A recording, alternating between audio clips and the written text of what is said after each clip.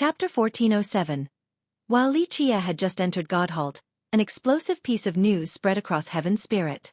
The celestial pavilion has entered the world with the lunar grasp fairy coming out. This news hastily spread and the entire world couldn't react in time. Really? Many big shots were stunned and in disbelief. I think so, the pavilion itself sent this message. Someone quickly tried to confirm and received a credible response. People immediately went to visit the celestial pavilion. The lunar grasp fairy has actually come into being. I saw it with my own eyes. A great character swore after returning.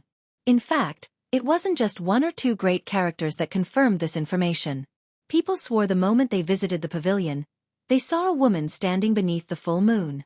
She stood there as if she was on top of the world as an incredible immortal. Even though they couldn't see her appearance clearly, many were still shocked all the same.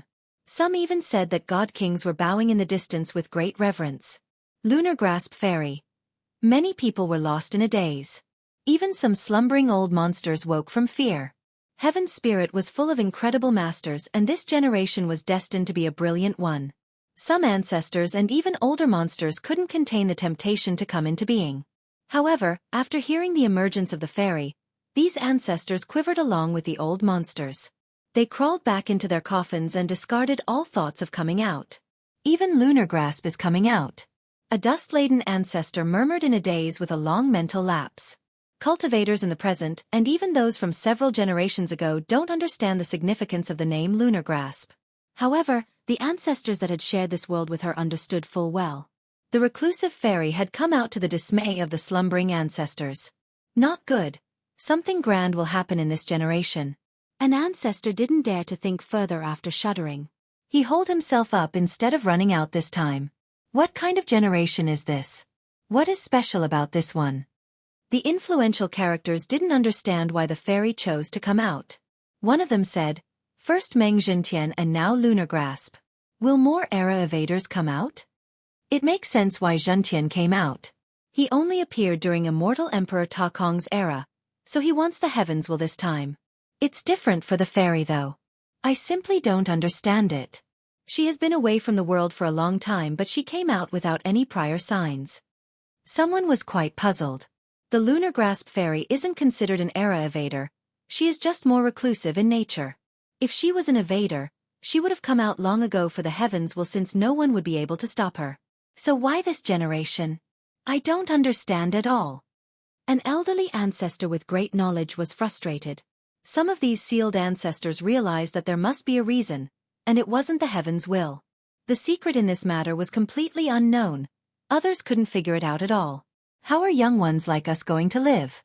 Zhentian coming out has already left us in despair. But the lunar grasp fairy too? Should we just go kill ourselves? Young geniuses cried to the sky after hearing this news. If the fairy came out for the heavens' will, who will be unbeatable and become the next emperor? Zhentian or the lunar grasp fairy? Some grew excited and began to speculate. He'll meet his match. It won't be easy for him at all with her around. I'm sure he won't be sleeping too soundly from now on. Others gloated about Zhentian's misfortune. Of course, not everyone shared this thought, especially the ancestors who knew about the fairy's strength. They shook their heads and lamented, if lunar grasp is out for the throne, Zhentian won't be able to do anything. Even emperor assailants aren't willing to oppose her. Her old rival was Empress Hongtian. The storm of her coming raged across Heaven's spirit, resulting in an uproar with countless people discussing this matter. Even Zhentian, who was in closed cultivation, turned silent after hearing this news. In the end, he came out early and ordered, "Prepare some gifts for a trip to Godhalt. It is time for us to visit the spirit abyss." Despite all the commotion, Li Qie didn't hear the news. He was still walking through Godhalt one step at a time as if he was enjoying the beauty of this continent. A long time later he finally stopped and turned around. "Come out or I'll force you out myself." A shadow flashed and a person appeared not far from Li Qie. It was Sima Yujian, the famous assassin. She appeared out of nowhere and showed her bloodthirst. She was still as calm as ever with an aura that made others shudder uncontrollably in fear. He glanced at her and flatly said, "So?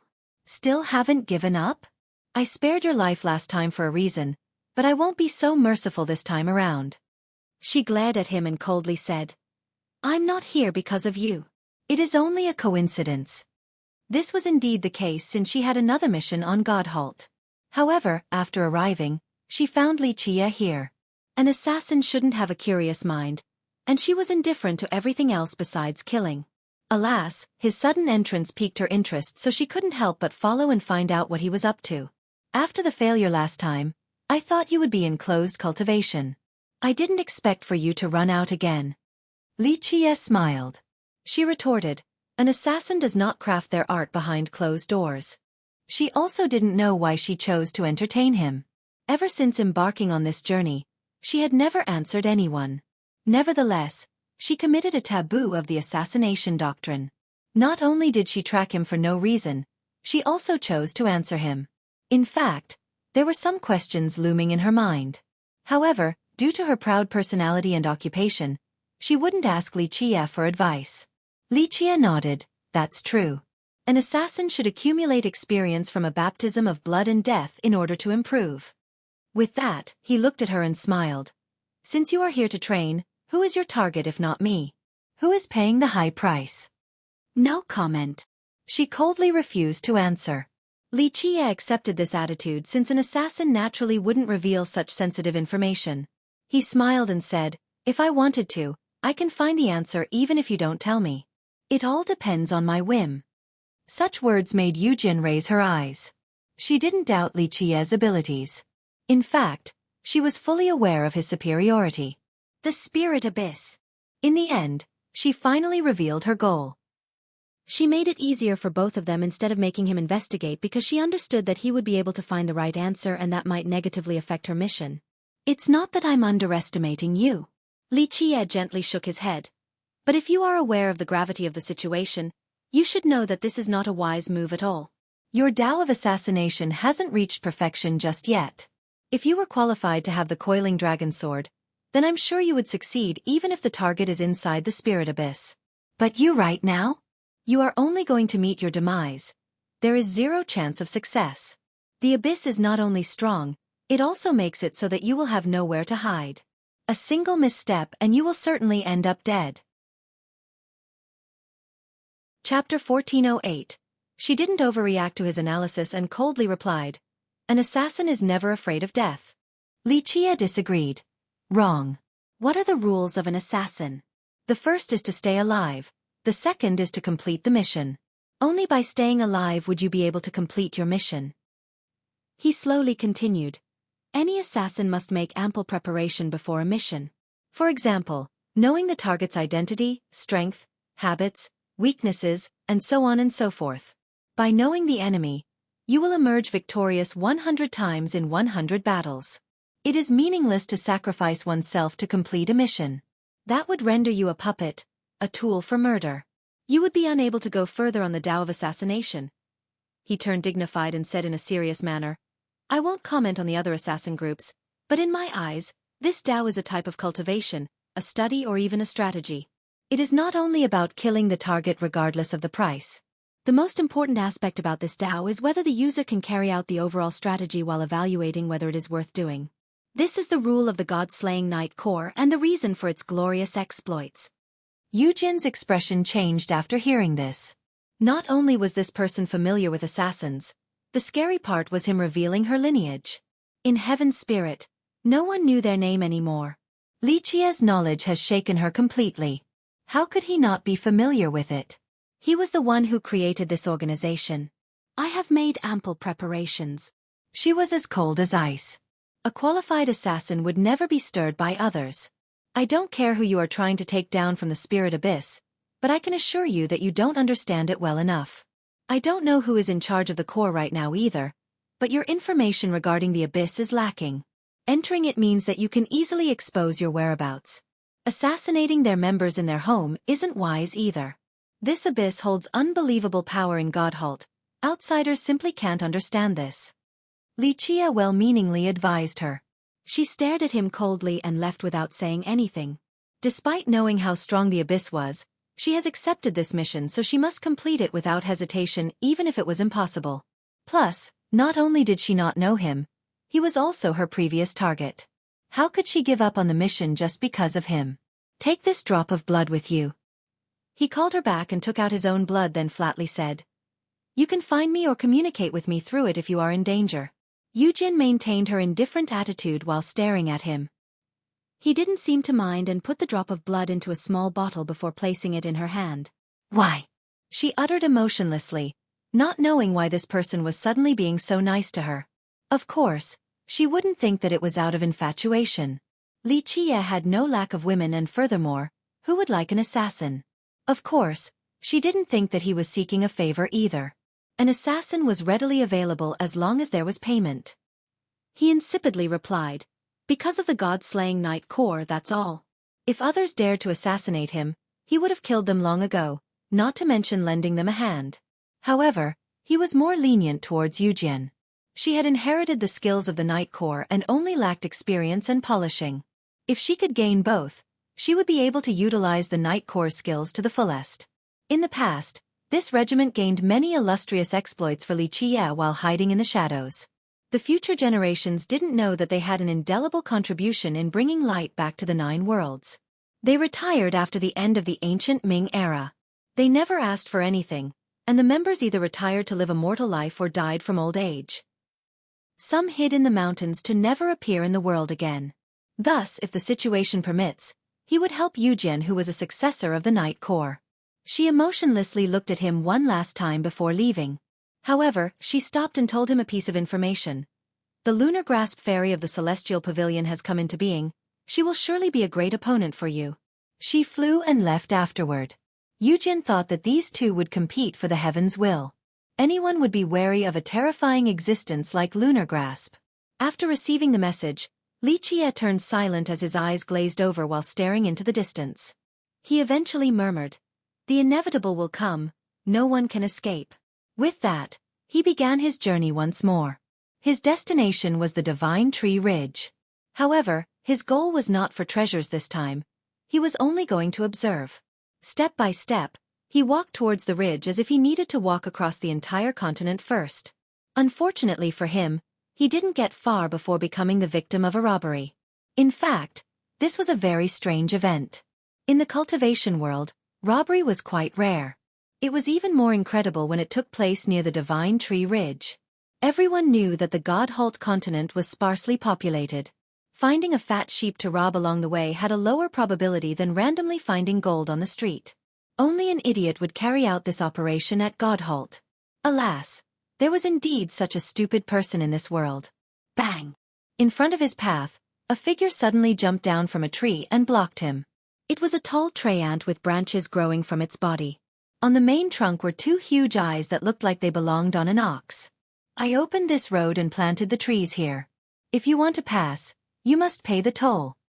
The tree ant shouted with the cliché line of a common robber. After saying these lines, it looked at Li Qie and said, Li, you hand the fee over.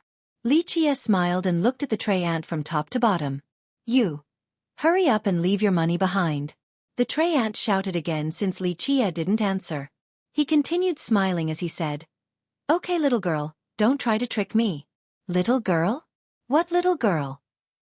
The tree ant looked at him in a daze with a confused expression. Little Yi Xiao Xiao, you may be hiding your true form, but it can't fool my eyes. Li Qie shook his head. Humph, you're not fun at all. The tree ant snorted and shook its body to transform. It was the young lady from the Golden Isle, Yi Xiao Xiao. Li Qie didn't know what to say to this 14-year-old girl. Hey, how did you see through me? It can't be a wild guess, right? I robbed some cultivators already and they couldn't recognize me. She was very unhappy with him, evident by her glare. Li Qie chuckled in response. Nothing in this world can elude my eyes. Ugh, so narcissistic and shameless, always bragging. In my opinion, you were definitely guessing. My concealment art is peerless in this world. No one can see through it. She had a disdainful look on her face. He leisurely smiled and said, It's good that you are here, it will save me a lot of effort. In fact, he planned on bringing her to God-Halt eventually, but it wasn't a pressing matter. Therefore, her being here already couldn't be more convenient. Chapter 1409. What do you mean by that? Yi Xiao Xiao held her little waist and fiercely asked, Don't tell me you're plotting something devious against me? Plotting? Li Chia couldn't help but smile and leisurely answered. Who was it that cried and begged to marry me? Like you said, I am your husband, so do you think I will plot against you? I can do whatever I want already. Bah, bah. Xiao spoke with disdain. Don't daydream so much, who would want to marry you? Please, I don't like you at all. I'm only doing this to make Zhenshi and the others mad. Humph, trying to steal my man? Don't even think about it. Despite her tender age, this little girl had a fiery temper and would dare to back her words up in a lawless manner. That's good, that's good. I'm really lucky that we aren't married. Li Chia acted completely relieved while patting his chest. I would be incredibly miserable if you kept on crying and begging. Aze, look at you, no figure at all and no hint of gentleness. As for the allure of a woman, where? If I marry such a deficient girl, the remaining half of my life would be very sad. Having said that, he intentionally looked her up and down before clicking his tongue as if saying that her figure wasn't worth a single coin. She was aware that he was deliberately teasing her, but her temper couldn't let this go. She rushed over and arched her slightly visible cleavage while glaring at him. Look, tell me what's wrong with me. Please, I am the prettiest girl in the Jade Sea and loved by the people. Even flowers bloom at my sight. She was speaking while poking his chest. Her hot temperament was made clear as day from the first glance. The truth was that Yi Xiao was indeed very pretty. Even though calling her the #1 beauty in the Jade Sea might be an exaggeration, she still grew up quite well with a pair of clear, moist eyes and a flawless nose. Her young age didn't prevent a valley forming between her breasts. No matter how one looked at it, she was an incredible looker and enough to be praised as kingdom-toppling even if she wasn't going to be the most beautiful. Li Chia didn't mind her outburst and rubbed his chin while quipping. I'm a person who likes girls with big breasts. Of course, a gentle nature is a win as well. Freak. Pervert. Watch how I'll deal with you to rid the world of your evil. The livid girl turned red and unleashed a barrage of punches and kicks at him. She detested hearing people talk about her modest chest the most. Okay, little girl, I'm just playing with you. Li Chia smiled and stopped her while shaking his head. Why did you come here? Why should I tell you? She gave him an annoyed side glance. Never mind, I don't want to know anyway. Li Chia shrugged with a smile. I'll make sure you know then. She wanted to go against him. I was on the way to the Dragon Demon Sea, but just a bunch of sea monsters aren't fun at all, so Godhalt seemed better. Sure enough, I found that there are many interesting things here. Li Chia joked. Are you sure you didn't get lost and run to the wrong place? Her fair face suddenly revealed the truth as she angrily exclaimed. Bah! You're the one who's lost. Li Chia guessed correctly. Xiao heard that the Bone Sea was very lively, so she initially ran there to play. Alas, she didn't expect to enter the wrong coordinates into the portal, so she was directly teleported to Godhalt. She didn't seem to mind going to the wrong place and decided to have her fun on this continent by robbing people. Many cultivators fell victim to her, especially the disciples from the Spirit Abyss. She looked at him and asked, Ey, why are you here? Didn't you go show off at the Dragon Demon Sea? I heard you were being accompanied by beauties all day long. Why willingly run to Godhalt, a place where even birds don't want to lay eggs at? Oh, jealous? He leisurely looked at her and grinned. She retorted with contempt. Bah! Stop being so narcissistic all the time. Who would be jealous of you? Having grown accustomed to her fiery temper, he continued to smile. Ey, out with it already, why are you here? Is a treasure about to appear at Godhalt? I heard there were some at the Bone Sea too. Did you obtain any? She unleashed a barrage of questions. First of all, my name is not Ey. Second of all, I don't know if treasures are coming out or not. She glared at him in response. Humph, if your name is not Ey, what should I call you then? Li Chia laughed and replied. I suppose I don't mind you calling me husband since I've been dabbling in romance recently. Letting you have this honor is still acceptable. Bah, have you no shame? She stomped on his foot before changing her mood right away with a coquettish blink. I won't call you Ey from now on. You will be Ego King instead since all you do is act all domineering and narcissistic. Li Chia chuckled. He didn't mind what Xiao addressed him with since he only wanted to tease her. He looked into the distance and asked, Is Godhalt fun? Of course, there's so much fun going on here. Her eyes twinkled as she spoke with some excitement and a hint of mystery. It was lucky that I didn't go to the Bone Sea. I would have missed out on many interesting things. You find it particularly fun because you aren't being suppressed. He commented with a smile after noticing her expressive demeanor. How do you know? She was shaken and looked at him in astonishment. You found yourself just fine, so you chose to go crazy and rob people in order to have some fun. In your mind, you can even defeat a god king in Godhalt. How does it feel being the king of bandits? He amusingly stared at the startled girl. She looked at him up and down before skeptically asking, "You weren't spying on me, right?" In fact, she was very puzzled the moment she arrived here. Everyone said that outsiders would be suppressed on this continent, but she was completely untouched. Moreover, she was even able to summon extremely magical and powerful trees that she couldn't in the past. After discovering this secret, Xiao grew quite excited and stayed behind to be a robber since she felt that no one here could be stronger than her. She could easily capture a god monarch alive before emptying them completely. Just like that, she became addicted to this lifestyle and didn't even spare the disciples from the spirit abyss. Little girl, you are being too paranoid. Why would I need to spy on you? Li Qie pinched her pink cheeks and smiled. I could calculate a trivial matter like this with a single glance. Calculate? This is something that relates to my bloodline and you know about it for sure. That's why you were able to figure this out. She gave him a nasty look. He smirked at the girl without answering. However, he agreed in his mind.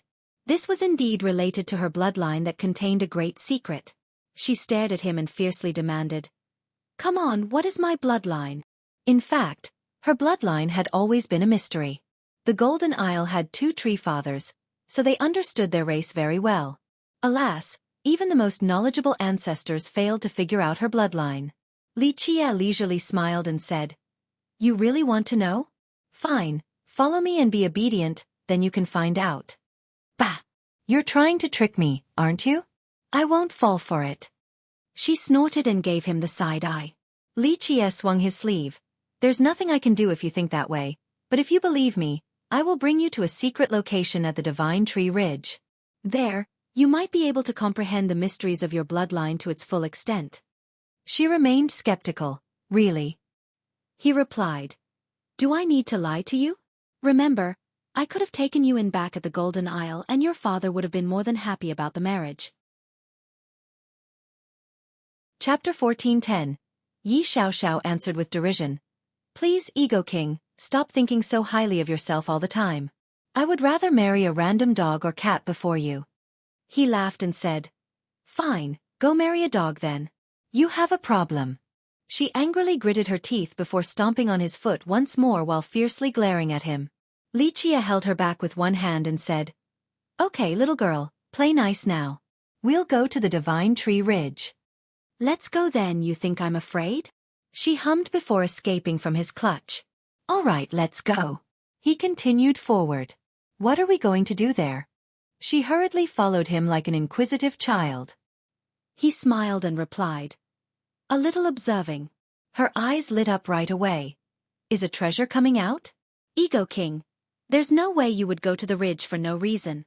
Who says so? I can't go there to enjoy the sceneries? He smiled mysteriously. Bah, I will never trust your lies. She snorted and seemed to glue herself to him.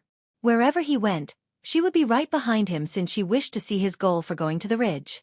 He smiled and continued towards his destination with Xiao right behind him. The Divine Tree Ridge was one of the 12 burial grounds, one on the same level as the Bone Sea in Heaven Spirit. However, it wasn't as dangerous as its counterpart. Some even said that outside of the Buddhist funeral plateau, the ridge was the least dangerous location. In fact, all of these burial grounds were dangerous. The ridge might appear to be safe, but that was only a veil.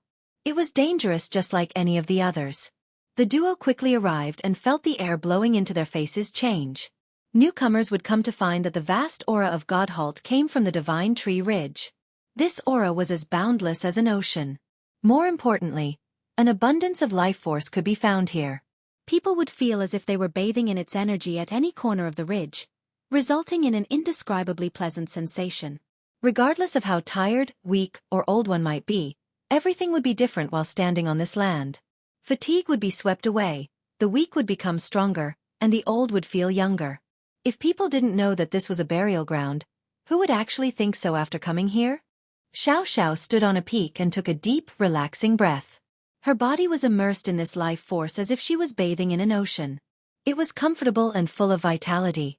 Li Qie simply smiled and looked over at the village below the peak. His eyes turned quite profound.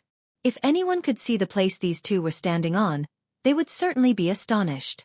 This was a huge mountain range with rolling peaks full of lush vegetation and life. Of course, a huge mountain range with many peaks would look ordinary even when it was on a great scale. Alas, it was different here at the Divine Tree Ridge because this large mountain range was not situated on the ground but rather pinned itself to the ground. Just imagine, a mountain range that stretched for thousands or even tens of thousands of miles was lying upside down. The peaks were inserted into the ground while the base aimed straight for the sky in an unimaginable fashion. Moreover, there was more than just one mountain range like this that spanned across the Divine Tree Ridge.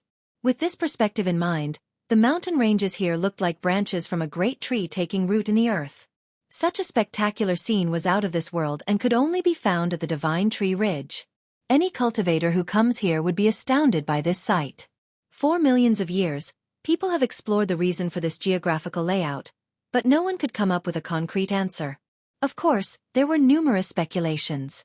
One stated that the ridge itself was created by the fusion of a gigantic tree and the earth, which resulted in this magical scene. Some didn't agree with this belief. Their version was that in an untraceable era, there was a war between immortals. In the great firmament, an immortal uprooted one mountain range after another and used them as spears against his enemies. From then on, these peaks were pinned into this place. Either way, it was impossible to draw an exact conclusion since no one could give a definitive answer. In Heaven Spirit, people said that there were three great races: the charming spirits, Treants, and sea demons. However, some believed that there were four, the last one being the withered. Of course, not everyone agreed with this statement. They considered the withered to not be living existences, so they couldn't be a race. The withered was a race only found in the Divine Tree Ridge, and also the only one that could inhabit this land. It was unthinkable that people were living in one of the burial grounds. Of course, that was why people also considered them to be corpses. The duo went to the village beneath the previous peak. It was a fair-sized village with only around 100 people. Smoke from cooking pots was flying with chickens and dogs making their noises. A life of simplicity. Such an ordinary village could be found everywhere in Heaven Spirit. If it wasn't inhabited by the withered, then the only distinguishing factor between this particular village and the other villages would be their architecture. All the buildings here had a rough feeling. They were all made with pragmatism in mind and lacked any sort of decoration. It harkened back to the prehistoric days. All kinds of creatures back in the distant era also did the same. It was as if the withered shared the same lifestyle. They didn't understand or appreciate art and beauty. Everything had to be practical in nature. What kind of race is the withered? Xiao became curious. He glanced at her and asked, "You have been here for so long but you haven't seen their transformation yet?" She asked with confusion. "What do you mean by transformation?" He smiled and replied, "That's a shame. Their transformation is a very interesting process. If we have a chance, we'll definitely go so you can see it." "What is this process? Just tell me already." She was unsatisfied and glared at him. Even though she has been here for a while, the majority of her time was spent on satiating her robbing addiction, so how could she care about other things? "I'll take you there when a chance presents itself." He smiled and continued to go down. Xiao wasn't happy, but there was nothing she could do other than to continue following him. They didn't get too far before they were stopped. It was a young cultivator and obviously a charming spirit. However, he emitted a faint radiance that differentiated him from ordinary charming spirits. It made him look somewhat saintly. "The two of you stop." He immediately shouted at them with an aggressive and arrogant tone. This darkened Xiao's expression. She was the golden daughter of the Isle. Normally, no one would dare to talk to her like this. Meanwhile, Li Qie grinned. The prey has come to his doorstep. Those who understood him would start quivering after seeing this smile, since it meant that someone was about to be really unlucky. Unfortunately, this charming spirit didn't have a clue and maintained his overbearing attitude. "Have the two of you seen a Treant that looks like a monster? He is about this tall with a pair of ox eyes." He gestured to express the monster's appearance. Random dog or cat is the phrase. It also means random people or nobodies and carries contempt. The reason why I kept it in this form is so that the next sentence will make sense. Chapter 14:11. Xiao wanted to laugh at this charming spirit's description because it was her bandit appearance. Of course, she managed to restrain herself. She solemnly asked, "What about this tray ant?" The charming spirit immediately turned serious and coldly uttered, "You don't need to ask more. If you see it, report its location to our spirit abyss at once for a reward." His attitude made the whole thing sound very forceful and unlike a type of reward. This was understandable. Who was the strongest in Godhalt? It was his lineage, the spirit abyss. More amazingly, the disciples from the spirit abyss were completely unsuppressed in Godhalt. Thus, this was their world. As for the reason why they were spared from the suppression, this remained a secret even until now. The spirit abyss would never tell an outsider. One could only speculate that this might have something to do with their bloodline. There were many charming spirit lineages in Heaven Spirit. However, not too many people would dare to claim that they had the oldest bloodline other than the spirit abyss. They even believed that they were the origin of the entire race. Of course, the majority of the other charming spirit lineages rejected this notion. They would never agree that the spirit abyss was the source of their race. Alas, numerous charming spirits did accept that the abyss was the oldest lineage.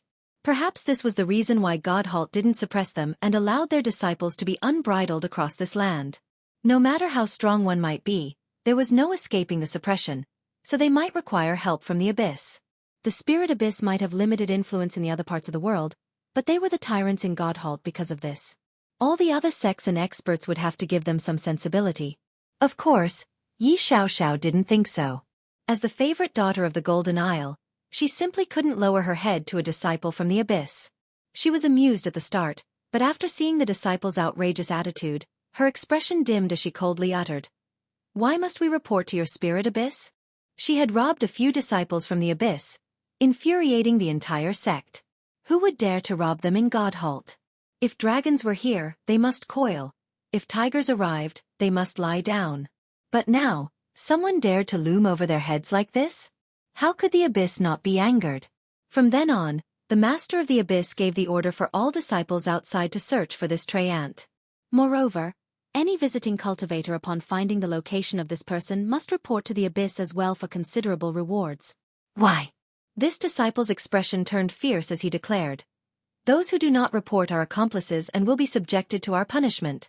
This disciple didn't know Yi Xiao, but that wasn't important. They had grown used to being the boss at Godhalt, so it didn't matter who was visiting. All of these newcomers must tuck their tails obediently at Godhalt. Such a big tone. Xiao felt angry. This young lady has never been afraid of anyone, so she sneered. "Your abyss thinks it can punish whoever they want? You got it. In Godhalt we make the decisions. Whoever doesn't listen is our enemy." The disciple didn't give an inch and fiercely spoke with a cold glare. "It looks like the two of you must be that Trent's accomplices. Will you submit, or do I have to force you?" Yi Xiao found this astonishing. She had met many unreasonable people, but this disciple was simply outrageous. "Who says we are that Trent's accomplices?" She retorted with an angry expression. The disciple acted imperiously and glared at her. "Little girl, this must be your first time at Godhalt. Here, our abyss orders are unquestionable. If I say you are their accomplice, then it's a fact." How tyrannical! She snorted with rising rage. On the other hand, Li Qie was still nonchalant while standing there. He leisurely smiled and said, "Little girl, didn't you say you wanted to see how a wither transforms?" This disciple had been in Godhalt for a long time, so he immediately understood the implications. With a greatly changed expression, he ruthlessly said, "You ignorant fool, you actually dare to run your mouth? I will enjoy teaching you two a lesson. Let's start by breaking your legs." Having said that, he grasped towards Li Qie. This disciple was full of contempt towards these two and treated them as if they were nothing. In his eyes, Li Qie couldn't be any more ordinary while Xiao was only a little girl that couldn't reach the apex. In fact, even if these two were strong, they would be under the suppression of Godhalt, allowing the abyss disciples to slay them easily. However, time seemed to have skipped several seconds after this disciple attacked. He didn't even touch Li Qie's sleeve before being held by the neck in the air. He couldn't move at all and had trouble breathing as his face reddened. Li Qiye insipidly said, I was going to bring the brat to see a wizard's transformation, but this is perfect since you have come along. The disciple didn't expect to have kicked an iron wall. He became both angry and frightened, yet he still resoundingly spoke. If you two dare to touch a hair of mine, our spirit abyss will definitely not let this go. Don't even think about leaving Godholt alive. Crack. He had yet to finish his spiel before his neck was wrung by Li Qiye, breathing his last breath. His eyes widened in disbelief. Not even in his dreams did he think that someone would actually dare to kill an abyss disciple on Godholt and oppose their sect. Spirit abyss? Li Qiye chuckled. It is better to start acting smart or prepare to take out your full arsenal to even stand a chance at fighting me. This disciple died a blind death. He simply didn't know the type of existence he had just provoked. Okay, ready to watch the transformation? Li Qiye smiled. Of course. How do they do it? Xiao didn't mind offending the spirit abyss either. Due to the disciple's attitude, she would have taught him a lesson if Li Qiye didn't. This place is very close to the Wizard's village, so I'm sure there are seeds around. Li Qiye looked around, then casually threw a corpse on the ground and smiled. Wait and watch, something fun will come soon. He pulled Xiao to one side. The instant the body touched the ground, one could hear a strange noise. It looks like there are a lot of seeds here. He waited with amusement while speaking to Xiao. Watch carefully, especially the corpse's forehead. She held her breath and carefully observed the mentioned location. Pop. A very faint sound came about like a bean maturing with its shell cracked. A seed jumped out of the bean but made virtually no sound. One wouldn't be able to hear it if they weren't carefully waiting for it. This seed jumped straight into the spot between the eyebrows of the corpse. It was incredibly small, like a sesame seed, which was why a keen observation was necessary. In a split second, this seed drilled into the forehead and disappeared. After noticing the lack of change as time passed, Xiao asked, This is it? He whispered, Shu, be patient. The body actually moved a bit after he spoke. In the beginning, the fingers were slightly twitching. Next, the entire body trembled like someone having an epileptic seizure. The twitching became even more violently, as if this was a grievously ill person. Xiao found this a bit difficult to believe. If it wasn't for her seeing Li Qiye crush the person to death earlier, she would have thought that he was still savable at this moment. In the end, the body arched up high and shaped itself like a bow with the chest pointing upward. Chapter 14:12. Others would fear that this body would break its spine from the current arching posture. Crack. Next was a burst of cracking sounds. However, it wasn't the eerie breaking of bones. It sounded like they were loosening by the joints. After a wave of loosening clicks like the frying of beans, the body that was lying on the ground actually started crawling. Xiao almost screamed after seeing this dead body suddenly start to crawl. The more timid crowd would definitely be scared out of their minds. This wasn't a corpse monster but a type of resurrection. The dead disciple from the abyss actually came back to life. His eyes opened and looked just like a living person. Xiao admitted. This is a little scary. Even though she had heard stories about the withered, this was her first time seeing the transformation process. Did it actually come back to life? She asked Li Qiye next to her, not daring to believe this scene. Look at his eyes. He answered. This will tell you the answer. The eyes are the windows to the soul, a reflection of the mind. With this reminder, Xiao carefully looked at this withered's eyes. In the beginning, she failed to notice anything, but it was only a matter of time before the incongruent signs were made clear. Its pupils were different. A leafy green shade was combined with a dry yellow, resulting in a strange scene. More importantly, one would find that these eyes were like ashes with no signs of vitality, as if there was no hope or life. Is it still dead? Xiao felt that although this disciple had turned into a withered, it still didn't look like a living person. That would depend on how you define life and death. Li Qiye smiled and elaborated. For the disciple himself, he's definitely dead. However, the new withered is alive. Even though its eyes are void of any life, the longer it roots itself in this body, it will be able to light up the body's vitality and the eyes will be filled with life again. He added. Look, don't you see a little bit of life and hope there right now? Xiao glanced over again. Sure enough, behind the ashen eyes was a sliver of life. This spark of vitality seemed insignificant, like a small tree in the middle of a desert. However, it was able to light up the eyes and brought about hope. At this time, the withered was sitting on the ground and seemed to be both confused and curious. It looked around everywhere as if it had just come to this world. Li Qie told Xiao, "It's beginning to change." At this time, a sizzling voice came about. The withered's body began to turn into wood at certain body parts. Perhaps it was a process to grow.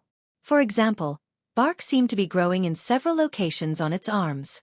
At the same time, branches forked out of the muscles. It was quite bizarre to see a tree grow from a living being. Some would feel creeped out by this strange parasitic process. Yi Xiao had to ask, could it be that those who die at the divine tree ridge turn into these withered? You can put it that way. If it isn't a very dangerous location, then one will only turn into withered after death. However, if it is indeed a dangerous place, then this might not necessarily be the case. For example, if you are slightly injured and your blood drips onto a seed, then this seed will begin a hunt as if it was your shadow. It could dig into your forehead at any moment and turn you into a withered. In the even more perilous places deeper in the ridge, these seeds could attempt to transform you even if your body is perfectly fine and quite strong. At a particular level, they could steal your body at any given time. He finished with a grin on his face. Forcibly drill into the forehead? She felt a tingling sensation on the back of her neck. He quipped, "Oh? Are you scared now? It's not too late to run back home if you are." "Humph, stop using your dog eyes to look down on others. Who says I'm afraid?" She immediately glared at him. "I'm not afraid of the heaven or the earth." Li Qie laughed. His appearance truly infuriated her, prompting a barrage of punches. She stopped a bit after and turned to look at the confused withered. "Just what is this seed? Why does it take over people's bodies?" Li Qie explained. "There are many different theories about these seeds. Of course, the specifics aren't important. The crux of the issue is that it wishes to reproduce and survive from generation to generation." Reproduce? Isn't this incredibly simple? It can grow just like trees. Doesn't that count too? Don't trees use seeds to pass on their progeny? He smiled and explained. "That's not the same. A tree is still only a tree in the end. In a stricter sense, it can't be considered a creature. At the very least, it can't have intelligence like us. These seeds want to have their own minds and become a race. They don't want to be mere plants scattered all over the world." She inquired again, "A race? Aren't trees capable of becoming a race as well?" "After cultivating, they could become different branches of the demon race." Li Qie shook his head. "That would still be different. Their origin doomed them from becoming something like the demon race, so they need to become a new race completely. Their start was only an experiment, a type of change. Yes, these seeds are all part of a single experiment." "Just what the heck are they then?" "They couldn't come out of nowhere. What is their true source?" She was full of curiosity. He smiled and winked. "I'm afraid no one can answer this question. Of course, as for your origin, maybe I will take you to solve its mystery." She glared at him and asked with suspicion, "You're not plotting against me, are you?" Despite her words, she wasn't vigilant or cautious towards him since she didn't feel that he would harm her. "Why do you keep on thinking this?" "If I wanted to plot against you, I would have married you and, at that time, wouldn't I be able to do whatever I want as your husband?" He revealed a sinister and implicating expression. "Pervert, go die." She gritted her teeth and shouted, "I'll cripple you completely." Li Qie laughed after seeing her fierce appearance. At this time, the withered got up. He seemed that he still wasn't used to this body, so he staggered and fell to the ground. However, he crawled up again. He looked just like a toddler learning how to walk for the first time while tumbling about. However, he was learning very fast. It didn't take long before he adapted to their body. Even though his walking motion was still tilted and unnatural like a puppet, his pace gradually grew steady. The duo was following right after this withered as he headed for the village at the base of the mountain. Xiao curiously asked, "Why is it going to that village?" Li Qie slowly explained, "What is necessary in order to become a race? In addition to breeding, it also needs a group with their own home and civilization just like us. Otherwise, how could they become an intelligent race? The lack of civilization makes them no different from beasts." While looking at the clumsy withered, she asked, "Can they reproduce?" "It isn't that easy to become a race. What are they right now?" "Only the dead, really." Do you think the dead can become a real race? This is fundamentally impossible, but they still have a chance. Chapter 14:13. Yi Xiaoxiao asked, "What do you mean?" Li Qie slowly explained. Strictly speaking, no one can create a race out of thin air. Not only is this something heaven-defying, the race will also suffer an ultimate suppression. However, things are different at the Divine Tree Ridge. Why is that? The withered might wish to start their own race, but they aren't appearing out of thin air. They require the seeds to capture the dead and use them as the base. By taking root in these corpses, they begin to create a life that belongs to them alone. Thus, these seeds can only be considered a side branch in the strictest sense. Part of their origin is related to regular trees. Because of this, they're not truly created from scratch. He paused for a bit. However, this is related to an entirely new experiment for a new race. For example, while on the verge of death, if you separate your limbs and add them to a different body and these limbs start anew and reproduce, this body can be considered a new copy of you and might use you as a reference in the future. She wondered. So in a sense, these withered are a type of puppets made from parts? One could still trace back and find their origin. Li Qie shook his head. Yes and no. Even though these seeds have an origin, it didn't manipulate them. This was simply a test to see if they could live again and perhaps form a race and civilization. Their origin is only using them as a reference. As for how these withered got here in the first place, it's still highly debatable. Then will they become a race? This was the question to ask. A seed multiplying into a race was a wondrous matter. Will they be able to have their own home and civilization like the charming spirits, sea demons and treants? Li Qie watched the withered walk around and slowly said, "It's difficult to say. If they can become a race, then they must successfully pass down their offspring for 3 generations or else it can't be considered a success. At least in theory." 3 generations? What do you mean? She didn't understand. He mused a bit before answering. The first generation is the beginning, like these withered ahead. The seeds enter the body and turn them into the withered. She asked, "When about the second generation then?" He slowly explained, "The second generation is the offspring of 2 first-generation withered and requires a very long process.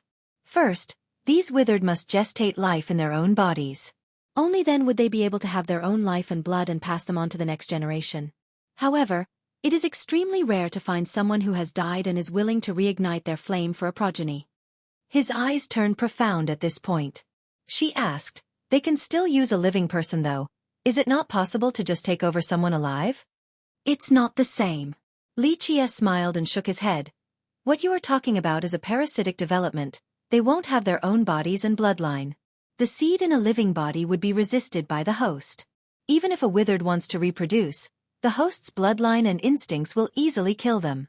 Because of this, even when they drill into a living being, they must kill them first in order to transform. For example, if this kind of takeover was easy, countless god kings and immortal emperors could live on. Each cultivator has a different true fate.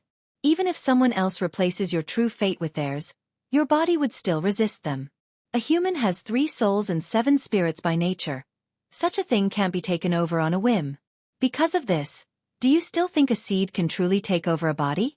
They must kill the host. In plain words, they treat the corpse's body as a fertilizer so that they can grow up. These are the fundamentals. You still haven't talked about the second generation." Yi Xiaoxiao was still confused. Li Qie elaborated.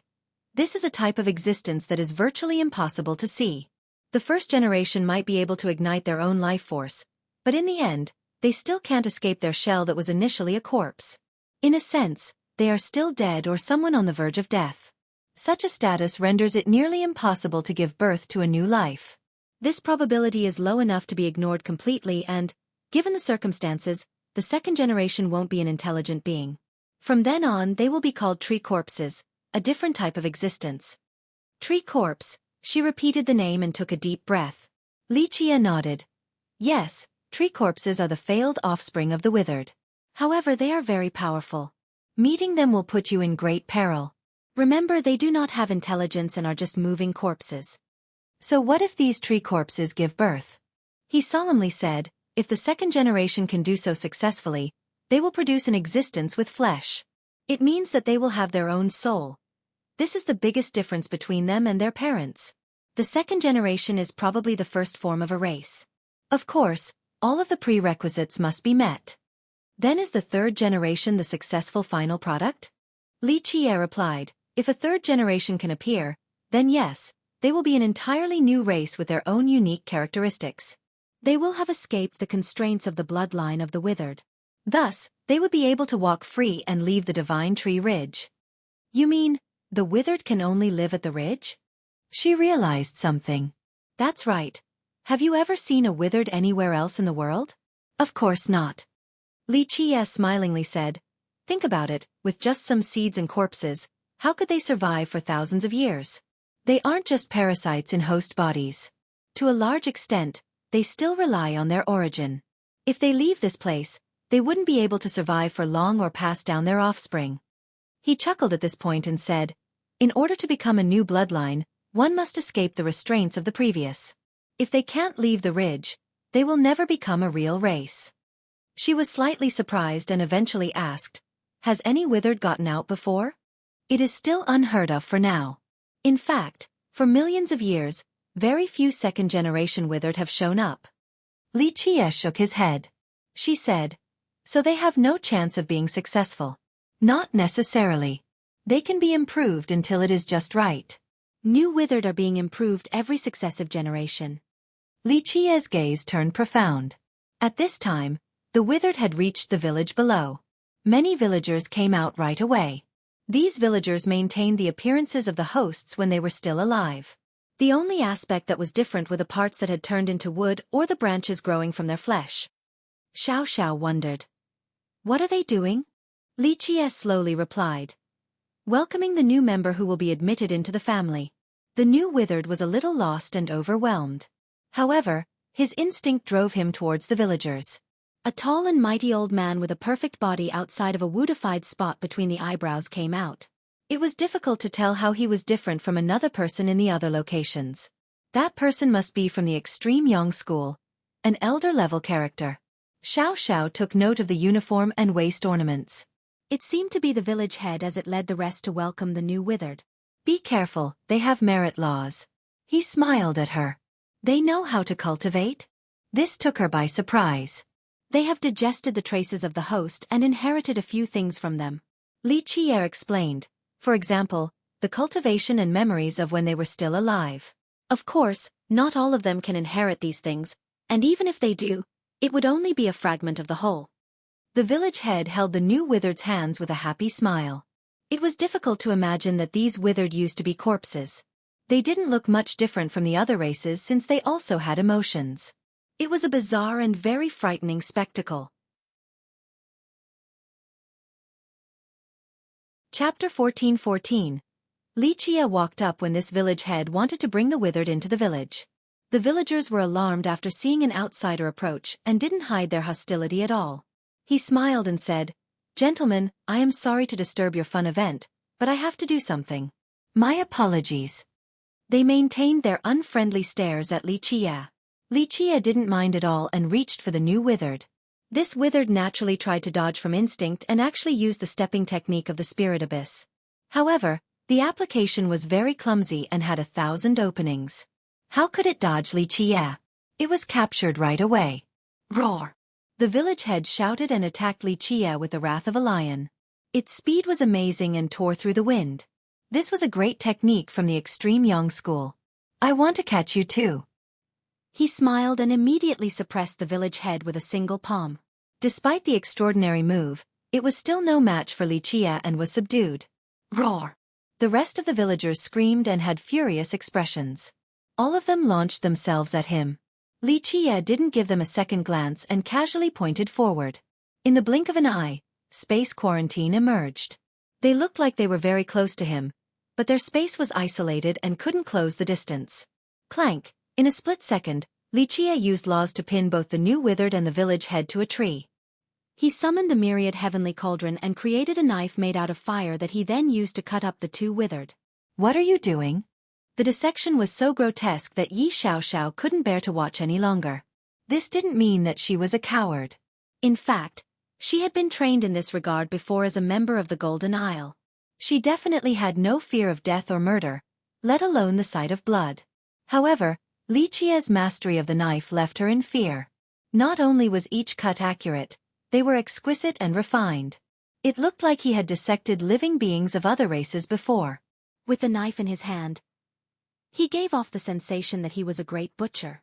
His mastery of the knife was perfect and would instill chills in any spectator that were to watch, letting them catch a whiff of the carnage. In fact, Xiaoxiao's instinct was on point. Throughout the long years, Li Qia has indeed done things like this, especially on the ancient Ming. He experimented on the ancient Ming with the immortal skeleton inch by inch. He quickly opened their skulls with his perfect technique. He started slicing from the forehead, and when he reached the skull, no harm was done to the muscles. What was even more terrifying was that after a section of their skulls were cut off, they were still alive without showing any hint of pain. They were still blinking like before. Li Qia carefully looked at the insides. After a while, he smiled and told Xiaoxiao, "Do you see what is missing here?"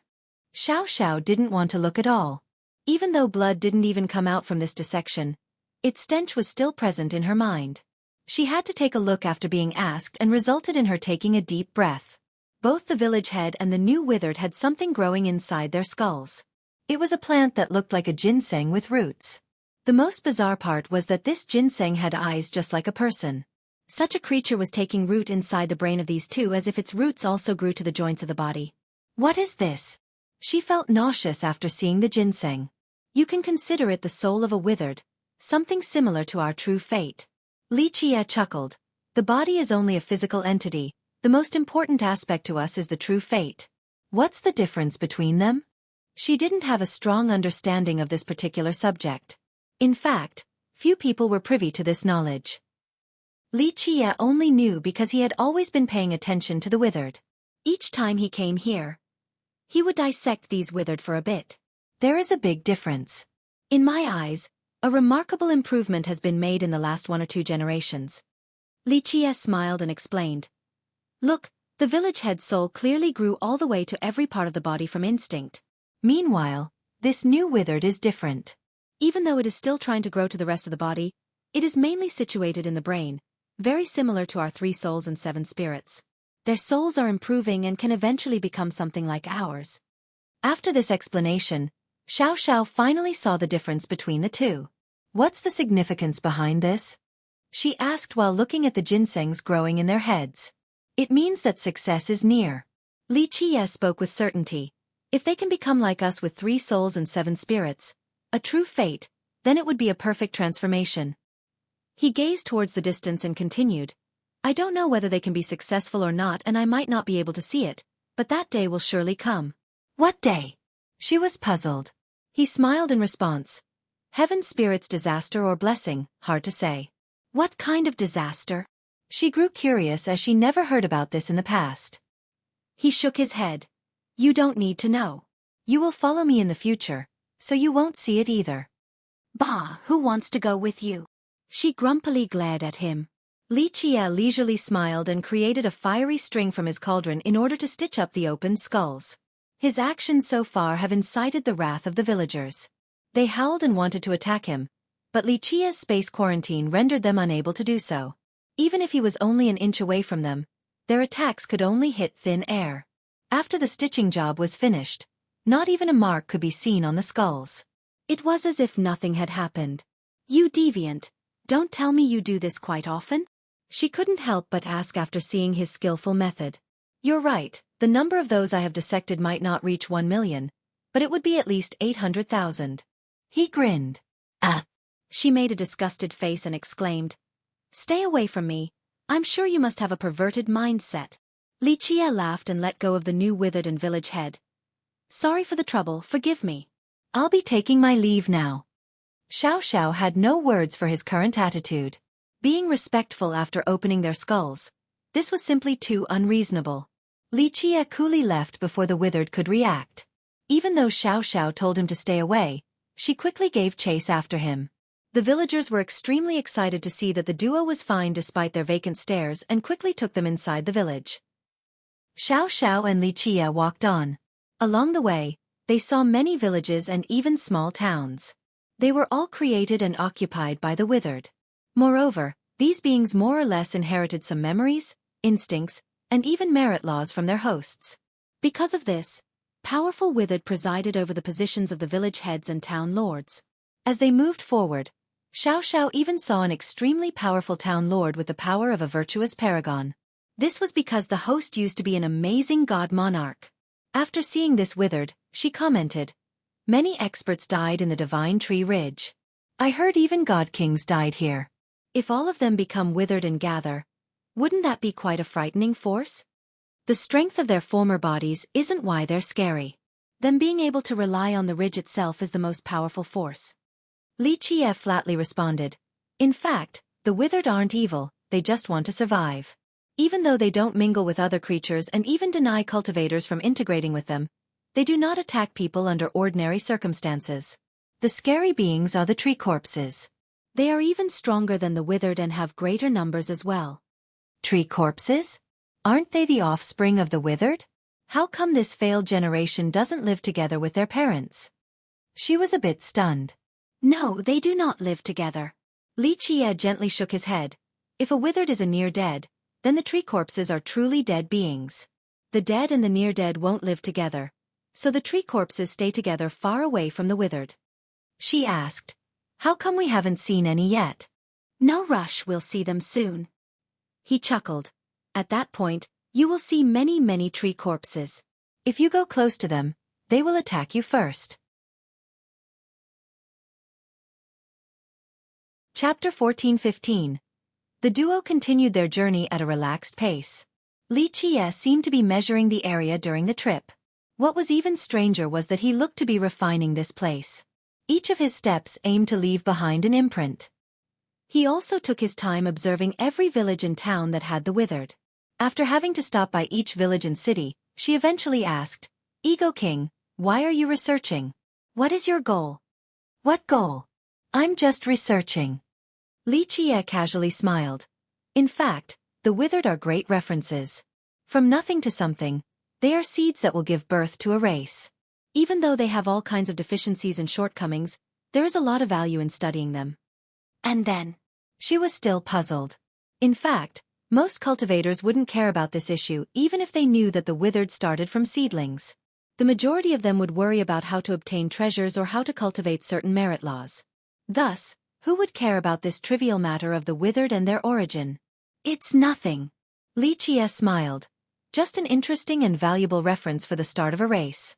What experience they need, how to change. This information is all priceless. They start by borrowing a body, so there is a huge issue right away. However, after transforming and changing, they become something unimaginable. Such a shift requires millions of years that cannot be exchanged." He became solemn as he went on. "Humans and Treants don't have the same strange origin as the withered. After all, the withered weren't blessed by the heavens like the other races, especially the charming spirits. The other races were born and relied on the world. In contrast, the withered are not protected by the world and not loved, so they have no choice but to be born with this strange method. Nevertheless, from birth to forming groups, a gradual process of becoming a race, this is all interesting and worth exploring." He sighed at this point. "It sounds like you are trying to create a race." Her demeanor shifted while looking at him. Despite her tender age, she was still from a tree father's lineage and understood the significance of this unbelievable task. Like Li Qiye had said in the past, creating life is the business of the high heavens. If he could accomplish this task, it would be simply terrifying. Not even immortal emperors have accomplished this. Who says I want to create a race? Li Qiye gently shook his head. "I only want to understand the world a bit more. As a frog at the bottom of a well, I want to understand what the damned heavens is thinking by exploring the creation of the withered." Such casual words would cause others to be astonished. Her knowledge far exceeded ordinary cultivators, so she realized something after hearing this. Understanding the thoughts of the damned heavens. Such a nonchalant remark was more than enough to shock others. Just think about it, how many cultivators would try to do so? This has exceeded their scope of comprehension. Only characters that have reached the emperor level would ponder about this issue. Trying to understand the heavens? What are you thinking? Do you want to replace it? Her eyes widened in disbelief. Who says that I want to replace it? Li Qiye smiled. What's so good about being the villainous heavens? An ultimate state of indifference is nothing pleasant. However, some tasks need to be explored and accomplished in the end. No one could see through Li Qia's unfathomable eyes at this time. There were many towns and villages along the way. However, they were antagonistic towards outsiders and refused to allow any integration. Of course, there were exceptions, such as the Divine Tree Citadel. This city accepted everyone, even outsiders. It permitted all-inclusive trading as well. At the same time, this was the largest establishment of the Withered and one of the largest cities in all of Godhalt. It was built at the intersection of two mountain ranges. If one could see the city with their own eyes, they would definitely be shocked by the spectacle. This place had two mountains pierced into the earth and crossed each other all the way to the sky. The city itself was built in this intersection by the Withered, so it was hanging spectacularly in the air. Yi Xiaoxiao grew excited at the sight of the city and cultivators coming and going. So the Divine Tree Citadel is built here. I had always thought that it would be on the ground. Li Qie smiled and brought her to climb along the mountain range. There were a few Withered heading for the city along the way as well. Xiaoxiao asked Li Qie, "Why do the Withered here interact with outsiders and even trade with them?" Up until now, she had always asked Li Qie whenever a question came up. She found that he knew much more than the ancestors of her sect. He smiled. This is a process that a race must go through to advance from a low to high-level civilization. Village to town to a great city. For these Withered, the small villages are for recently transformed Withered. Once they are independent, they can head to a town or even a big city like this one. How can one become a true race without trading and interacting with others? For example, even if they could stay independent like the charming spirit and human sex, they would still choose to communicate with others. This is a necessity in order to grow stronger. She nodded repeatedly while listening to Li Qie. After all, she was still too young and despite her vast knowledge, she couldn't grasp all of it and the topic he was commenting on. Eventually, they arrived outside of the city gates. There was a great tree protecting this citadel. It towered all the way into the sky with 4 extremely old roots supporting the base. Each root guarded one of the entrances. When looking upward, an old face could be seen on the tree. It looked very benevolent and had a long gray beard. Its features were friendly just like a neighboring grandpa. At this moment, its eyes were closed as if sleeping. She felt inquisitive and asked, "What is that? Another Withered?" Yes and no. It can be said to be a Withered but also something else entirely. It is the city lord of this place as well as the divine guardian of the Withered. He smiled. They have a divine guardian too? She was surprised by this revelation. It's unique. The other Withered all transformed from corpses. Before becoming a divine guardian, it was already famous and was referred to by others as the Terminus Divine Ancestor. Its prestige once deterred the rest of the world. Terminus Divine Ancestor. Despite not knowing this Withered ahead, she was all too familiar with the name Terminus after hearing it many times in the past. She asked with astonishment, "Isn't this one of the most powerful geniuses during the generation of the Golden Bamboo Ancestor?" She knew this name very well because Terminus used to be the strongest rival of her own ancestor, the Golden Bamboo Ancestor. Even though Terminus couldn't become a tree father in the end, their illustrious achievements still shone across the 9 worlds. Since she grew up in the Golden Isle, she had heard of the progenitors' tales, hence her familiarity with the name Terminus. Yes, that's the Terminus Divine Ancestor, your progenitor's rival. Li Qie smiled. After failing to become a tree father, he voluntarily merged with a seed here at the ridge. The most incredible part of this whole thing was that he stayed alive after fusing with one. Ultimately, he took root here and became the guardian of the Withered and this city. Chapter 14:16. It has been a long time since someone has mentioned that name. The moment Li Qie finished speaking, the old face on the tree opened its eyes and smiled. Yi Xiaoxiao stared at this strangely fitting face on the tree and curiously asked, "What is the feeling of the seeds taking root inside you? Do you feel like a puppet?" "No, I'm not a puppet." He kindly smiled like a grandpa next door. "I'm only another experiment. As for the feeling, it feels pretty good, like leaves returning to the earth. People will have to die in the end, but as for where and how, the choice is different for each individual." "So you chose to stay in this place?" Xiao Xiao curiously perused the ancestor. For Trey ants, Only the tree fathers would be able to take root in the earth. However, Terminus' current status was quite strange. He accomplished this magical task without being a tree father. Yes. Despite being a famous character, he was still talkative like an old man. There is nothing bad about this place. At the very least, it gives me the feeling of being at home.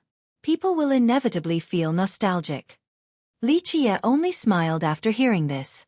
Of course, the situation wasn't as simple as the ancestor made it out to be. There were other reasons for him to make this choice. Young lass, you must be the descendant of the golden bamboo ancestor. I didn't expect to see a friend's descendant after so many years.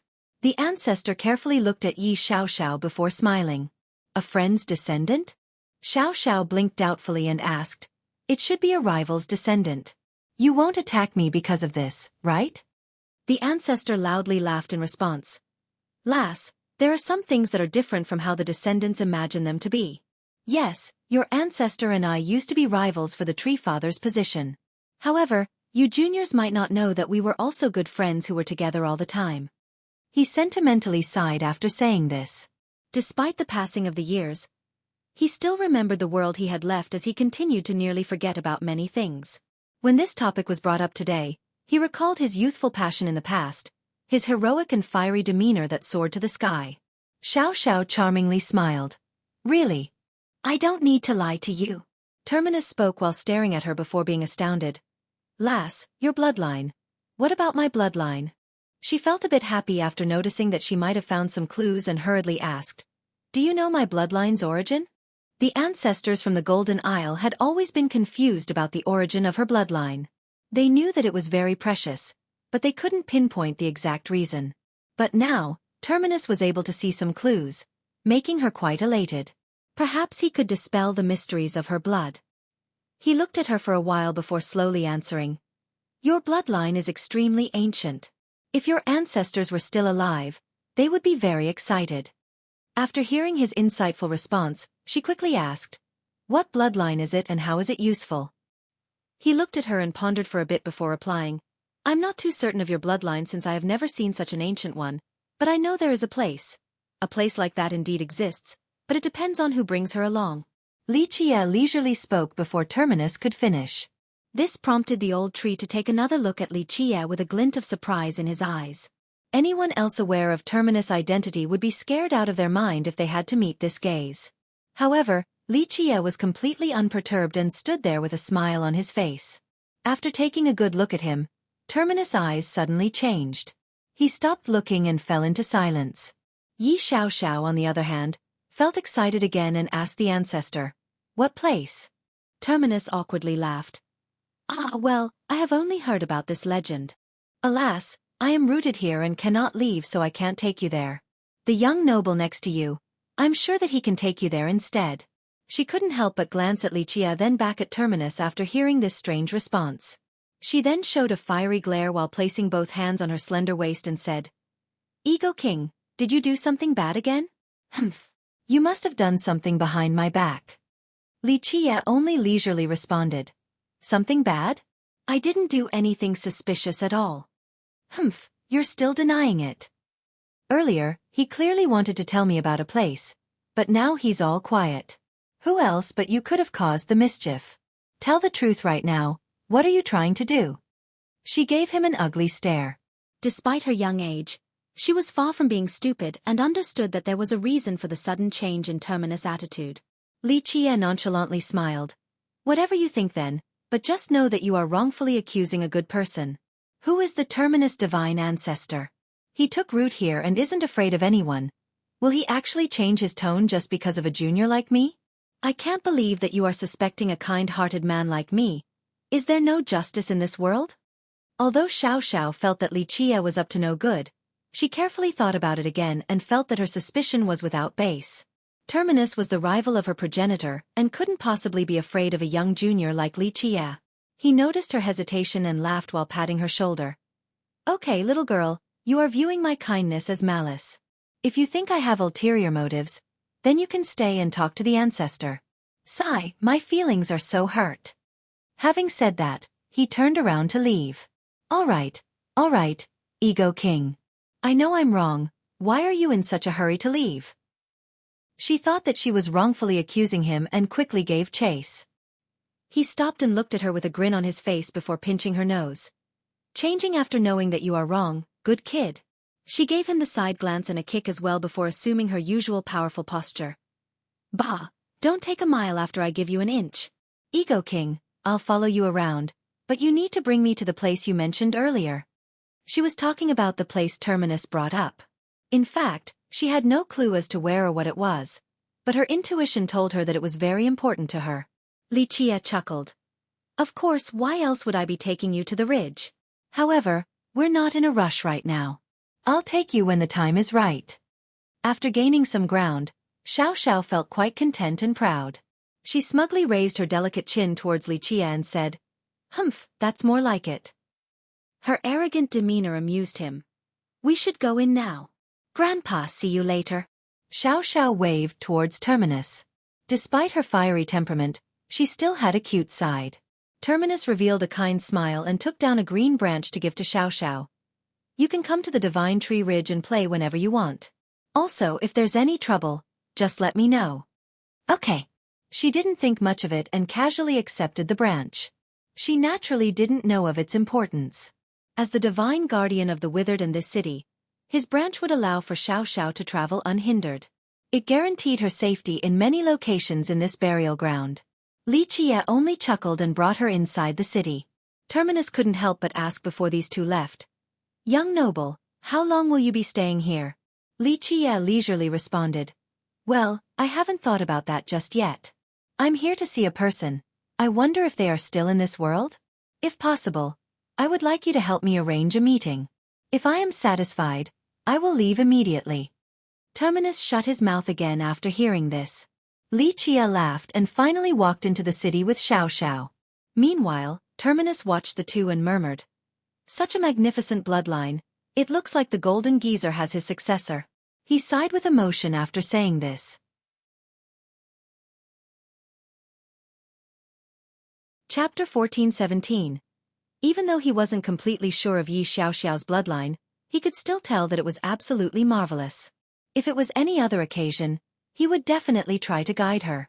Alas, today wasn't his day because he understood that she had been chosen by someone else. Even if he was stronger, he still wouldn't dare to try and steal her away. Terminus was an existence untouchable by even immortal emperors since he was rooted at the Divine Tree Ridge. However, he was aware that the most terrifying existence in this world wasn't an immortal emperor. Their wrath didn't make all others tremble. He knew a bit about the darkness.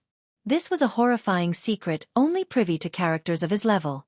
The more one was exposed to this type of secret, the more they understood about the inviolable taboo of this world. Because of this, despite knowing full well of her great bloodline, he still didn't dare to teach her. Terminus murmured, "I hope Heaven's spirit will be peaceful for a bit longer. A few people better start praying. Sigh, those who are blind might face a genocide." In fact, he hoped that a few things would end quickly. Although the Divine Tree Ridge was one of the 12 burial grounds, it wasn't a threat to everyone. A few people would consider these burial grounds to be a treasure trove. For example, the legendary Dark Hand. Xiao was full of curiosity from the novelty of visiting the citadel for the first time. She looked around constantly and found that this city hanging in the sky wasn't much different from the other cities in Heaven's Spirit. Even though the buildings and mansions here weren't exquisite, they were much better than the rough structures back at the villages. Moreover, the numerous withered here weren't too different from the other races. They lived ordinary lives in this city. However, the withered here were actually very skilled at conducting business. One wouldn't be able to tell that they were a new race at all compared to the other races. The withered at the Divine Tree Citadel seem much smarter than the ones back at the villages. They can do anything. Xiao carefully observed them. Their speech was also excellent relative to the other races. The duo had been to many villages before, but the withered there simply didn't speak. Even if they could, only simple sentences came out. The ones here spoke in a very pleasant manner without any impediment. Lichia answered, "It's pretty normal. The rebirth and transformation require some time for adaptation, and how long depends on the individual's talents. For example, when we are born, none of us could talk. The next development is a personal one based on the latent potential which could yield different results." They casually strolled through the many stores at the citadel. The owners were all withered, selling all types of goods. The most common commodities were spirit pills and grasses. Xiao noticed this and asked, "Why are alchemy ingredients the most popular here? Is it because the Divine Tree Ridge has them in abundance?" "That's one of the reasons." He smiled. "There is another one. The withered are gifted at finding these materials. Quite an extraordinary talent indeed. Moreover, there are also many tree corpses here." "What do the tree corpses have to do with this?" She was puzzled. The tree corpses travel in packs and like to live near alchemy ingredients. Their numbers are often proportionate, so that's why there are corpse nests and lairs around here. He paused a moment before continuing. Despite the tree corpses being failed creations, the withered are still their parents, so they can easily find these tree corpses. From this, it is easy to understand why the withered can also find alchemy ingredients at the ridge better than anyone else. So that's the case. It dawned on Xiao right away after hearing the explanation. Of course, alchemy ingredients weren't the only items for trade at the Citadel. Some withered even sold weapons, but they were in the minority. Can the withered cultivate? This question came up since Xiao saw some stores specialized in selling merit laws. It's hard to say. Li Qie understood why she thought so. In fact, each generation, these withered are improving themselves, so the question regarding cultivation is still quite mystifying. They transformed by borrowing someone else's corpse, so the seals and traces of their host are still there. For example, they can remember a few merit laws and techniques. He continued the explanation as they walked around the different shops. These merit laws are collected in different manners. Some are from old memories, so despite the quantity, most are imperfect and incomplete. They might be useful for the withered, but if cultivators try to train with them, it will inadvertently lead to qi deviation. Xiao was slightly dazzled by how big the citadel was. She found it much more interesting than the other places. In fact, Li Qie and Xiao weren't the only two cultivators present in the city. There were other cultivators around. Some came from the spirit abyss while others from all over the world. There was no lack of experts. Outside of coming to satiate their curiosity, they also wanted to buy some alchemy ingredients. As a burial ground, the ridge was full of medicines and grasses. Some even believed that this place had immortal medicines. Without a doubt, the market for alchemy was among the best across all of Heaven's spirit. Although the withered weren't especially powerful and lacked resources compared to imperial lineages and sea god inheritances, no one dared to cause trouble in the citadel. Everyone obeyed the rules for trading. After all, Terminus was the divine protector in this place. To cause trouble here was equivalent to courting death. It was such an unwise move that even the spirit abyss would behave despite being able to do whatever they wanted in the rest of Godhalt. Li Qie purposefully observed the city. Because of this, they didn't only wander around but also looked for a place to stay so that he could peruse the withered. In fact, across the long years, whenever he came to Heaven's spirit, he would visit the Divine Tree Ridge in order to make a comprehensive record of his analysis. He found them worth researching, unlike the other cultivators. Originally, creation was a matter left for the high heavens, but due to all sorts of reasons, the Divine Tree Ridge caused a new race to come into being. Even though this race had all kinds of flaws and wasn't protected by the heaven and earth like humans or charming spirits, they continued to live on and have survived for generations. So far, they still haven't fully developed a third-generation withered and couldn't escape the constraints of their bloodline, thus being unable to leave the ridge. However, in each of his records, Li Qie found immense changes with an inclination towards improvement. With ample time, a third generation would eventually appear. On that monumental day, an entirely new race would be born. They would no longer be withered but something entirely new that wouldn't be inferior to the other races. It was completely unfathomable that something like this could happen without the involvement of the heavens.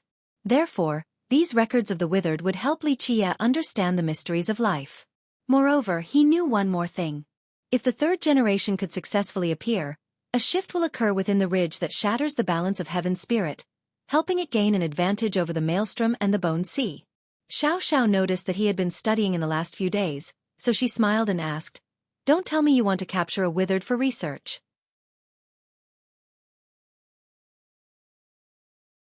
Chapter 14:18. Li Qie smiled and shook his head towards Yi Xiao.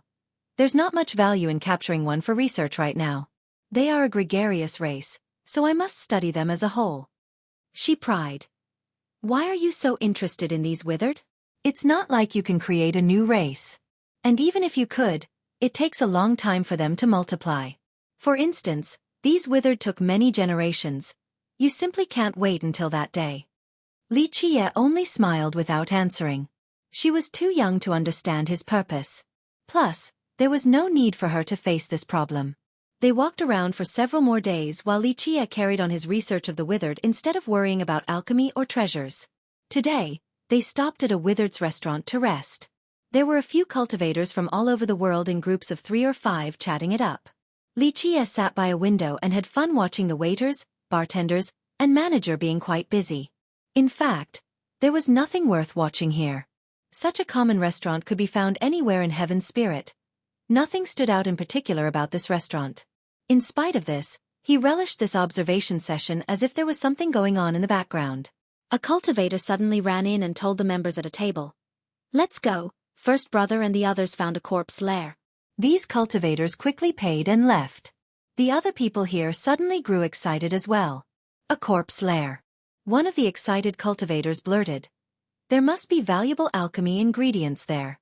We'll go too." He also paid and left with his crew. In just a short moment, the cultivators here left one after another. The majority of the visitors came for materials, so when someone finds a lair, it meant that there must be incredible spirit ingredients there. Xiao naturally felt excited and quickly asked Lichie, "Should we go take a look too?" She had never seen a tree corpse or a lair before, so her inquisitive nature went into full play. "Fine, let's go then." Lichie smiled and paid the bill.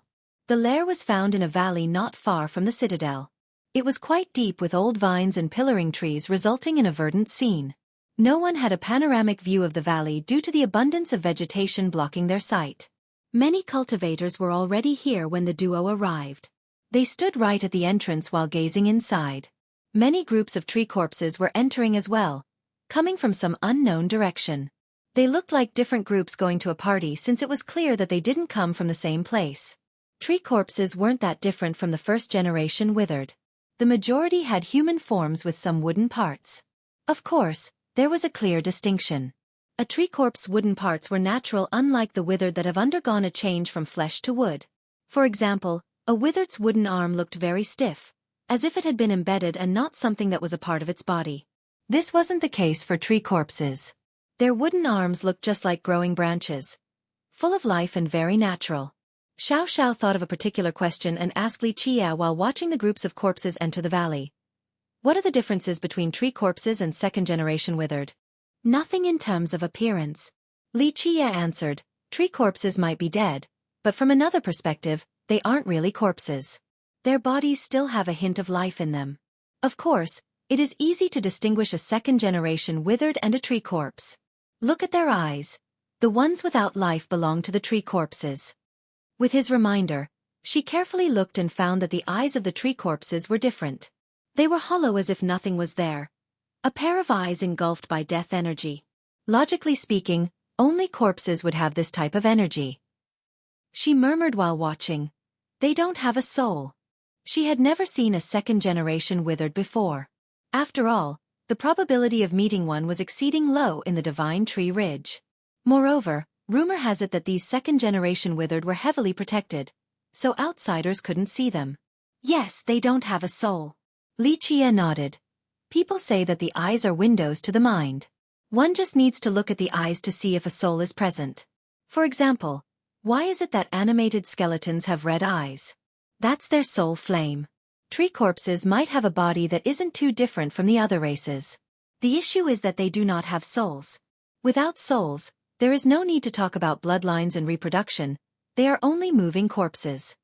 She had to ask, "Why are they born with a body but no soul?" Lichie smiled. "They owe both success and failure to the first-generation withered. These first-generation withered are born from corpses due to the seeds taking root in the brain that eventually turns into a soul. Despite possessing this type of soul, they still can't be considered a complete form of life.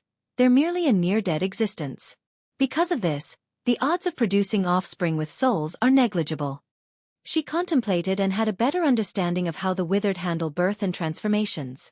It made it clear just how difficult it was to start a new race. The same phrase applies: life creation is the business of the heavens. It is impossible to create life just by creating a body. Like many cultivators, a body can be rebuilt, but if the true fate is destroyed, that will be certain death. One would have nothing without their true fate, since it is impossible to rebuild because they're not the heavens. There is no way to reshape the true fate because this is something that belongs to the realm of life creation. Li Qie had a rare, solemn expression. Yi Xiaoxiao quietly listened while nodding her head. It was a bit too early for her to think about this topic. Normally, only characters of the immortal emperor level would muse this question. Strange. Li Qie murmured while looking at the corpse groups entering the valley. Her wits returned from contemplation and she curiously asked, "What's the matter?" He stared at the valley and replied, "This place probably isn't a lair." "Why? Don't tree corpses like to gather? There are many running here at the moment, so this should be their lair, right?" Li Qie gently shook his head. "No, tree corpses are different from the withered. They are the favorite children of the divine tree ridge and can take root anywhere here even without souls. They are infinitely connected to the ridge, so they can stay in their lair forever without coming out, unless someone attacks them. Once a lair is formed, the members could stay there until death. This is one of the reasons why lairs are so difficult to find.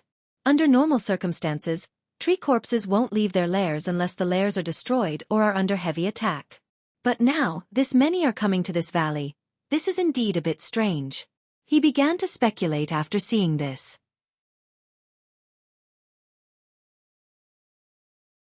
Chapter 14:19. Maybe another lair was destroyed and the lucky survivors are moving to this one? Xiao Xiao speculated after hearing him. He smiled and shook his head. A corpse lair can't be found so easily. Plus, it is virtually impossible for one to be breached, let alone destroyed. Unless it is a powerful legion of an emperor, even an ordinary imperial lineage wouldn't be able to attack a large number of lairs in the divine tree ridge. With a flash in her eyes, she thought of another possibility and excitedly spoke. "Didn't you say corpses like to be around alchemy ingredients? Maybe there is an immortal medicine inside this valley." "You wish." He played with her little nose and said, "Even if the ridge has immortal medicines, they don't want to live with the corpses. Plus, even when it is a willing cohabitation, these medicines would be occupied by extremely powerful tree corpses. The others can't have any part in it. Then why are there so many running here?" She felt disappointed after Li Qie poured a bucket of cold water over her idea. "Wait and see. Look, people are attacking right now. Let's watch to see how they will die." He chuckled while looking at the valley. In fact, many cultivators that were waiting outside were very curious about the large number of tree corpses gathering here. Some had the same idea as Yi Xiaoxiao and blurted, "There might be an immortal medicine in there that is attracting all of these corpses." Immortal medicine. Everyone became spirited after realizing this possibility. Next, their eyes lit up with unrestrainable excitement and even greed. Saliva was on the verge of dripping down. One cultivator swallowed and said, "There's a high chance for an immortal medicine to be here. Why else would all of these corpses come here? If it really is an immortal medicine, then we're about to be rich." "Kill our way in." A different group reacted faster and immediately took action to beat the others inside. "Kill." The others saw that group take the initiative and didn't want to be outdone. They roared and rushed in as well. "Kill them all." The ambushing cultivators outside of the valley chose a direct attack and issued battle cries. Everyone scrambled inside, unwilling to be the last one in. An immortal medicine was too tempting for any cultivator. They would be instantly rich and on the rise after obtaining one. Whoosh, whoosh, whoosh. Long roots suddenly shot out from the ground like snakes. Some also flew out like arrows. The tree corpses have finally attacked. These were formidable attacks with a power that shouldn't be underestimated. As Li Qie had said before, even though tree corpses were soulless, they were the favorite children at the divine tree ridge and had been granted protection. Despite the lack of cultivation, they were still instinctively powerful. Ah! A burst of screams resounded shortly after. Some cultivators were pierced by the vines and dragged into the ground with seeds entering their foreheads. "Kill them." A few people noticed that their companions were being invaded by the seeds and were about to transform into withered. They shouted in horror and quickly destroyed the corpses. Ah! Many seeds the size of sesame seeds sprung out from the ground. Some cultivators' blood fell onto these seeds, causing them to immediately shoot for the forehead. The cultivators couldn't dodge in time and were immediately infected. One cultivator fell to the ground and convulsed as cracking sounds came from all over his body. At the same time, his scream before death echoed across the valley, instilling fear into all the shuddering listeners. This is horrible. Xueqi was startled to see a living cultivator being infected then killed. Xueqi didn't find this surprising at all and insipidly explained. Locations with a lot of tree corpses will have more seeds. These seeds will be much stronger and ferocious. On the other hand, the seeds near the locations of the withered won't attack people. They would wait until you are dead before drilling into your forehead. Whoosh, whoosh, whoosh. The sizzling of fire came about. A tree corpse actually spewed out a blazing flame towards the cultivator. Some of them used fire while others preferred ice for an assault. Some cultivators were frozen completely. Xueqi was a bit dumbfounded to see this and asked Xueqi, "Didn't you say the tree corpses don't cultivate? Aren't they using merit laws right now?" "No, this is just part of their nature." Xueqi shook his head.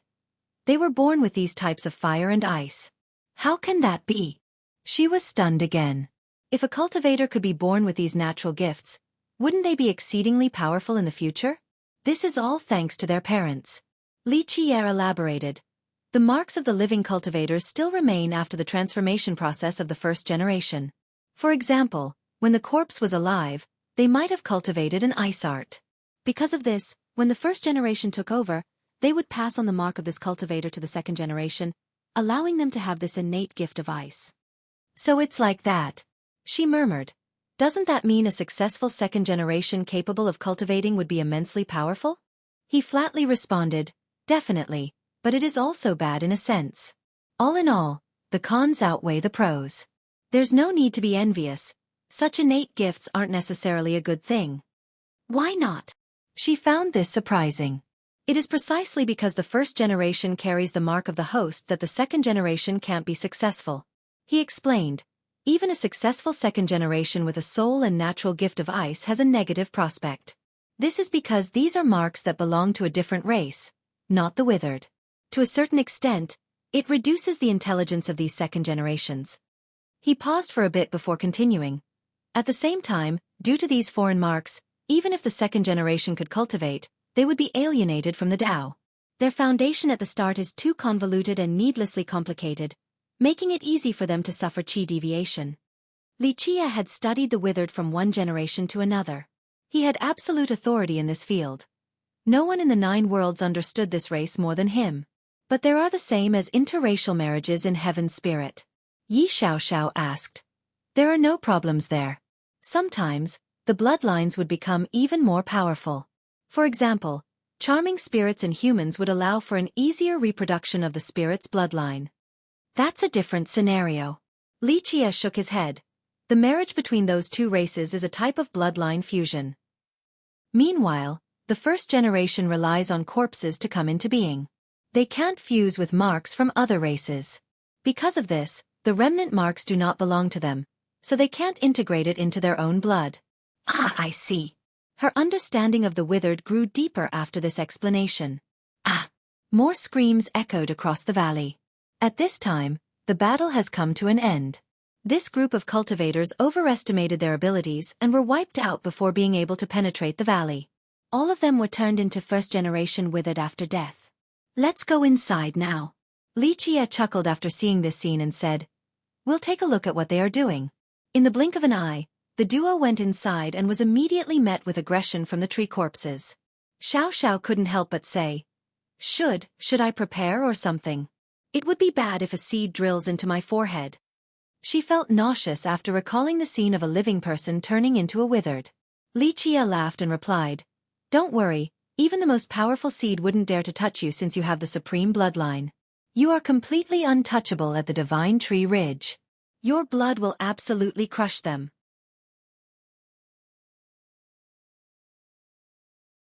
Chapter 14:20. Xueqi stared at him and demanded, What is my bloodline? You surely know the answer. Just tell me already. Xueqi only responded with a smile. It's not that I don't want to tell you, but the time isn't ripe. After a couple more days, I'll take you to a place. At that time, you will find out your bloodline even if I don't say anything. A few things can't be expressed with words. You will need to feel it. Having said that, he pointed at his heart. Only with that will you be able to know what your bloodline is as well as its true mysteries. Otherwise, you won't be able to understand what your bloodline is carrying even if I speak 1,000 or 10,000 phrases. It is all useless. He spoke with sincerity and didn't lie to her at all. Humph, whatever. She glared at him and stepped on his foot again. Lichia cheerfully spoke. Okay, little girl, get ready, we're going in. With that, he grabbed her tiny hand and rushed into the valley with incredible speed. The soaring immortal physique had no equal in terms of speed. Even Xiao couldn't react in time. Whoosh! Buzz! His intrusion was met with attacks from all the tree corpses. Some roots flew like arrows while others used their signature fire and ice elements. However, Lichia's speed was countless times faster than them as he invaded the valley. Not to mention harming him, they couldn't even touch his sleeve. In one moment, Xiao could still see herself standing outside of the valley. But in the next, the scene changed completely. It only took the blink of an eye due to a speed that surpassed time and everything else. Deep in the valley was a small flat ground with a boulder in the middle surrounded by many tree corpses. The ones that were able to sit here were clearly older than the other corpses and much more powerful as well. There were more than 10 of them sitting near the seemingly common stone that looked like a table in this flat area. Perhaps the tree corpses didn't know what a table was and used this boulder as one by chance. It was quite strange. They weren't protecting any alchemy ingredients at all. Judging by their expressions, this seemed to be a debate. This was quite an unbelievable scene because they didn't have souls or intelligence and only relied on their instinct the majority of the time. Moreover, this looked like a high-level meeting as well.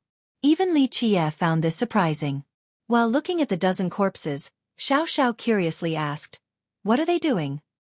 He looked as well and murmured, "Until now, I have only been researching with a great emphasis on the withered while overlooking the tree corpses. Along the years, they have undergone changes as well and have obtained a certain level of intelligence." This scene made one thing clear: the tree corpses weren't soulless creatures like before. Regardless of what this meeting was about, they have evolved as well. Until now, Lichia thought that only the withered had a chance to become a new race. His research was lacking for the tree corpses because of their inferior characteristics. A soulless creature had no chance to develop intelligence.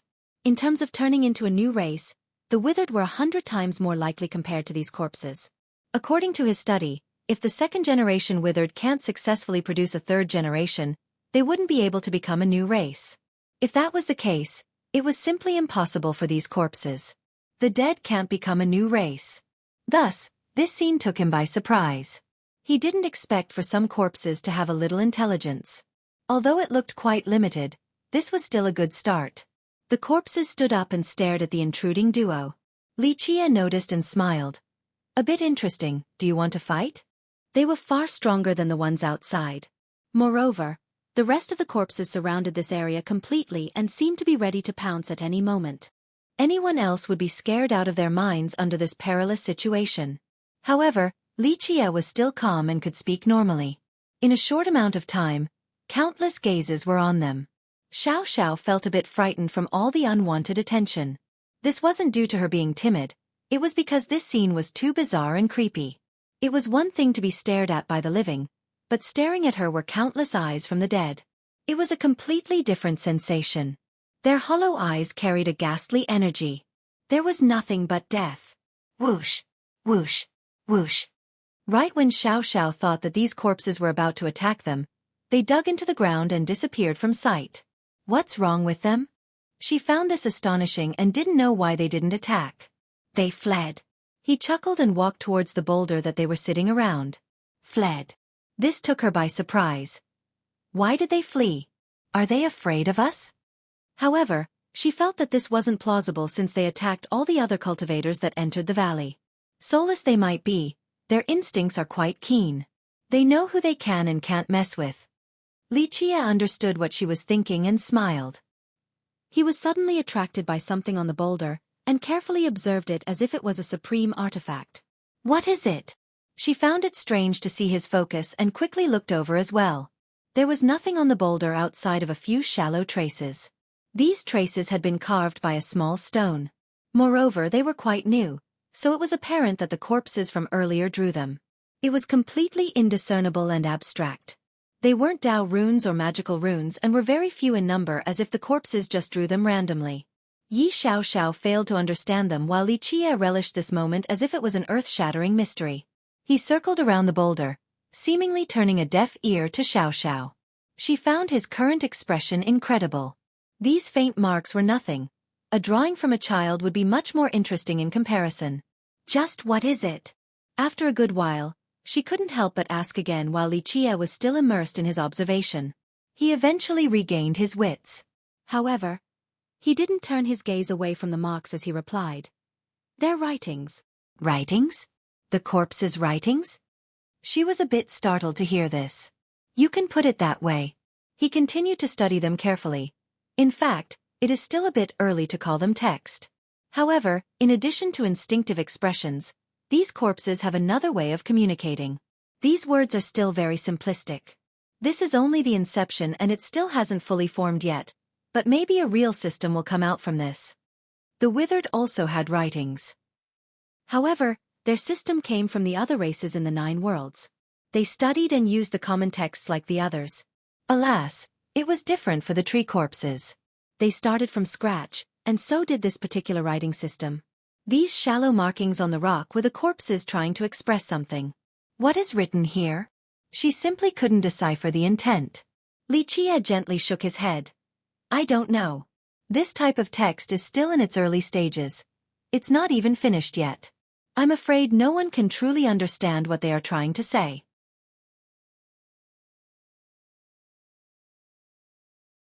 Chapter 14:21. She wondered, isn't it just scribbles then? Maybe it doesn't have any meaning? Li Qie grinned and replied. No, at the very least, it shows that the tree corpses are evolving and beginning to gain intelligence. In addition to this text, they also have another method to express themselves. Otherwise, not many corpses would gather here to negotiate. She felt puzzled. Then what method did they use to arrange this meeting?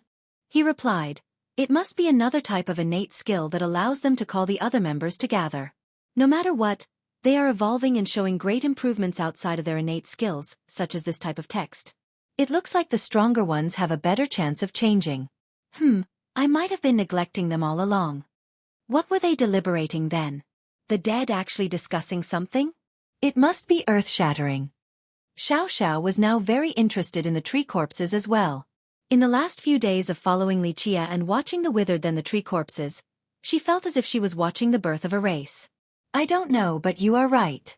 If creatures like this have gathered for a meeting, it means that something big has happened in their own world. Li Qie gently shook his head. Then let's go and see? Her curiosity was piqued. This was even more enjoyable to her than finding treasures. Yes, they'll keep gathering. We just need to find more layers. Then we'll see them again and maybe we can even figure out what they are talking about. Li Qie agreed with her idea.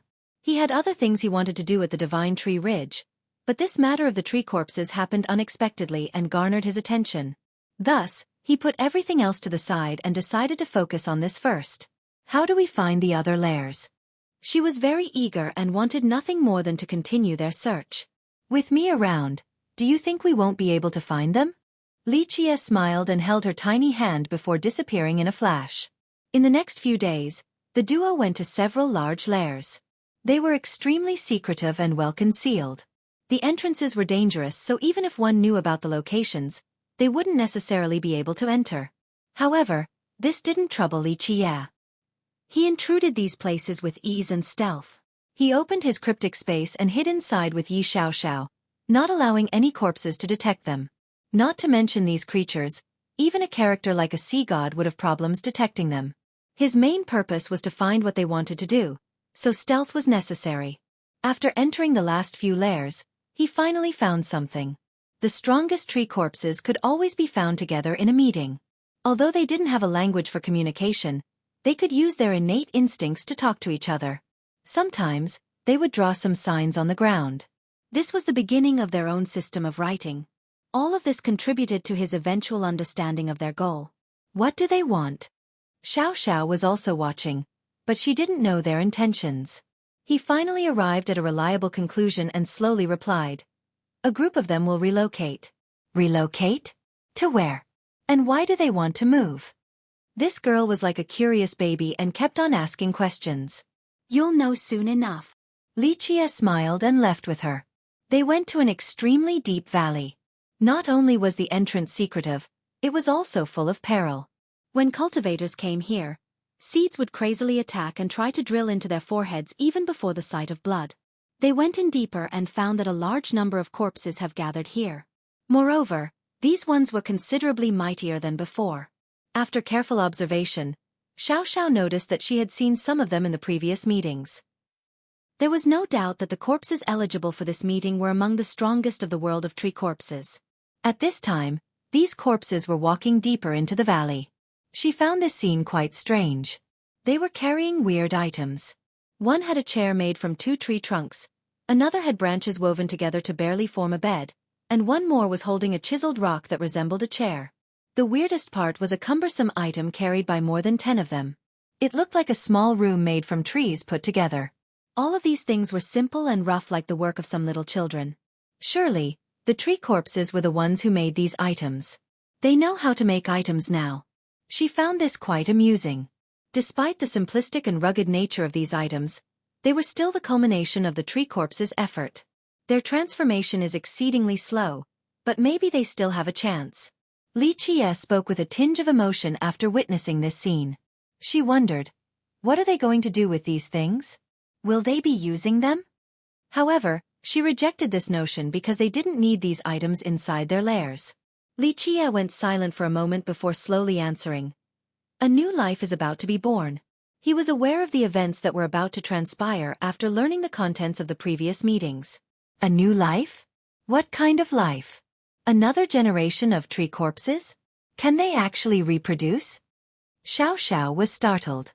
Everyone knew that the withered could give birth. However, this remained a mystery for the tree corpses since they were only failed products. Maybe. Lichia pondered a bit. This world has too many unimaginable things. Even the villainous heavens can't expect everything. Maybe this is the earth-shattering event that they were alluding to. After all, a new life is about to be born. What kind of life will the next generation of tree corpses be? How does it compare to the withered? She took a deep breath and murmured, "Didn't you say the dead can't reproduce? The withered are already near dead and can barely produce life. Moreover, their second generations are mostly failures. Even the villainous heavens can miscalculate sometimes. The world is just full of surprises, if the dead can actually reproduce." Lichia turned quiet again. This whole event reminded him of a particular race with all sorts of unfounded rumors. Even after this much time passed, these tales went on about how this race was produced by the dead. Therefore, if a completely new life can come from the tree corpses, it would be a monumental change and an unfathomable development. The corpses brought along all kinds of items to the deepest region of the valley where there was nothing other than a cliff. Strangely enough, they didn't stop before the cliff and continued forward. Any spectator would think that they were going to collide with the cliff, but in reality, they all disappeared inside. Xiao asked, "Where did they go?" "A different world," he slowly explained. "A world inside the divine tree ridge unknown to others.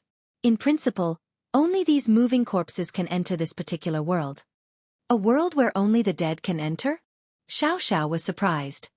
"Then why don't they just stay there if there is such a world? It's not as simple as you think. You can't just stay there on your whim. It is an inner world." He shook his head in response.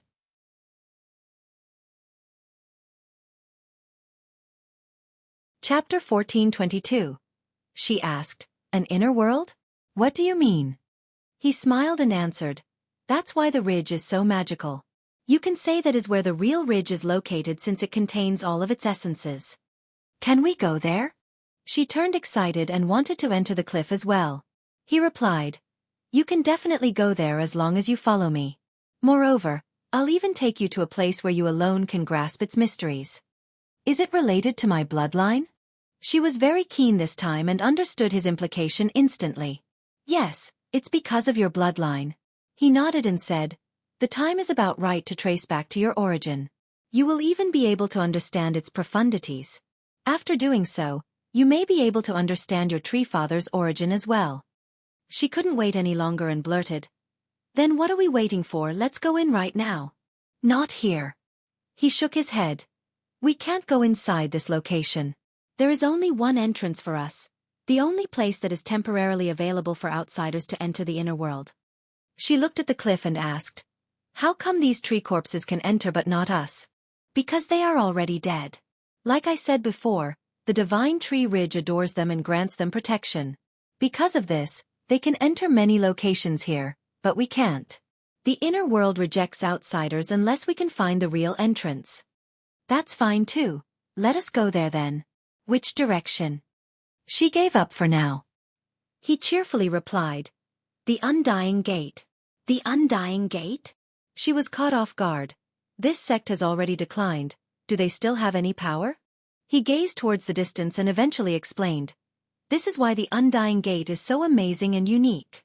If you could understand this sect, then you would understand why Immortal Emperor Busi chose to build it here at Godhalt." "Humph. You sure know how to build up the suspense." She was very dissatisfied with his answer and stomped his foot again while gritting her teeth. He was still all smiles. "You don't need to know everything except for the mysteries of your bloodline. Even a little bit would be more than enough for a lifetime of benefits." "Well, let's go then." She helplessly glared at him. The two left the Divine Tree Ridge for the Undying Gate. The gate could be said to be one of the two sects situated in Godhalt despite its vast territory. The other one was the Spirit Abyss. It would be inconceivable for this to happen on any other continent. They hadn't yet reached the gate before meeting a certain person. In the blink of an eye, this person fell down from the sky and landed right in front of Li Chia. "Who?" Xiao Xiao was startled and shouted. It was Sima Yujian, who was completely pale. Normally, her expression would be cold and emotionless like ice itself. However, the paleness this time was due to her injuries and a considerable loss of blood, making her unstable condition clear. She must have sacrificed some longevity blood. She was also covered in blood. Who knows if it was her own or her enemy's?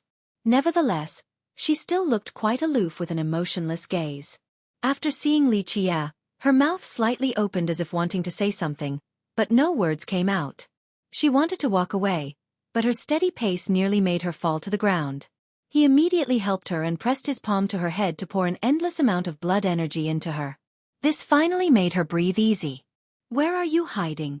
In the next moment, a group arrived from the sky and immediately surrounded the three without leaving an inch for escape. This group wore the same uniform and exuded a mighty blood energy and aura. Moreover, they didn't try to hide their power at all and let their blood energy soar to the sky in an overbearing manner. They looked as if they could do whatever they wanted with wanton regard for others. Their leader was an old man with an even more terrifying blood energy. He also exuded a holy light and had a thunderous voice. Just a glance alone was enough to know that he was a mighty paragon. The gazes from the blockading experts were quite unfriendly. They even looked ready to attack at any moment without caring about who Li Chia was. Just the slightest sign of disobedience would prompt them to kill him. "Where are you going to run to now?" The leading old man stared at Sima Yujian and sneered. She was still aloof at the moment while being supported by Li Chia and felt no need to respond. The old man turned towards Li Chia and Xiao Xiao and coldly ordered, "The two of you better be smart and not meddle with other people's business. Hand her over right now." Li Chia chuckled to see this arrogant demeanor from him. Not to mention the fact that he wouldn't let anything happen to Yujian. Even if he didn't know her, he would meddle anyway just because of the old man's attitude. After recognizing the group based on their clothing, Yi Xiao Xiao told Li Chia, "They're from the Spirit Abyss." "That's right. I am an elder of the Spirit Abyss." The old man arrogantly declared, "This woman is a notorious assassin, so don't meddle in this and leave immediately. We won't make things difficult for you." Sima Yujian had failed and couldn't kill her target while simultaneously exposing her whereabouts, so the experts from the Abyss managed to trap her. It wasn't due to her lack of strength since she could easily assassinate a god monarch without any problems. She had prepared sufficiently this time around.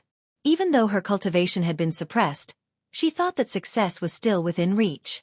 Alas, she underestimated the Abyss. Like Li Chia had mentioned before, there was no stealth play in that location. Even the escaping art she was most proud of had lost its power. The encirclement was a harrowing event. Nevertheless, she was still a fierce assassin. With her plethora of techniques and traps, she managed to kill her way out. However, there was no way of running out of Godhalt due to her grievous injuries. In this helpless situation, She thought about Li Qie and used the blood he left behind in order to find him. Li Qie smirked at this imperious elder and leisurely spoke. I have a particularly bad habit. When others don't want me to meddle in their business, it only makes me want to do so even more. Is that so? The elder squinted and smiled before coldly uttering. Then you can fix this bad habit today. It is no longer up to you at Godhalt. I'll let you think about meddling in other people's business once I break your legs and make you kneel on the ground. Break my legs? Li Qie couldn't help but laugh. The ones who can break my legs haven't been born in your spirit abyss just yet, not even in all of the 9 worlds. One of the disciples gravely shouted. What a naive fool. Those who oppose the spirit abyss will be killed without mercy. In Godhalt, their abyss was the supreme existence and their words were laws. There was no sparing dissenters. Quite bold. The elder sneered. You must be a big shot at Heaven's Spirit, right? It's too bad that this isn't any other location in Heaven's Spirit. I don't care who you are. At Godhalt, even dragons have to coil before us and tigers must lie down obediently or else we'll break their tendons and take their marrow. This elder was domineering to an outrageous extent. In fact, his sect indeed had the power to act in this manner. Any lineage or genius would be suppressed at Godhalt and would want to ask their sect for help. They had an absolute advantage at Godhalt since they were already strong enough on top of not suffering the suppression. Outsiders were only fish on a chopping block, ready for their taking. Under such favorable circumstances, how could the spirit abyss not be aggressive and overbearing while acting as the master of this continent? There was no need for reason. Their words were the truth and guiding principles.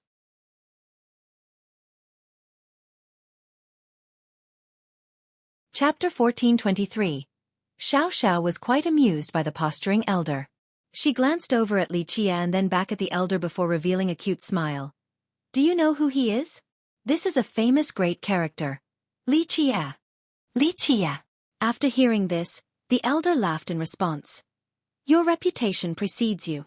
The younger generation will surpass us in time. His attitude bore no semblance of admiration. He was clearly mocking him in a dismissive fashion. However, this place is Godhalt.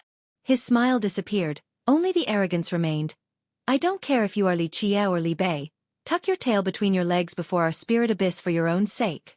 Even if you are stronger, a dragon crossing the river, opposing us on our turf will only result in us severing your tendons and breaking your spine until you submit.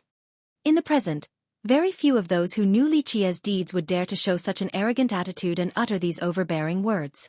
However, this elder dared to do so. In his eyes, it didn't matter who the hell came to Godhalt. They better start acting sensibly and obey the rules even if they were the most incredible genius.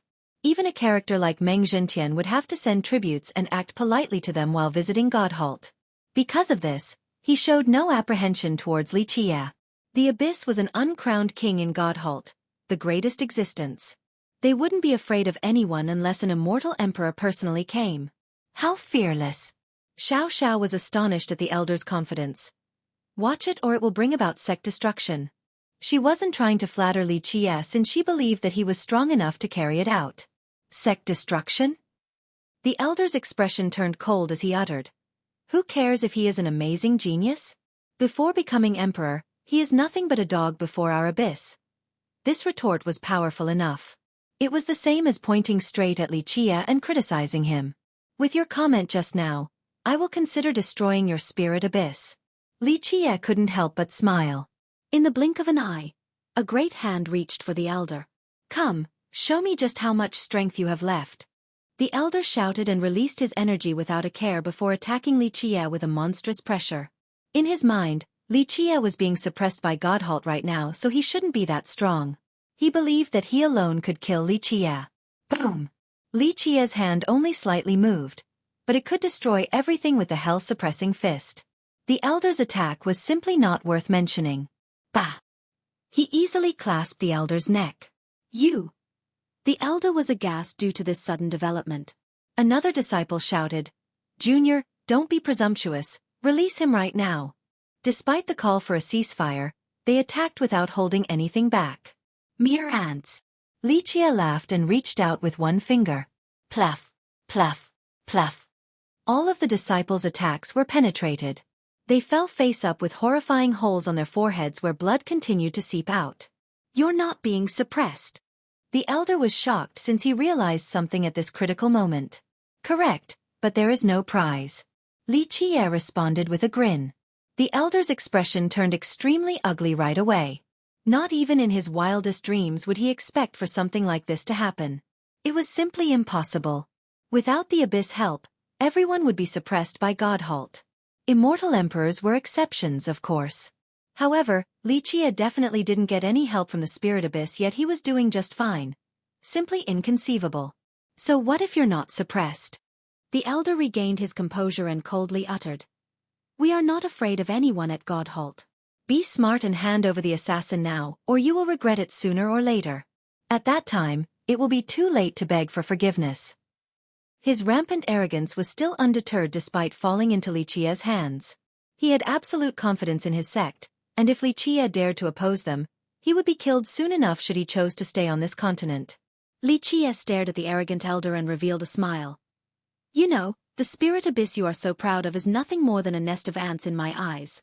Even if the ancestor in the deepest location of your sect comes out, he will kneel and wipe my shoes before licking my feet.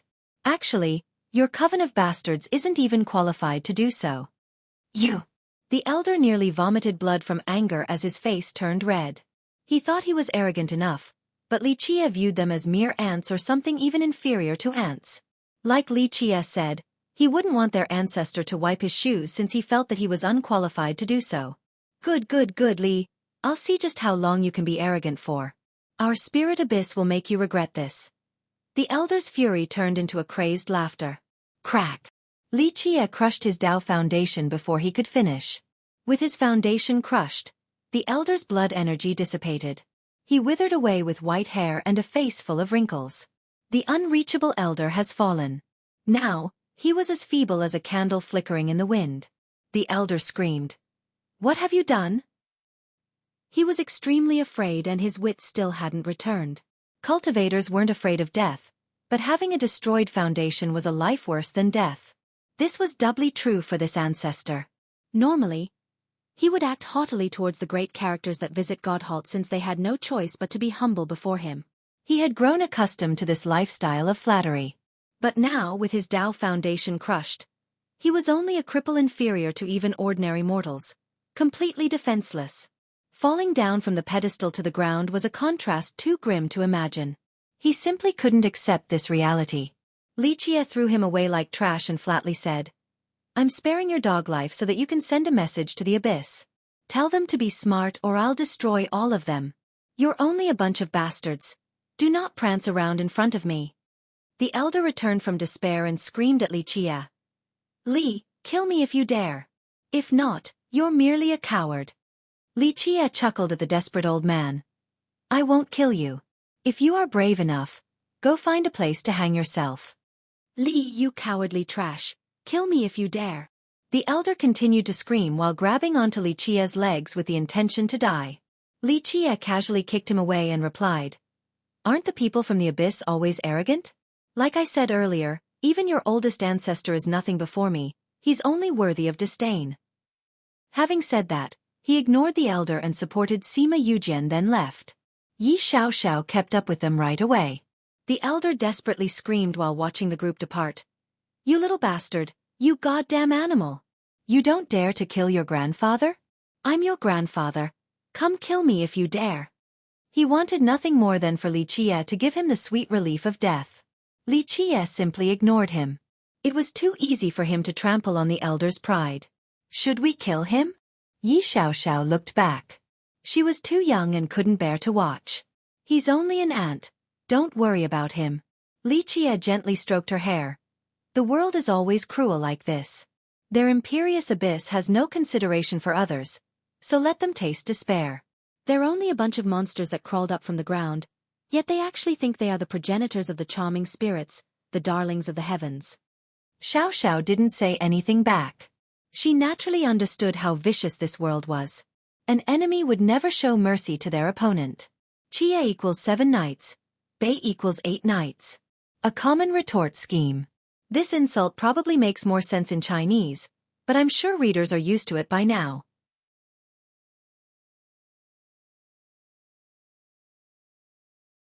Chapter 1424. The group left together, but they didn't directly go to the Undying Gate. Instead, Li Qie found a secret place to hide Sima Yujian in order to heal her. Despite her heavy injuries, Li Qie had the Heaven Restoration Ointment, so this was not a problem at all. After applying the medicine, she was quite shocked since she could feel her wounds recover at a rapid pace. Shortly afterward, both her internal and external injuries were cured without leaving the tiniest scar. She was moved by this from understanding just how precious this incredible medicine was, yet Li Qie still gave it to her. Next, Li Qie took out the myriad heavenly cauldron and controlled its flames. This fire actually liquefied and turned into a scintillating amber fluid. Fire changing into water was an inconceivable endeavor. This cauldron fire control has reached the apex of mastery. When this water emitted a wondrous light, Li Qie ordered, "Take off your clothes and get in." She immediately glared at him. Although her eyes no longer had a murderous intent, they were still as cold as ice. "Hey, since when did you change from ego king to a big pervert?" She glared at him as well after noticing that Yujian was fine and indignantly said, "You are using this opportunity to take advantage of a young lady. Damn pervert. I'll teach you a lesson." Having said that, she stomped on his foot as usual. Li Qie flicked his finger and pushed her outside while flatly saying, "It would be too easy for me to take advantage of her. There's no need to come up with an excuse." Yujian coldly said, "My wounds are healed." "I know," Li Qie leisurely replied. "I'm not healing but rather expelling something for you instead. Otherwise, don't think about going to the spirit abyss since you won't be able to hide there." She turned silent from not understanding his intention. You are too weak. You can't even master the coiling dragon sword yet you still dare to go to the abyss." He flatly said, "You still don't know what lies at the bottom of the abyss." "What is it?" Yujian still asked despite her emotionless demeanor. In fact, she had done her research on the abyss before attempting the assassination. "They aren't things you can provoke," he replied. "You will light up like a candle once you step inside the abyss. With the way you are now, you simply can't utilize your stealth there. Under its light, they would be able to see you clearly like their reflection in a mirror." She had indeed failed this time. In fact, the whole event was still puzzling her. In terms of strength, even with the suppression at work, her god-slaying Tao and other assassination techniques along with traps and treasures should have been enough to kill the target. Recalling the whole incident, it was indeed quite strange. At the climax of the hunt, the enemy seemed to know where she was coming from and laid out a great trap for her. She didn't understand why they were aware of her location when she was the only one who knew about the assassination. "Get in already." Li Qie didn't want to waste words and ordered again. When Li Qie turned serious, even Xiao, who was spoiled by him, didn't dare to say anything. Yujian hesitated for a moment but chose to take off her clothes in a very stiff and unnatural manner. Despite being a ruthless killer, she still felt bashful at times. Keep in mind that she was completely pure. Not to mention taking off her clothes in front of a man, she had never experienced any intimate contact with others before. Thus, stripping before Li Qie was extremely embarrassing for an innocent girl like her. Nevertheless, she still took them off despite having trouble adapting. The entire place lit up with her splendor. Anyone would marvel this scene and be lost in admiration. The bare beauty ahead was too beautiful. Her fair skin was no different from white jade. Her slender waist, naturally ample breasts, and her round and plump buttocks left no room for criticism. The most captivating things were the two red dots before her breasts. They looked like two blossoming flowers. There was a sense of incomparable tenderness as well as the shyness of a maiden. Such a sexy scene was too difficult to describe since the only thing people could hear would be the sound of their beating heart. A figure as brilliant as the color of ice. This was not an exaggeration to describe Yujian's beauty. Her creamy skin gave a cool feeling as if she was an ice sculpture. All would be stirred by this painting. Her name was very apt and in accordance with her beauty. "So pretty. So big," Xiao praised and smiled coquettishly. "Let me touch them a little bit." She reached for Sima Yujian but the naked woman dodged right away from embarrassment. Being an assassin didn't completely override certain feminine characteristics. Li Qie looked at her wonderful figure and insipidly said, "Go in, don't delay this for too long." For him, her soft body was marvelous indeed. However, he had seen more than enough in the past, some even more beautiful and seductive than Yujian. Thus, she was only average in his eyes. Yujin didn't say anything and quietly sank into the cauldron to be immersed in the fiery liquid. She was puzzled as well. As an assassin, she never paid attention to her own appearance. However, she felt a sense of loss, a sense of defeat after being stared at by Li Qie. Despite not caring, she was still a supreme beauty after all and could definitely be placed among the top 10 in Heaven's spirit. However, he only gave her a nonchalant glance when she was standing naked before him, as if she was no different from all the other existences in the world, as if she was another trifling and common spectacle. In any case, she felt a bit frustrated. It was more difficult to calm down from this compared to the failed assassination earlier. At this time, under Li Qie's control, the fiery liquid began to flow as if it was washing her or helping her expel something. After a while, strands of light rose from the water. To be more exact, these strands seemed to be crumbling. They had been hiding in her body, and the cauldron's fire finally expelled them. He resoundingly commanded, "Get ready. Protect your Tao heart and steady your vitality. Do not be shaken." She took a deep breath and followed his order. Pluff! The fiery water suddenly turned into lines as thin as silk. These little lines shot into her body as if wanting to penetrate her completely. She couldn't help but quiver from the pain. At this time, these meticulous lines dragged out an item from her body. This was a tiny Tao rune that was locked by the fiery lines so it couldn't move at all. What is this? Xiao was taken by surprise. Yujin was even more astounded. She had been struck by someone's Tao rune without noticing at all. Li Qie explained, "The moment you set foot in the spirit abyss, its holy light enveloped you. Without the abyss permission, this light left an indelible mark on you. Because of this, you can't hide there. It didn't matter what kind of techniques you employed, they could see you clearly." Her mind slightly trembled. She didn't think that the abyss had such a mystery and finally understood why her assassination had failed completely. He said, "Come out now." She stood up like an elegant lotus rising on the surface of the water. The radiance of spring filled the room. The water beads dripping down from her white breasts were too temptatious. She really is pretty. Contrary to Li Qie's nonchalant attitude, Xiao relished this sight despite being a girl. Yujin was inevitably shy for her first time leaving water in plain sight of a man. She hurriedly put on her clothes. Poof! The fire suddenly erupted like a volcano and burned the lights and the Tao rune to ashes, leaving nothing behind. Yujin means jade sword.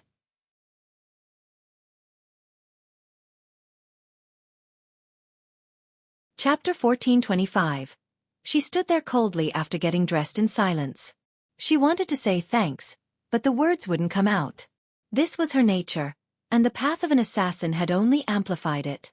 The words "thank you" were too difficult to say since self-reliance was her way of life.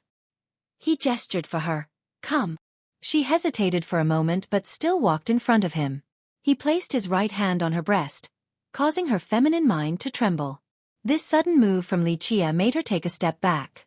After all, an innocent girl like her had never experienced something like this before. "I've seen everything already." Li Qie looked at her and flatly said, "If I wanted to take advantage of you, would I need to wait until now?" Recently, she had been heartless as if she was transforming into an ice sculpture. Her emotions rarely swayed due to being an assassin. However, after hearing this, she felt an urge to beat Li Qie up.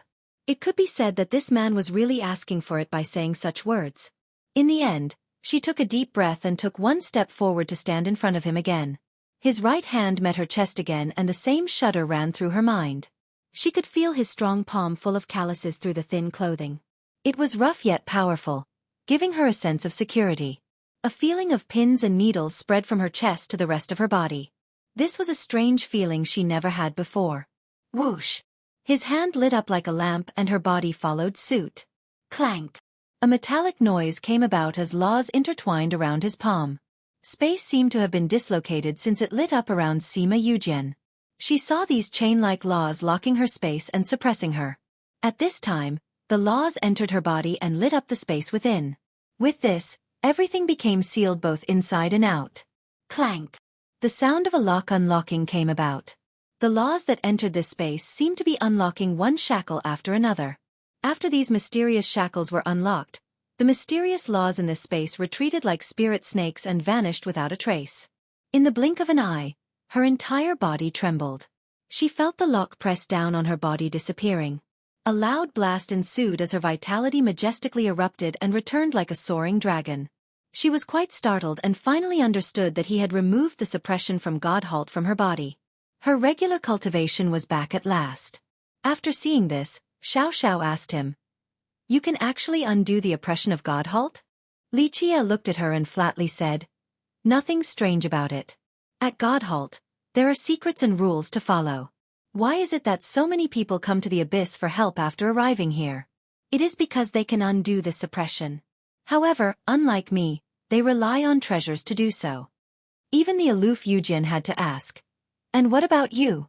Li Qie chuckled in response, "As long as I follow the rules, everything can be undone. Godhalt has obscured some mysteries, so as long as you understand them, you can undo the suppression." Of course, it wasn't easy to ponder these mysteries. Just this alone required Li Qie, as the Dark Crow, to spend a long time and many trips to this place before achieving success. Yujin reverted to her frosty and silent demeanor. It gave a piercing feeling and made others not want to go near her. Li Qie looked at her and said, "Even though I won't accept a disciple from today on, you will follow me so that I can teach you the god-slaying Tao." This prompted her to stare at him intensely. As a woman of few words, she actually wanted to question him to dispel her skepticism. She didn't believe that he could guide her on this path. After all, an outsider couldn't possibly teach her the god-slaying Tao. "I can cultivate it myself." She coldly refused him. Li Qie gave her the side eye in response. "By yourself? Too slow. You think I want to bring an unwanted stepchild everywhere? Your Tao is only at this level. Yet you dare to come to the abyss for a mission? Don't smear the reputation of the god-slaying Night Corps. To let someone as weak as you inherit the Corps' ultimate techniques is an affront to its prestige." She was livid after hearing this despite being an emotionless assassin and glared at him. "You don't need to angrily stare at me in disagreement." Li Qie smiled and said, "If you have truly grasped the essences of the god-slaying Tao, you wouldn't have failed today. Moreover, the coiling dragon sword would be in your possession. Even though you were selected as the successor, you are not at the level to wield the sword, the weapon that represents the supreme prestige of the god-slaying Tao." She had no response to his claim. Despite feeling some anger, he indeed pointed out her insufficiencies correctly. He commanded again, "Come, let me have a look at your sea of memories." She immediately retreated after hearing this. For any cultivator, this wasn't something they could show to anyone, not even the closest confidants. He noticed her guard and lightly said, "You think there's a point to being cautious of me? If I wanted to see your memories, there is no escaping since you can't resist me. Besides, if I want the merit laws and secrets of the Night Corps, I wouldn't need to use you either since your knowledge is too limited. As long as I give the command, your masters would tell me everything." Yujin didn't lower her vigilance and stood there motionlessly. "Come here." Li Qie glared at her and spread out his mighty aura. When he turned serious, others would be nervous and fearful. He had become a supreme existence that hands out orders. Yujin was shaken and felt a primal fear. This wasn't because she wasn't strong enough. For some unknown reasons, she couldn't refuse him and walked forward as if possessed. His dignified demeanor left no room for resistance. She felt as if he was the king of the night, the ruler of darkness. He possessed a charisma that she had no answer for. In fact, she was strong enough to resist even a god king. Unfortunately for her, she had met Li Qie. He could be considered the creator of the god-slaying Tao, the unquestionable lord of the god-slaying Night Corps, its real master. Thus, he left an unerasable mark on this Tao. In the past, he had ruled over the entire Corps, so how could she resist him, the king of the night? Even Xiao was greatly affected by Li Qie's temperament. When he became dignified, she was startled and found it difficult to refuse him. Anyone would feel the urge to obey. Regardless of how strong one might be, the moment this supreme tyrant becomes angry, they would quickly prostrate before him. Yujin was now standing inches from Li Qie. He raised her icy face and profoundly stared into her. She felt no choice but to obediently raise her head to meet his gaze. Whoosh! His eyes illuminated her sea of memories as well as the deepest depths of her soul. However, an even more incredible thing happened. The sealed location in her mind suddenly unlocked completely with a click. Keep in mind that every lineage had their own methods. After each disciple learns a particular merit law, Certain parts of their memories would be sealed so that outsiders couldn't forcefully open it lest they risk their minds blowing up. This type of sealing domain was mainly used to prevent their disciples' memories from being forcefully read by the hands of masters. It rendered stealing entirely impossible.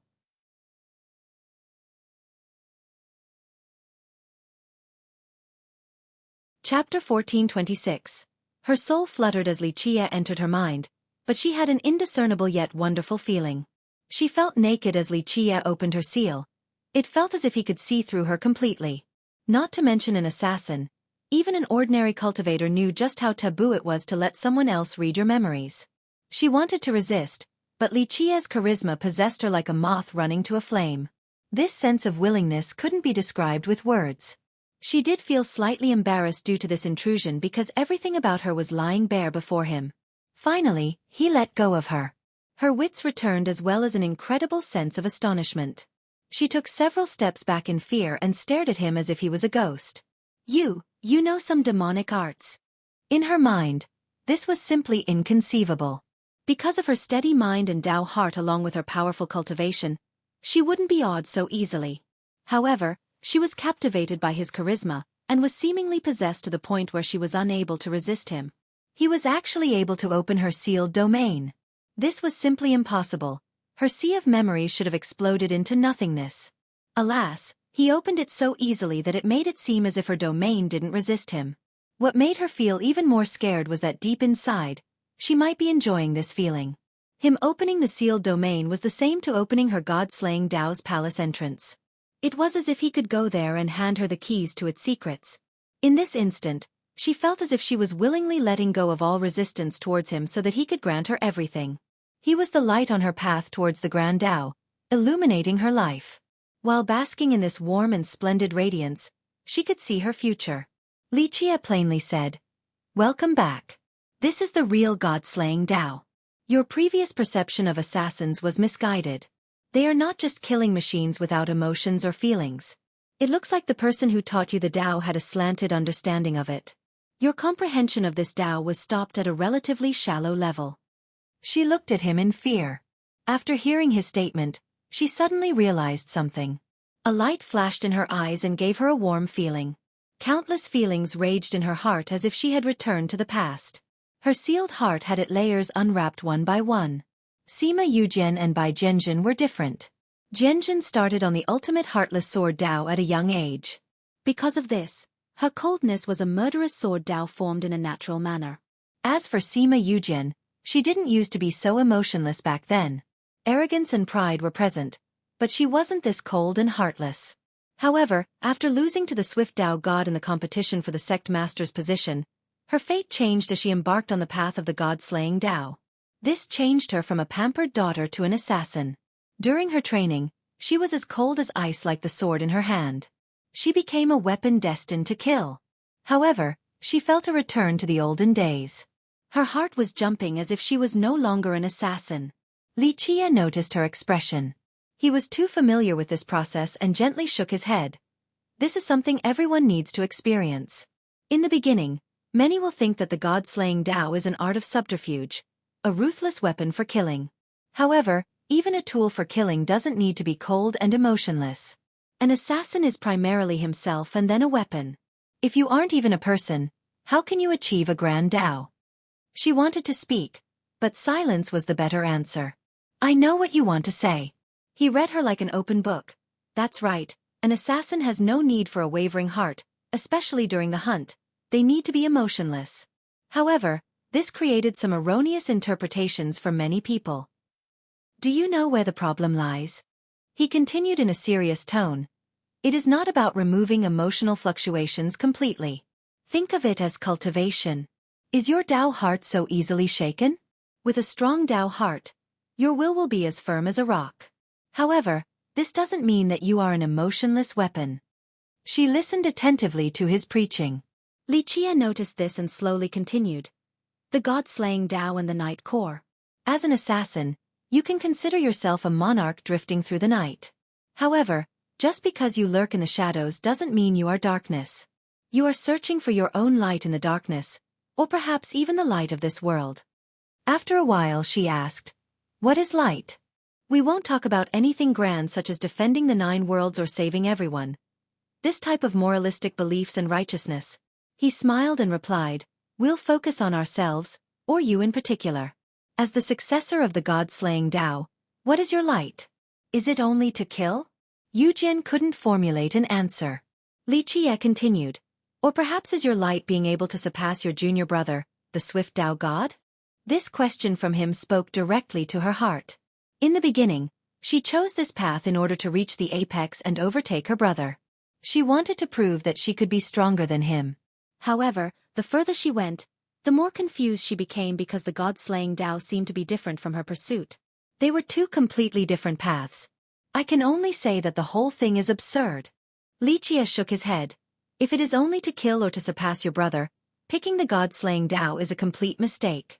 If you don't think this through, you will never be able to surpass this inner demon and will never be able to control the coiling dragon sword. Countless words ran through her mind, yet she didn't know where to start and became even less articulate. It looks like your master has tried his best in teaching you cultivation but failed to enlighten your perspective in life. He shook his head once more. He only taught you merit laws and techniques but didn't help you comprehend the Tao. I can only say that he is a responsible master, not a good one. Yu Jian immediately retorted with a cold tone. I won't let you say so. She had the utmost respect for her master because when her life hit rock bottom, he was the one who pulled her back up. I am simply telling you the truth. Li Qie flatly said, the god-slaying Tao is not a merit law or an assassination art. It is a grand Tao at heart, and a supreme one at that. Otherwise, why would Tao be part of its name? Might as well name it 3,860 killing techniques then. This was something he rarely did, carefully imparting his knowledge to her. Li Qie explained, the most important thing to start the path towards a grand Tao is to have a Tao heart, and an inquisitive one at that. A Tao heart is essential before obtaining a grand Tao. If you consider yourself a weapon of murder, an emotionless sword, then you won't even have a heart, let alone being able to seek the Tao. When people say that the grand Tao is heartless, it doesn't mean that the seeker should be heartless as well. That's just the nature of the grand Tao itself. On the god-slaying path, both murdering people and hunting beasts, traps and skills, all of this for the god-slaying Tao is only a means towards sharpening oneself so that the user can go further and further before reaching the apex.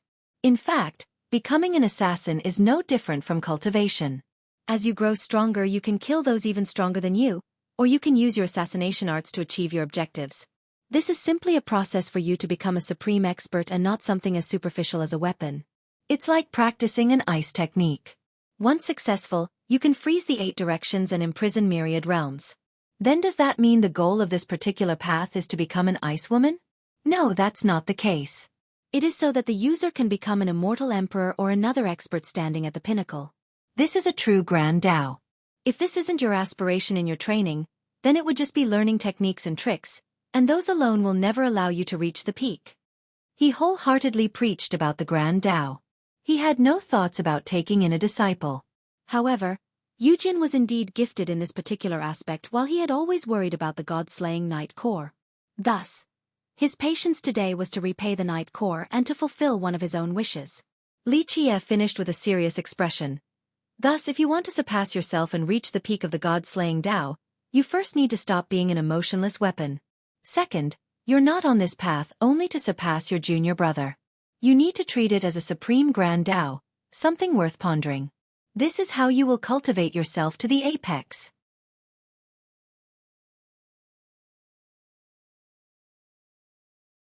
Chapter 1427. After such a long session, Yu Jian was dazed and couldn't regain her wits for a long time. Before she knew it, Li Qie had opened a new door for her, an unprecedented one that would reach all the way to the grand Tao. In fact, Xiao enjoyed this preaching as well. She stood there with one hand on her chin, completely immersed and fascinated by his words. She calmed down at the same time as Yu Jian and ran over to tap on Li Qie's shoulder. Ego King, were you an assassin in the past? Li Qie laughed at this inquiry. Who says I'm an assassin? Are you saying that one can't understand something without experiencing it firsthand? Please, I don't believe your nonsense at all. She glared at him. It looks like you are lying. Humph, you must have been a big assassin before. Maybe even a perverted one. She laughed after making this claim. It was not unreasonable for her to think this way. Even Yujin was suspecting that Li Qie might be from the Night Corps or a supreme assassin that they secretly groomed. Your imagination is too rich. Li Qie saw her expression and understood what she was thinking, then shook his head. I am not an assassin secretly groomed by the god-slaying Night Corps, and definitely not an assassin. I am me, Li Qie, that's all.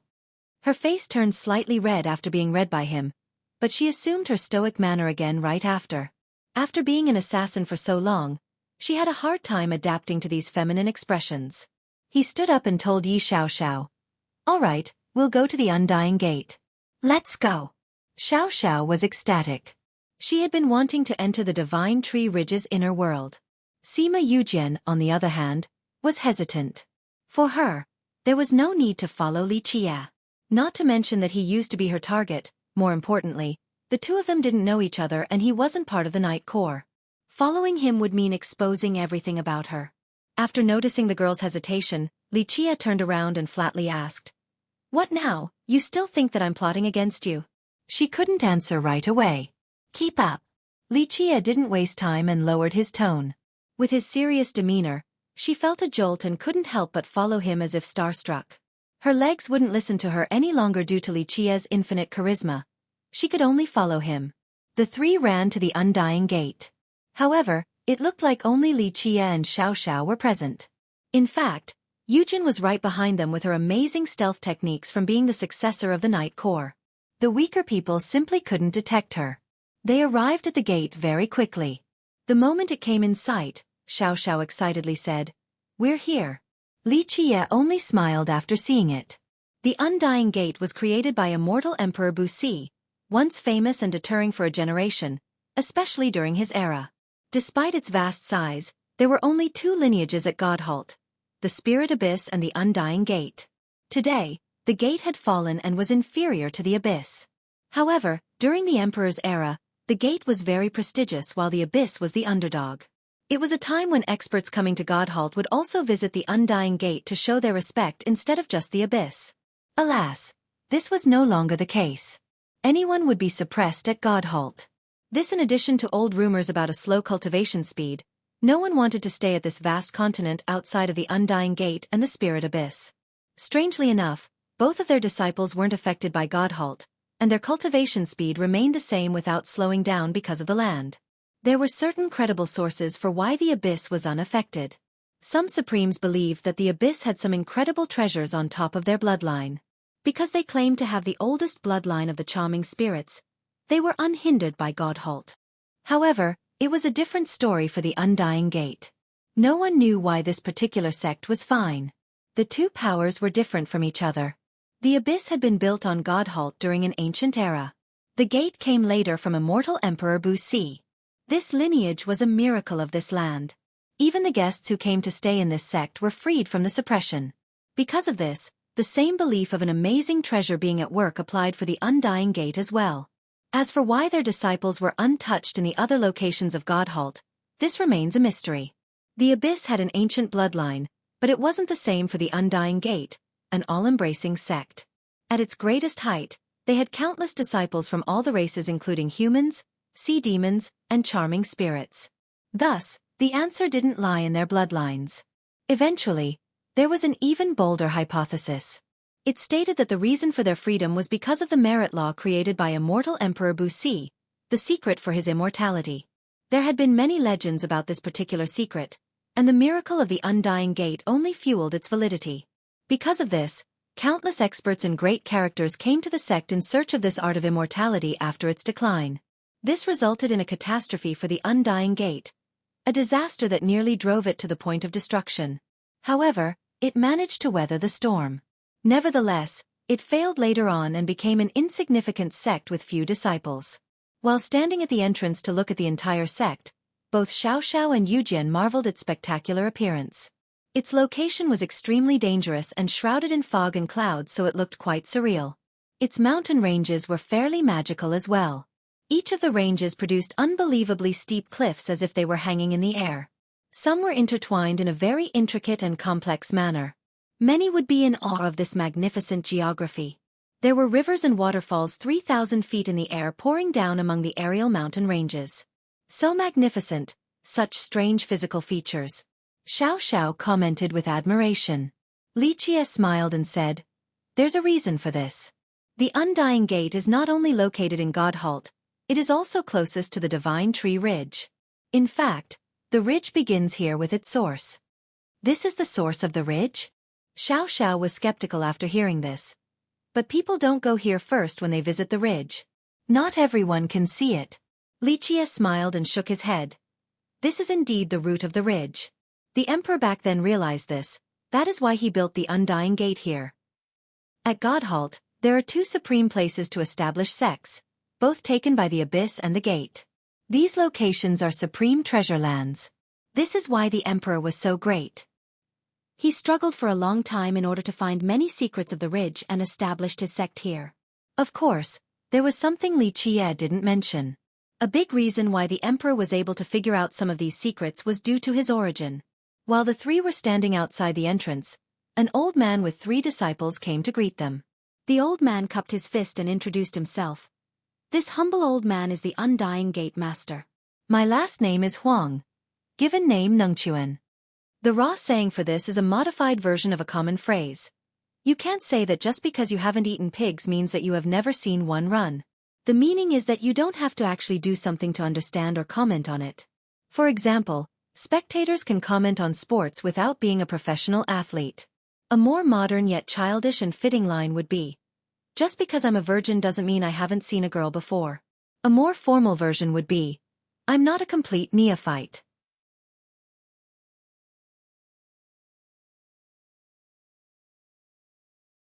Chapter 1428. Li Jie chuckled at the old man's introduction and replied, "I am Li Jie, an idler." After hearing the name Li Jie, Huang Nengquan's expression changed.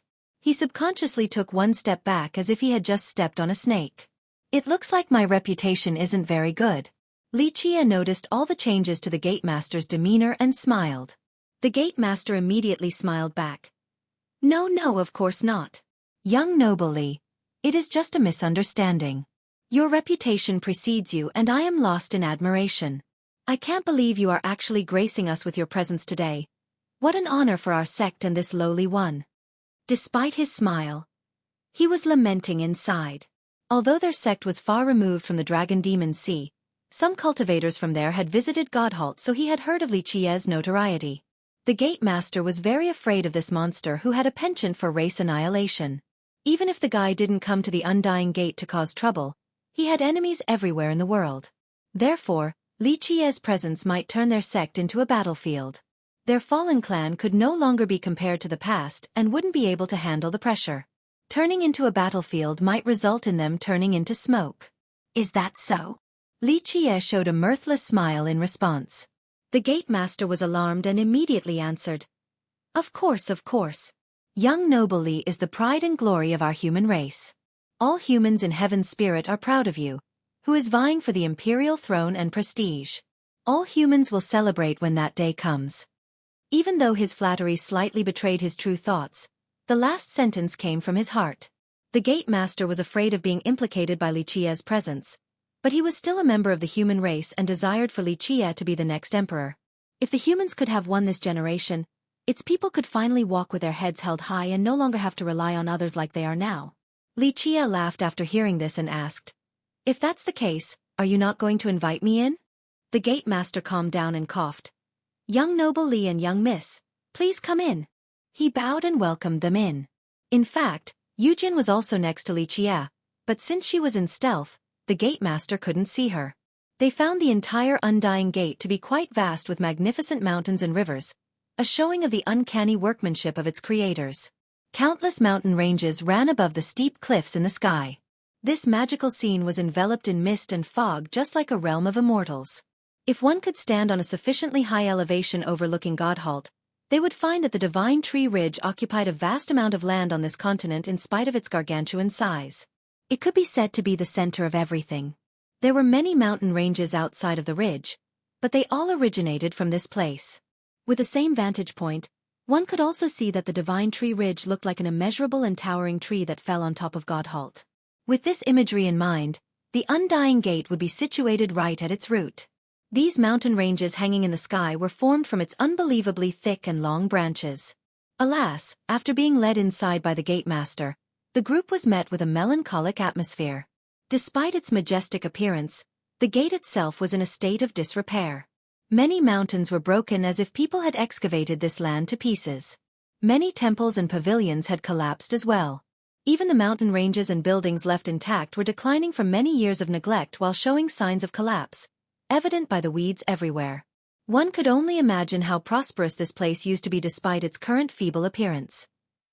Back at its peak, this sect might have had 10,000 temples with hundreds of thousands of disciples.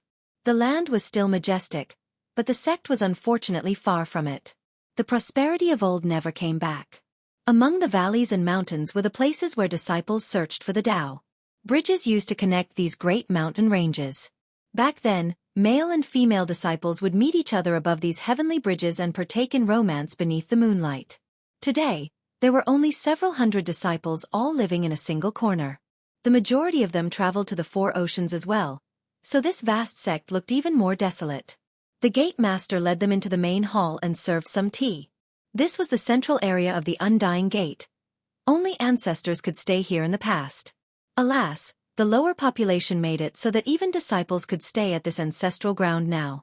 After exchanging some cordial formalities, the gate master respectfully said, "May I ask why you are visiting our sect, young noble? If we can be of use, you only need to say the word." The gate master had already prepared for the worst with Xueqi's arrival. Compliance was his creed in dealing with fierce. After all, going head-on against this man was suicidal. He didn't want the gate to end by his hands. "You're too nervous." Xueqi smiled after seeing his expression. "I might be fierce, but not to the level where I would swallow your Undying Gate." "Ah," the gate master forced a smile. "Young noble Li is unparalleled and matchless. Our Undying Gate is only a shrimp in the vast ocean. Of course we wouldn't get into the sight of a true dragon such as yourself." Xueqi chuckled from knowing what the gate master was thinking about. He smirked and revealed, "Don't worry, I'm only here to take a look for a few days." "Only a few days?" The gate master was surprised. In fact, he was ready to give Xueqi whatever he wanted as the worst-case scenario. "What, am I not welcome here?" Xueqi looked at the master in disbelief and chuckled. The gate master regained his wits and quickly said, No, we definitely welcome you. This is our honor. This lowly one's honor. Rest assured, I know the rules of the Undying Gate.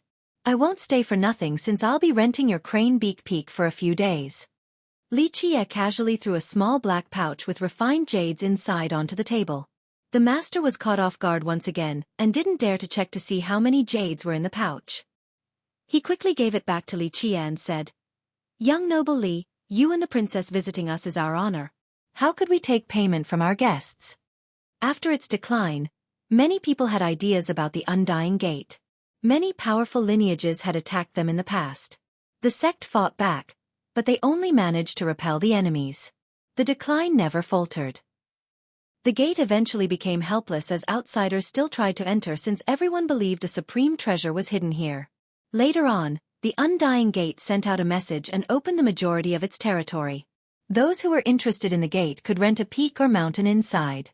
The sect wouldn't care what they were going to do, even if it meant excavating every inch of the land. Of course, the so-called rent was only an attempt at saving face. If some powerful cultivators and sects didn't wish to pay, the Undying Gate couldn't do anything about it. However, the truly powerful wouldn't mind paying such a little amount of money. After all, they were all people with great statuses and could afford the meager sum of some refined jades. Xueqi smiled and had no intention of taking back the black pouch. The gate master saw Xueqi's demeanor and understood. He busily cupped his fists in response. Deference is no substitute for obedience. This lowly one will take the payment then. He put away the black pouch afterward. He told Xueqi, "To be honest, young noble, the crane beak peak has been abandoned for a long time. I will tell some disciples to go clean it up. I hope you don't mind staying here for now." He didn't know why Xueqi wanted to go to that place, but he didn't dare to ask too much lest he incites a sect-destroying disaster.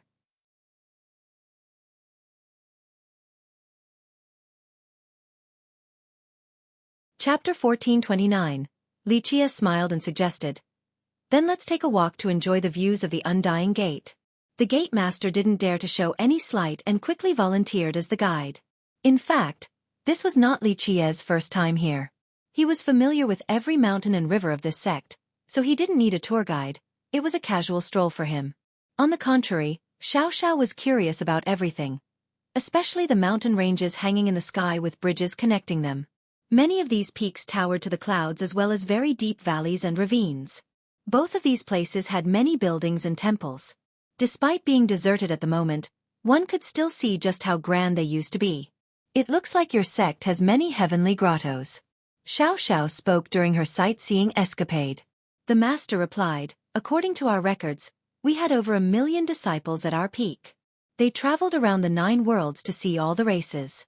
As for the sect itself, we had 80,000 temples and more than 100,000 disciples present at that time. He became a bit excited after recalling the past glory of the Undying Gate. After all, they were once extremely prestigious in heaven's spirit. This was especially true during Immortal Emperor Bu Si's era. The 9 worlds and the other races all paid their tributes. Just how prosperous and glorious was this? Unfortunately, the past was gone and everything has turned into smoke. He eventually sighed at the current state of the sect. The group saw many broken mountains and buildings. It must have been done by others who came in the past to search for the legendary treasures. Rumor has it that your sect was completely excavated back then. It is really a miracle for it to survive until now. Xiao was a talkative girl with no qualms about her words. It is thanks to the ancestors' protection. The gate master coughed awkwardly in response. Li Qie smiled and added, that's an imperial lineage for you. If the Undying Gate doesn't provoke a truly powerful enemy, it won't be that easy for it to be destroyed completely. After all, it still has some secret powers left, so experts will find it difficult to obliterate it in full. Even a monstrous god king wouldn't be so idle as to do something like destroying the Undying Gate. Xiao found some truth in this response. After all, this place was still protected and once blessed by an immortal emperor. Ordinary experts wouldn't be able to flatten it completely. As for the god kings who had the abilities to do so, they wouldn't destroy an imperial lineage unless there was an unforgivable feud. Ultimately, they could destroy an imperial lineage right now, but if there was a single cinder that could reignite, the revitalized sect could destroy them in retaliation.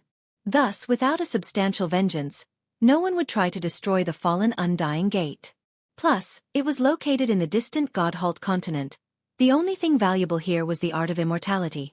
That's true. An ordinary god king wouldn't be able to shake an immortal emperor's foundation. Xiao nodded. She curiously stared at the gate master and cutely smiled. Everyone comes here to search for the artifact of immortality or the technique for eternal life. Is this true? Of course not. There is absolutely no such thing. The gate master's expression greatly shifted as he hurriedly replied. These are only baseless assertions. How could we have an artifact or technique like that? These words scared him quite a bit. This was an earth-shattering matter, so if more rumors about them were to be spread, it would bring about great trouble to their sect again. Really? Xiao looked at the gate master with skepticism. Absolutely true. The master instantly swore. For millions of years, countless tree fathers and sea gods have visited the Undying Gate, and even immortal emperors have come before. If we had an artifact that relates to immortality, it would have been taken away long ago. Xiao agreed with these words as well. After all, how could this sect hide anything from those powerful existences, especially the emperors? She inquisitively asked, what about techniques and merit laws? The gate master smiled wryly and replied, another fake rumor, these don't exist for sure. Back then, Immortal Emperor Wu Go had checked all of our secrets and guaranteed that we do not have an art of immortality. I did hear something about Immortal Emperor Wu Go's guarantee. She pondered for a bit before smiling. Back then, the news about the Undying Gate's immortality art spread across all of heaven's spirit. Many desired this mythical art, and some wouldn't mind destroying the gate for it. However, that was the era when Immortal Emperor Wu Go ruled the 9 worlds. During this perilous time, the Undying Gate invited the emperor to preside over the situation.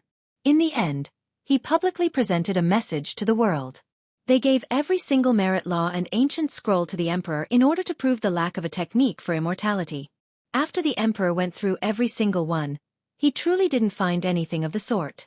In fact, the sect didn't try to hide it at all, not to mention that it would be useless trying to trick an emperor in the first place. Because of his guarantee, These rumors quieted down for a good while. Despite some still believing that this sect had an immortality technique, no one could prove otherwise.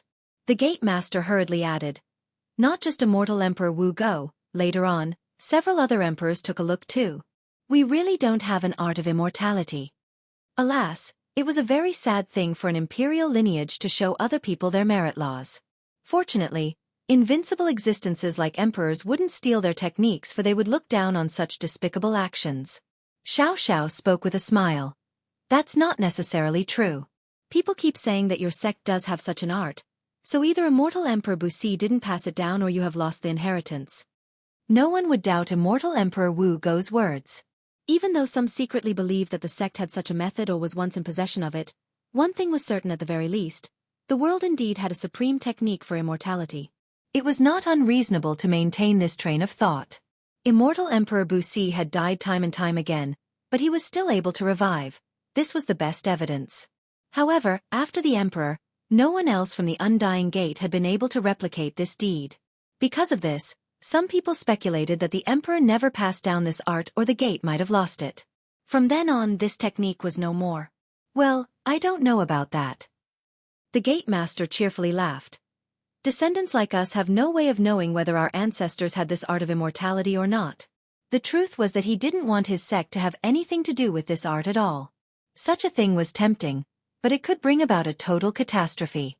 Regardless of the Gate Master's responses, Xiao was still full of interest about the Undying Gate. She looked at the mountain ranges crossing the sky and said, "Even if your sect doesn't have this art, it isn't being suppressed by Godhalt." This was the second thing from the gate that was so desirable by others. Only the Abyss and the Gate were spared from this fate. The Abyss case was a bit more clear-cut, while the Gate's reason remained a secret. A few believed that it was due to their art of immortality, but the most common speculation was that they had a treasure just like the Abyss. However, no one has been able to find it. The master smiled awkwardly before having no choice but to say something. "Well, Princess Yi, you might not be aware, but it isn't the same as before. In the distant past, we were indeed freed from the suppression, but there are limitations now. Inside the Undying Gate, we are completely fine, but our disciples will be suppressed in the other parts of Godhalt." "Really?" She was skeptical. The Gate Master sincerely answered, "It's completely true. A lot of people have tested this, and we don't need to lie about it. In addition to this, although we might not be suppressed in our sect, our cultivation speed is much slower compared to the past. We really don't have any treasures since it would have been taken by the emperors already." He didn't want anyone to misunderstand.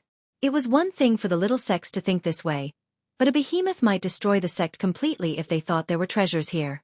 Then why was your sect not suppressed at all in the past? Why is it slowly starting to be suppressed now? Xiao was unrelenting with her questions.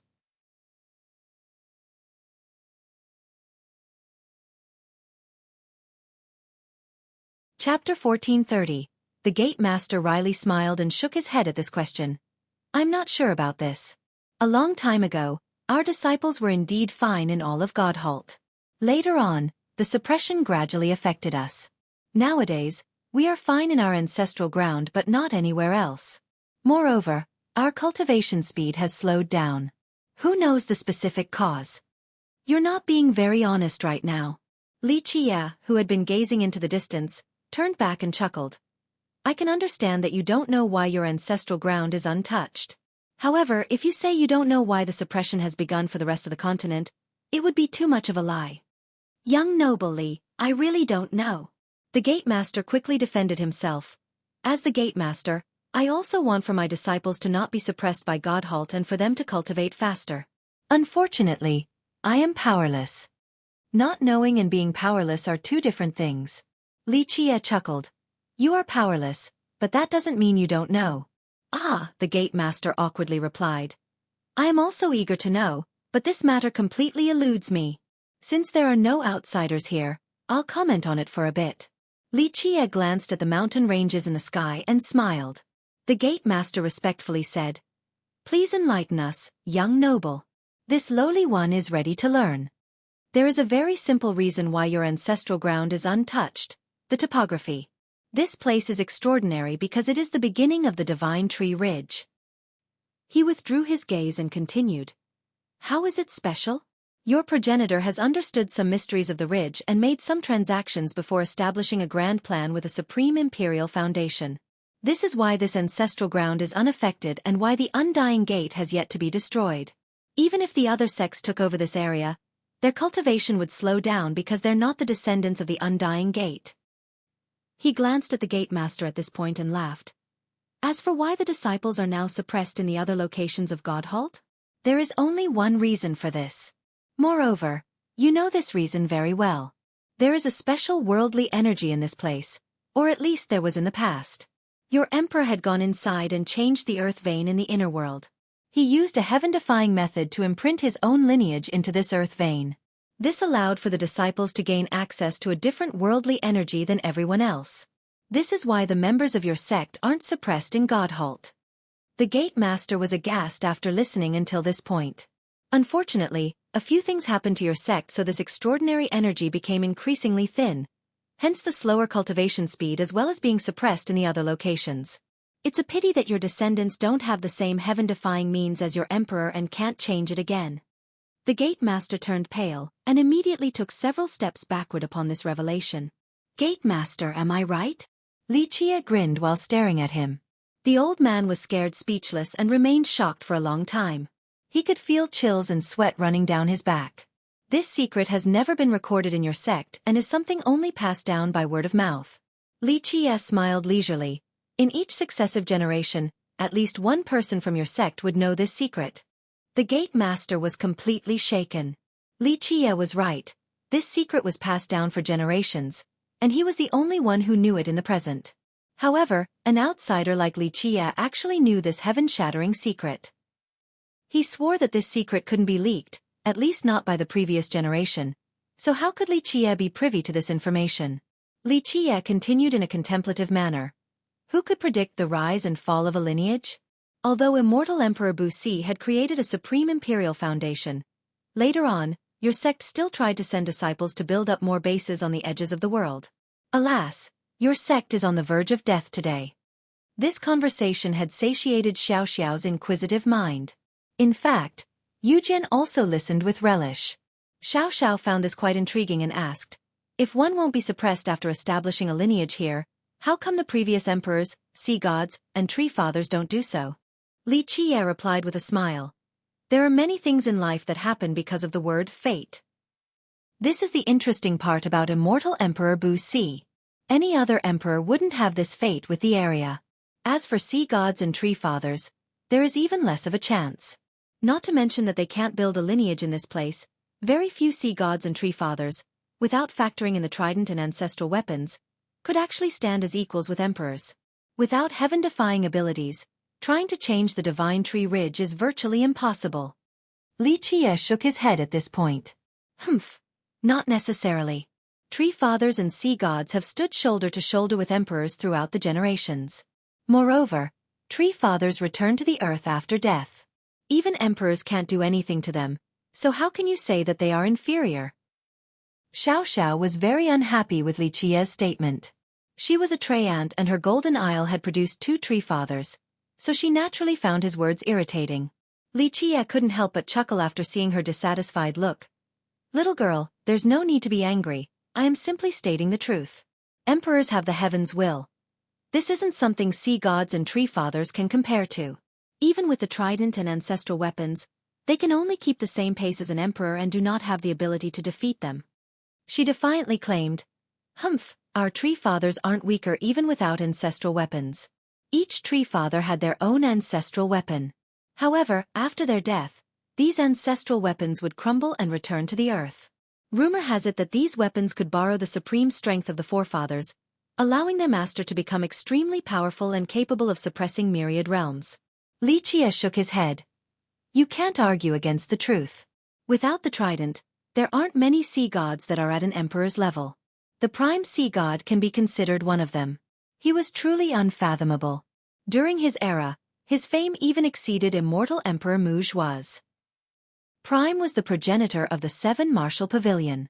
By the virtue of the 7 styles, he fought all over the world without equals. After becoming a sea god, he deterred all the 9 worlds. For the sea demons, Prime was the strongest sea god of their race and was praised as a supreme overlord.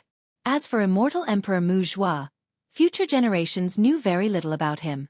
Despite being an emperor, his tales were too mysterious and difficult to research. Some even said that the emperor had never performed any earth-shattering deeds his whole life. The reason why he was often mentioned was because of immortal Emperor Yan Shi, since the latter was the descendant of immortal Emperor Mu Zhua. The empress had immortal Emperor Mu Zhua's bloodline coursing through her veins. Yi Xiaoxiao found it difficult to refute because Li Qiye had been stating facts. Without a doubt, tree fathers and sea gods wouldn't be able to contend without their respective weapons. However, there was no way of passing on these artifacts to future generations, hence a common belief that these artifacts didn't belong to them. Okay, we'll go to the Crane Beak Peak now. Li Qiye chuckled while looking at the dazed gate master. The shaken gate master calmed down and quickly said, "This lowly one will lead the way for young noble Li and Princess Yi." The Crane Beak Peak was a strange peak, but there were too many of them in the Undying Gate, so it didn't seem out of place. True to its name, it was long like a crane's beak and arched into the clouds. There was a pavilion built near a cliff with a bottomless abyss. While inside, one could see the beautiful sceneries of this place. It had been abandoned long ago by the Undying Gate. Even though the building was still here, there were weeds and grasses overgrowing everywhere. However, the gate master didn't dare to be careless when Li Qiye was staying here, so he had ordered for disciples to clean it up. When the group finally arrived, the peak was changed beyond recognition. The pavilion was cleaned completely and had proper arrangements. After settling the two guests in, the gate master respectfully told Li Qiye, "Young noble Li, we have disciples stationed at the base of the peak. If you have any needs, just let them know. No need let them leave." Li Qiye gently waved his hand. The gate master obeyed without daring to say anything. In fact, he was all too curious about why Li Qiye picked this particular peak. He didn't believe that Li Qiye was only here to look at the sceneries.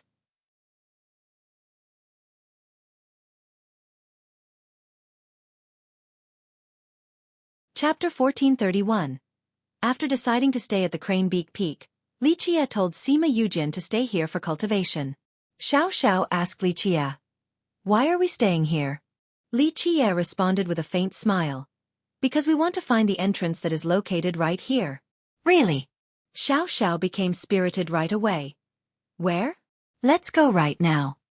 She looked around, wanting to find the entrance. She had been wanting to enter the other world of the Divine Tree Ridge since she wasn't aware of it before. If one could find it using the naked eye, then it wouldn't be your turn right now. Many people would have entered long ago. Li Qiye smiled and shook his head. "It isn't that easy to enter. If it was before, I would need to spend a lot of effort and use many methods to do so. But now, it's not the same. Just 1 or 2 days will be enough." He had visited that place in the past despite the difficulty. Even though he was the ruler of the 9 worlds with a vast amount of resources, it still took everything he had. But now, it was much easier for him despite still needing some time for preparation. "Okay, we'll wait a bit then." Xiao Xiao felt a bit dejected. "You're already being fed with a golden spoon. What more do you want?" Li Qiye pinched her cheek and smiled. On the second day, he began by digging one large pit after another as if he wanted to plant some things. Xiao Xiao woke up early and curiously asked after seeing the busy Li Qiye, "Ego King, what are you planting?" Li Qiye laughed in response. "I'm planting some beauties. This is a good season for them. Plant one today and tomorrow I can harvest a nice beauty tree." "Ah, pervert." She voiced her disdain. He continued to dig the pits. Of course, he wasn't planting seeds of beauties but rather some matchless runes. Each pit was also refined by him. Xiao Xiao watched for a long time by his side but still couldn't see anything. Coming from the Golden Isle, she was well educated throughout her youth. However, judging by these pits, she could only tell that this was part of a grand formation. Its purpose eluded her. In the end, she got bored and yawned. "Okay, you keep digging then, I'll go look at other places in the Undying Gate." She ran off after saying this. In the next few days, he continued digging and filling in these pits. Moreover, he did it by himself in a very serious manner. Even if someone wanted to help him, they wouldn't be able to. This looked like a simple excavation, but there was a great mystery that relates to the grand momentum of the Divine Tree Ridge. He was fastidious about the location of each pit, not allowing for the slightest mistake. Even the three great beings in heaven's spirit wouldn't necessarily be able to enter the inner world. There were too many things involved. Meanwhile, Xiao ran around the Undying Gate to play. She also wanted to see if she could find heaven-defying treasures here. On the other hand, Sima Yujian was working hard after obtaining Li Qie's guidance. Not only was she meticulous, she also extremely strict with herself to an overly severe level. Her talents were clear even if a bit inferior to her junior brother. However, they were countless times greater than the other geniuses. Nevertheless, she never showed the slightest sign of carelessness and worked harder than anyone else. This resulted in her present achievements. While Li Qie was busy digging and Yujin focused on training, Godhalt became lively again. Although people, especially cultivators and alchemists, have always visited this continent due to its abundance of alchemy ingredients, it was a bit different in recent times. Many cultivators and even powerful lineages appeared continuously. The most deterring of them all was Meng Zhentian. Meng Zhentian has arrived at Godhalt and is visiting the Spirit Abyss. This news quickly spread to the other locations in Heaven's Spirit. People found this visit quite surprising.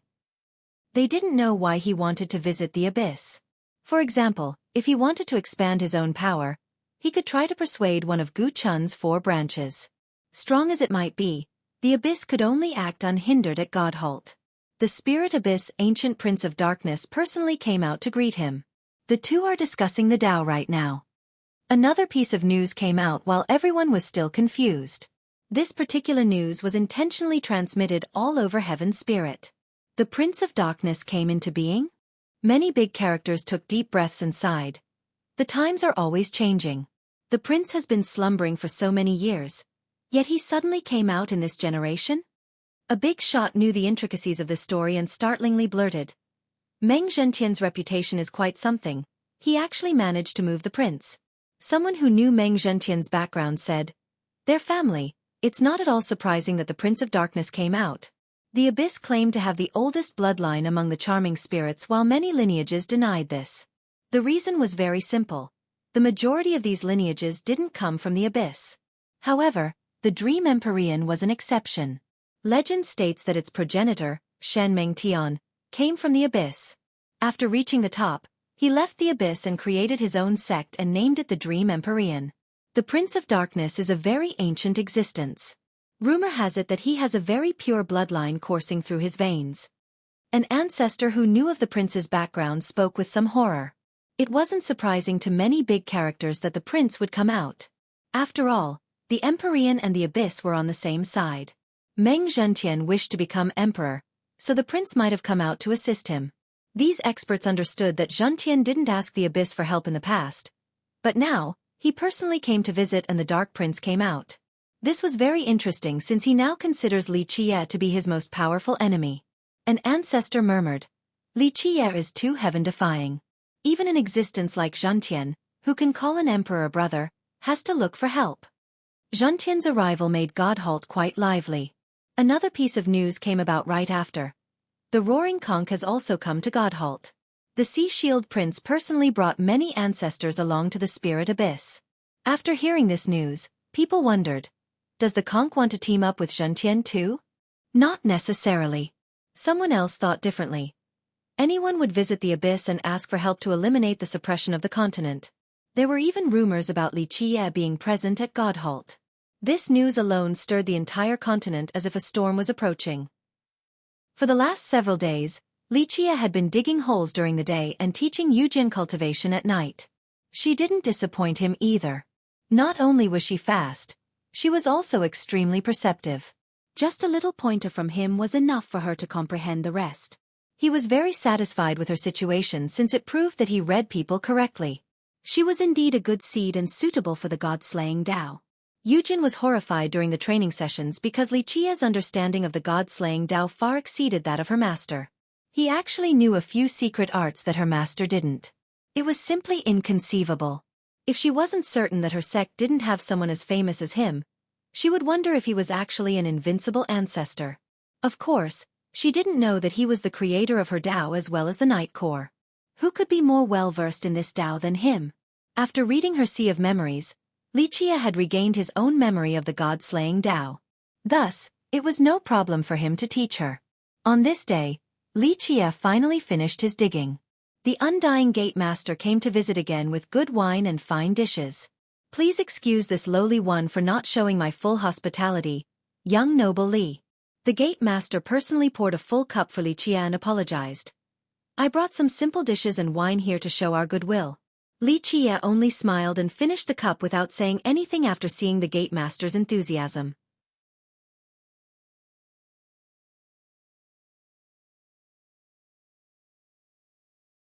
Chapter 1432. During their meal, the Gate Master repeatedly toasted for Xueqi in a very respectful and polite manner. Courtesy costs nothing. Today, in terms of status and position, the Gate Master was not qualified to sit together with Xueqi. However, he had lowered himself completely so others couldn't criticize him for this. Xueqi took a small sip of wine and flatly said, "Gate Master, speak what's on your mind." The Gate Master wryly smiled and rubbed his palms together while looking quite awkward. Eventually he let it out. "Please don't laugh, young noble. If I pretend that there is no business, it would be too much of a farce.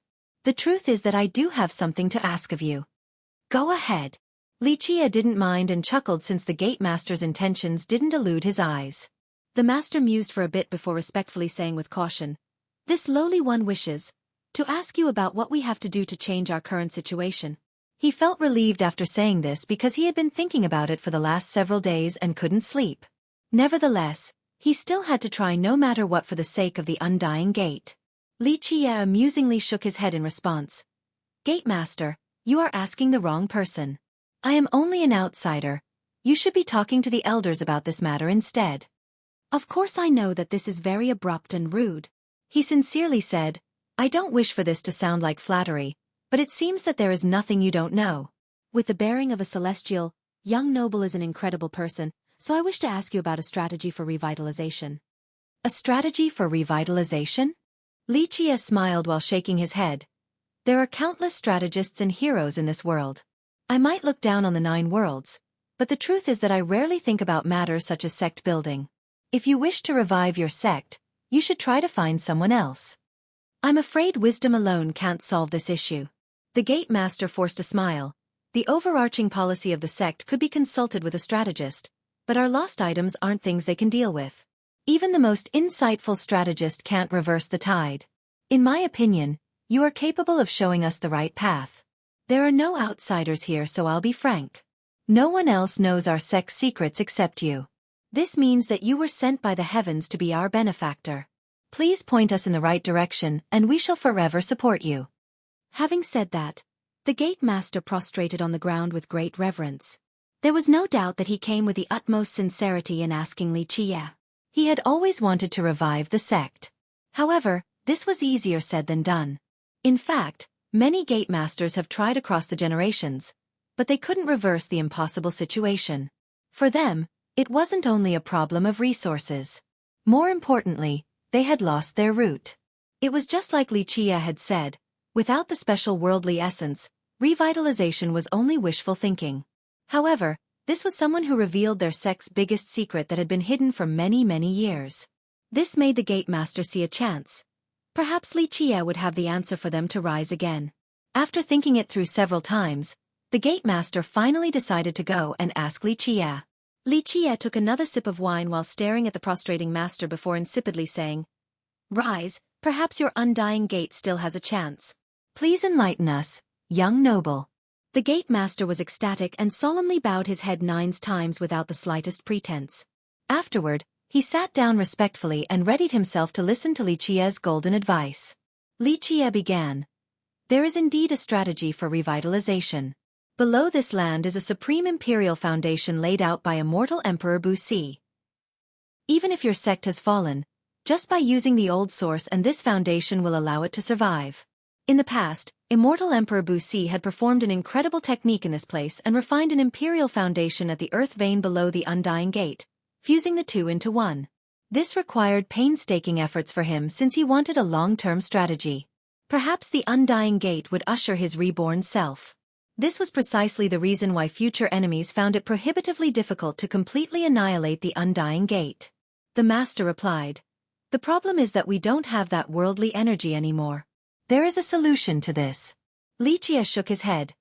Your emperor has branded the entire lineage in this place. Even though the descendants have messed it up, it is possible to start over to regain the special worldly energy. What must we do? The gate master didn't mind learning. Li Jie explained. It is a step-by-step process to build such a basic foundation. In order to have the same worldly energy, you must reconnect to the entire earth vein with the foundation in order to create a new pathway for gestation. That isn't something we can do. The master revealed a wry smile. It wasn't so easy to reconnect the entire earth vein. This was done by their progenitor. Not to mention their lack of power, even if they were strong enough, the mysteries left behind by their progenitor weren't something juniors like them could understand. This is something I can actually guide you towards. Li Jie chuckled. Go find a skeletal horse, one that gallops as fast as flight. It will be able to change the direction of your sect. Perhaps it will not only revitalize but even allow your sect to soar to the 9 heavens and be as prosperous as the past. Really? The master was ecstatic. A skeletal horse really has such a magical effect? Sort of. Li Jie smiled. However, success is still to be determined. This all depends on the fortune of your sect. We will have to see if your progenitor's remnant blessing can still help all of you. This was the same as pouring cold water over the master's head. His earlier excitement has died down a little. Nevertheless, he now had a sliver of hope. Li Jie has shown them the way. Thank you for your advice. The Undying Gate will never forget your kindness. Ultimately, hope was still rekindled, so the gate master prostrated again and paid his respects once more. Li Jie faintly smiled at the master's sincere demeanor and said, The whole skeletal horse thing is a long shot. There is still one more path. The master hurriedly asked, May I ask what it is? Li Jie was in a good mood as he replied, There is a place worth venturing to. Outside of the Bone Sea is Bones Island. Go there and look for their lord. The Undying Gate master murmured, Bones Island? The Lord of Bones Island. He had heard of the island, but this lord was completely new to him. He smiled and pointed out the other path. Yes, go find someone called Old Man Zhu and tell him that you want to see their lord. As for whether an audience will be granted and if the lord is willing to help you or not, that will depend on your own fortune. The master couldn't help but ask, This Bones Lord can actually solve our problem? Li Jie flatly replied, It's possible. If we're talking about who is the most suitable in this world to revitalize your sect, one would be your progenitor and the other, Lord Bones. Lord Bones and immortal Emperor Bu Si shared the same origin. They once overcame trials and tribulations together and certainly, Bones was the one who understood immortal Emperor Bu Si the most. However, you need to be mentally prepared. Li Jie grinned. Either you will be able to earn his favor and bring about revitalization to your sect so that it can return to its past glory, or it will be a fatal disaster. If Bones doesn't like you, he will crush you to death with one hand. At that time, don't blame me for not reminding you right now. You need to go while being mentally prepared to die. Don't die indignantly and then blame it all on me. Li Jie drank some more wine and smiled. My personal well-being is no reason for regret as long as it can bring about hope to the Undying Gate. In order to revive the sect, I can jump into boiling water and scorching fire without hesitation. The gate master kowtowed again respectfully. Thank you again, young noble. I am moved to tears from gratitude. Li Jie nodded and accepted his grand gesture before lightly speaking. Go now. The gate master bowed again and quietly left, not daring to disturb him any longer. Li Jie commented with a tinge of emotion. Heaven Spirit. There are so many problems yet so many people still love this land and aren't willing to leave and give up despite the peril.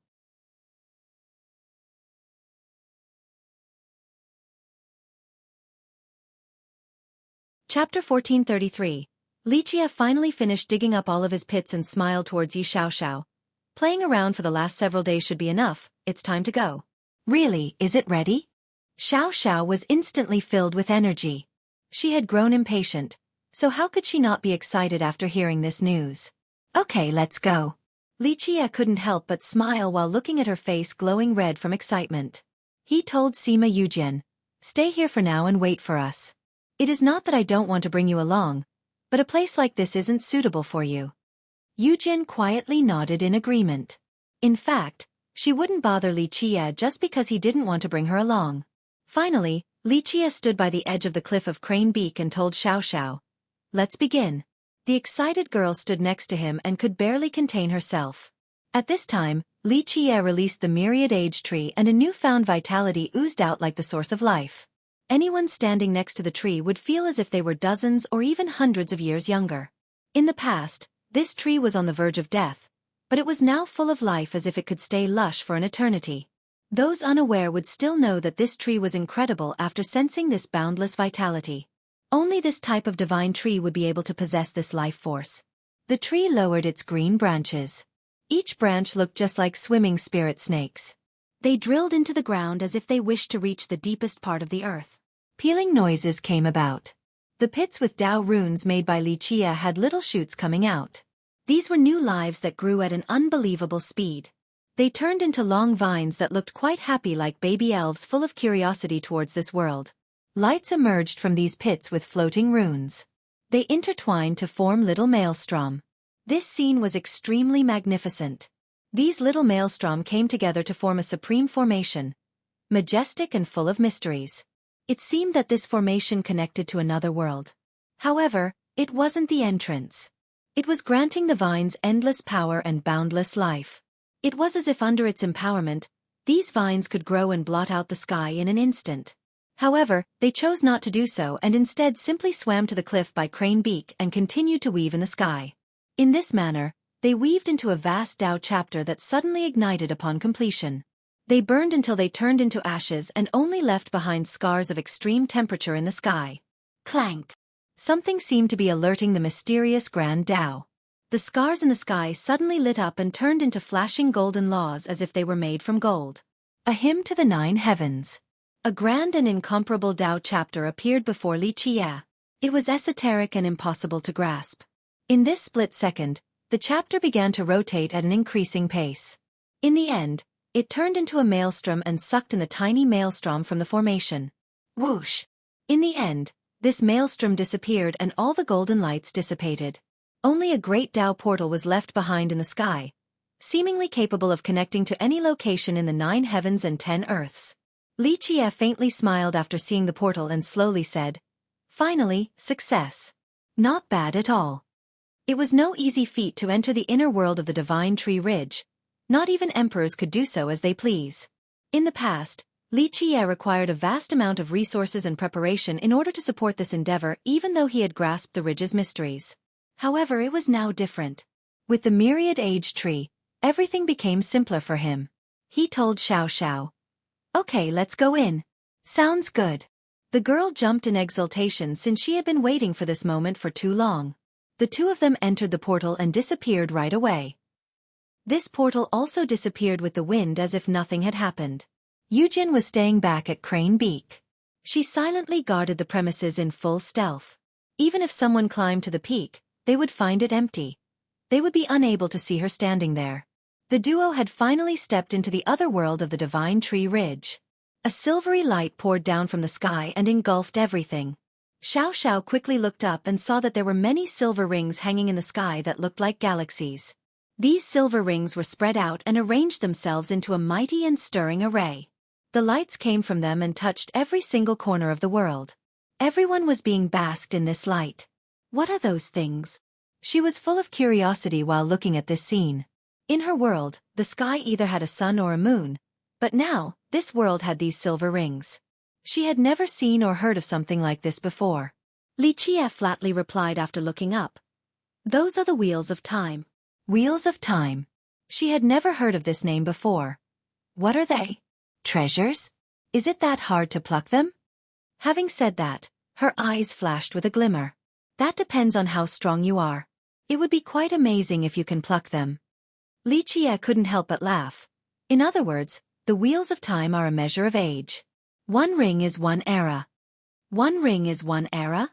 She was startled and started counting. 1, 2, 3, 4, 5, 6, 7. Okay, stop. There are 351 rings. Xueqi gently knocked on her forehead. How do you know? She was surprised. I calculated with my fingers, that's all. Such a simple number. Do you actually need to count? Xueqi chuckled. Of course he didn't calculate with his fingers just now since he had been here before. How could he not know how many rings there were? Please, I don't believe you at all. Let me count. You are probably making it up. Xiao was unconvinced and hoped that this number wasn't right in order to embarrass him. After finishing, she found that he was right. 351 rings. She couldn't believe it and did a recount only to find the same result. Looks like you were lucky. She unwillingly admitted before pondering. 351 rings. What is the meaning behind this number? In a certain sense there is no meaning. It lives that long and then dies. However, after reaching the number 365, it will be meaningful. 365? What is the significance behind this? Xiao was curious. He paused for a bit before answering. The number of an epoch. This was something few people talked about. Only apex existences in the 9 heavens would be able to talk about it. What? This was the first time for her to hear about this epoch number. It wasn't surprising at all since even god kings weren't qualified to talk about this issue.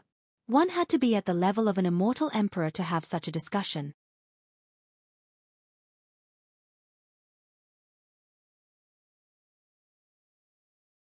Chapter 1434. Well, you don't need to know. Li Qie laughed at the inquisitive girl. Humph, whatever then, I don't want to listen anyway even if you want to tell me. She glared at him with dissatisfaction. Li Qie was amused at her duplicitous response. Suddenly, his gaze shifted. The very next second, he pressed his palm on the ground and seemed to be one with the world. He was standing right there, but it looked like he had disappeared from sight. He stood up again the next moment and pulled Xiao's arm. Let's go. In the blink of an eye. His speed erupted in an incomparable manner. Even time couldn't compare to this swiftness. Where? She was alarmed by this sudden movement and his rare dignified demeanor. Even though Li Qie didn't answer, she knew that something big has happened. Unfortunately, she didn't know the exact details. He crossed this world so fast that Xiao couldn't see the surrounding scenes at all. The sight before her rapidly changed and became a shifting image, so she had no idea what kind of world she was in. Li Qie seemed to be very familiar with each mountain and river in this area, allowing him to maneuver without the slightest mistake. He eventually stopped, allowing Xiao to get a better look of her surrounding at last. She found herself to be in the middle of a large heavenly grotto. She had no clue as to where this was. The ceiling was quite high with rocks as hard as metal everywhere. They were standing at the entrance of this cave. In front of them was a giant valley below a steep precipice. When she got a good look at the valley, she was quite startled due to the sheer amount of tree corpses below. Not only that, she had seen all of them before.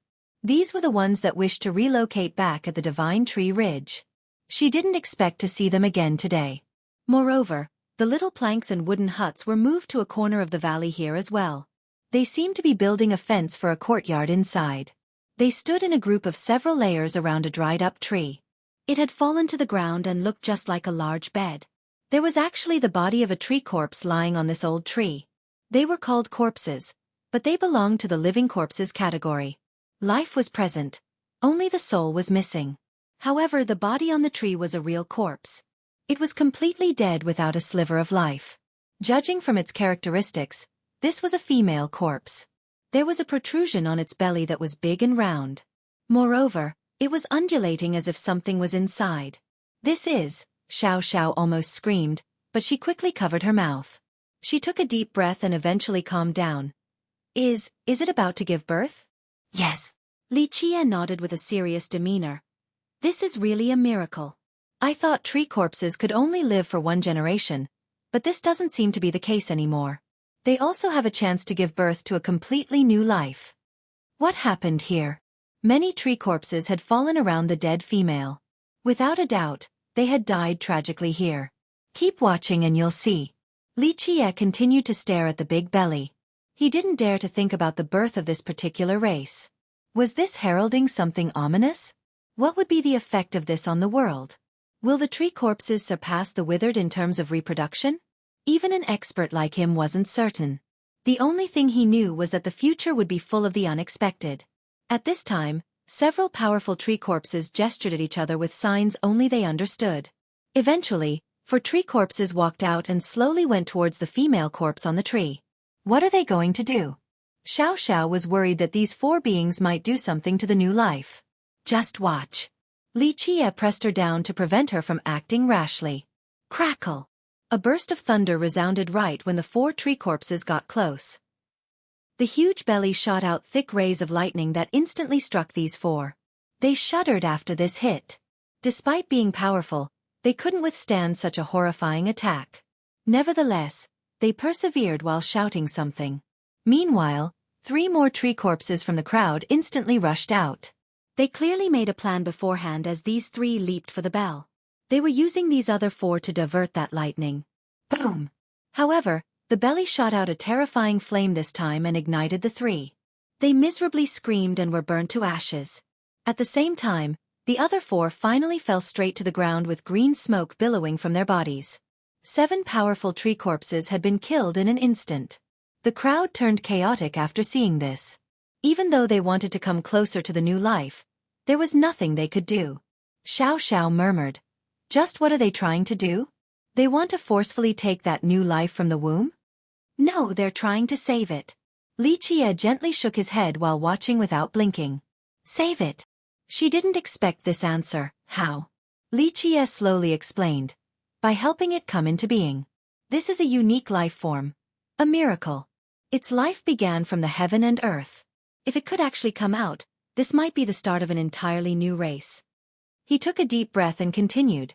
Since it is a gift from this world, it must accept the heaven and earth.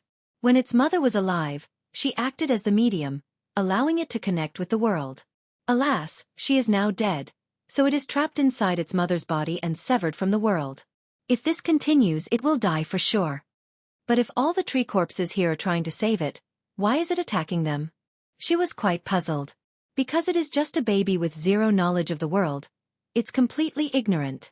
Li Qie said, in its mind, outside of its mother's body, all other existences that come close are potential threats.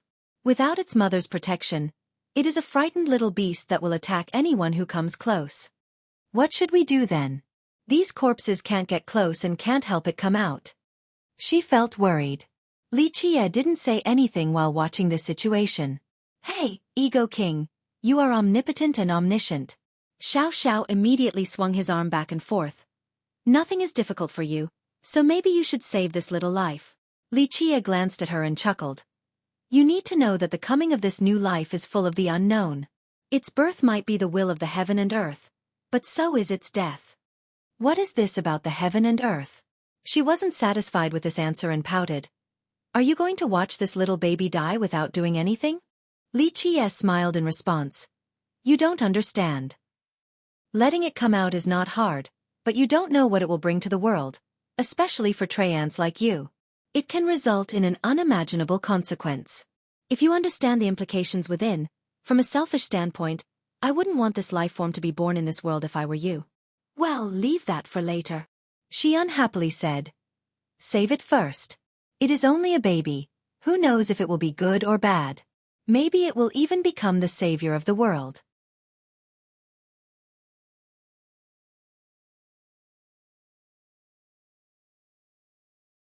Chapter 1435. He simply chuckled at her words and remained unmoving with his gaze fixated on the large belly. It was as if he could see through to the new creature inside. At the same time, the tree corpses in the valley had made several more attempts that all resulted in failure. They simply couldn't get close to the dead corpse. Hey, Ego King, what are you waiting for? Hurry and save it. She became quite anxious for these tree corpses, unlike Li Qie who was completely indifferent. He didn't pay attention to her as his eyes became incomparably deep in order to gaze at the new life. After a long time, he gently sighed and said, Maybe this thing is connected to me by fate since the new momentum will start because of me. Having said that, he pulled Xiao and jumped into the valley. Their sudden intrusion alerted all the tree corpses in this place. They turned around and glared at the two with their eyes full of deathly energy. Anyone else would be creeped out by these pupils. Those who were timider would lose their mind from horror. As the duo approached, the nearby corpses roared at them with a ferocious demeanor like vicious monsters. What are they trying to do? She was frightened and had to take a step back. Protect the new life. He flatly said, In their eyes we are outsiders, a threat to the new life, so they won't let us pass. Hey, We are good people wanting to save the small life in the belly. She immediately raised her voice and told them, "This ego king will save it." Despite her words, the tree corpses blocking the way continued to viciously scream and didn't let the two of them take half a step further. "They don't understand what you're saying." Lichia smiled and shook his head. "The withered can understand, but not tree corpses." "What do we do then?" she anxiously asked, since she would feel very remorseful if they were late in saving the baby. He slowly replied, "Get ready. Don't refuse me, just let me in." "What?"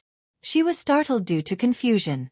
Lichia explained, "Just follow your heart and don't refuse me. I will help you see just how precious your bloodline is." "Okay." She didn't think twice and agreed right away due to her considerable trust in him. He placed his palm on her forehead. In this split second, his majestic vitality crazily poured into her body like a flood. In a brief moment, small blasts erupted inside her body. She didn't reject him and went with the flow.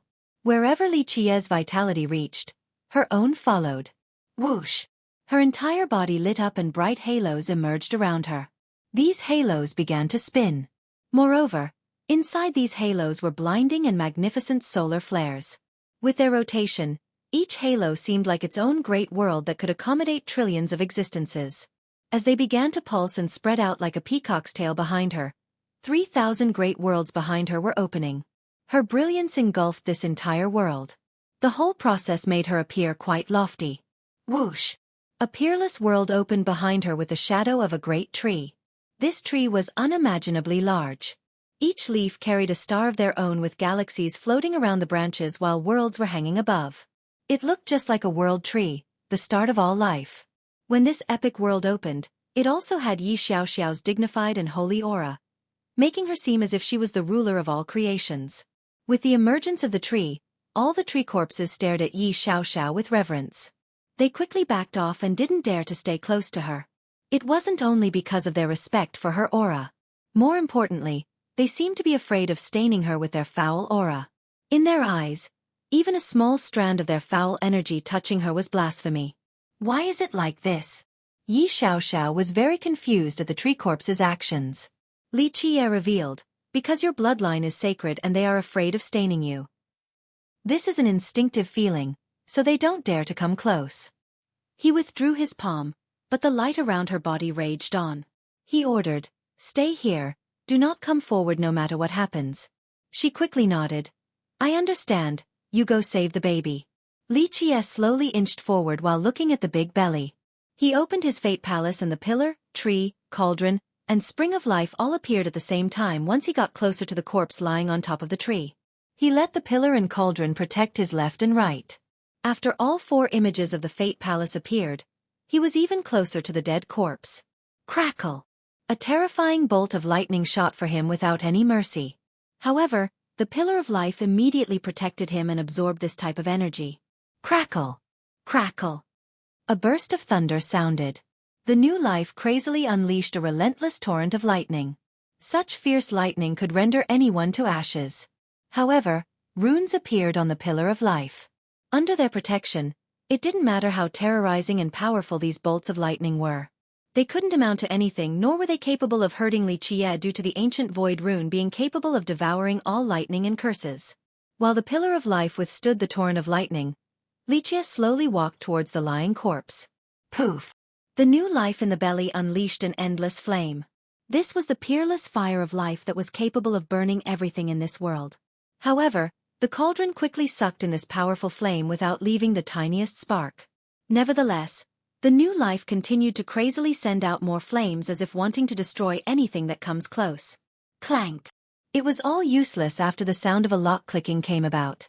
The raging fire couldn't hurt Li Qie's cauldron at all since the Heavenly Tao's primal chapter had fortified the cauldron. The branches of his tree of life swooped down towards the protruding belly. They gently patted it with their aura of life like the return of spring. Each gentle touch could melt snow. It was gentle and delicate with great vitality, calming down the restless life form inside. It was gradually becoming effective. The restless life calmed down and both the lightning and flames slowly dissipated. At this time, Li Qie was standing next to the corpse. Xiao Xiao, with her heart hanging on a thread, finally heaved a sigh of relief after seeing this scene. Even the tree corpses became relieved. They didn't attack Li Qie since they knew what he was trying to do.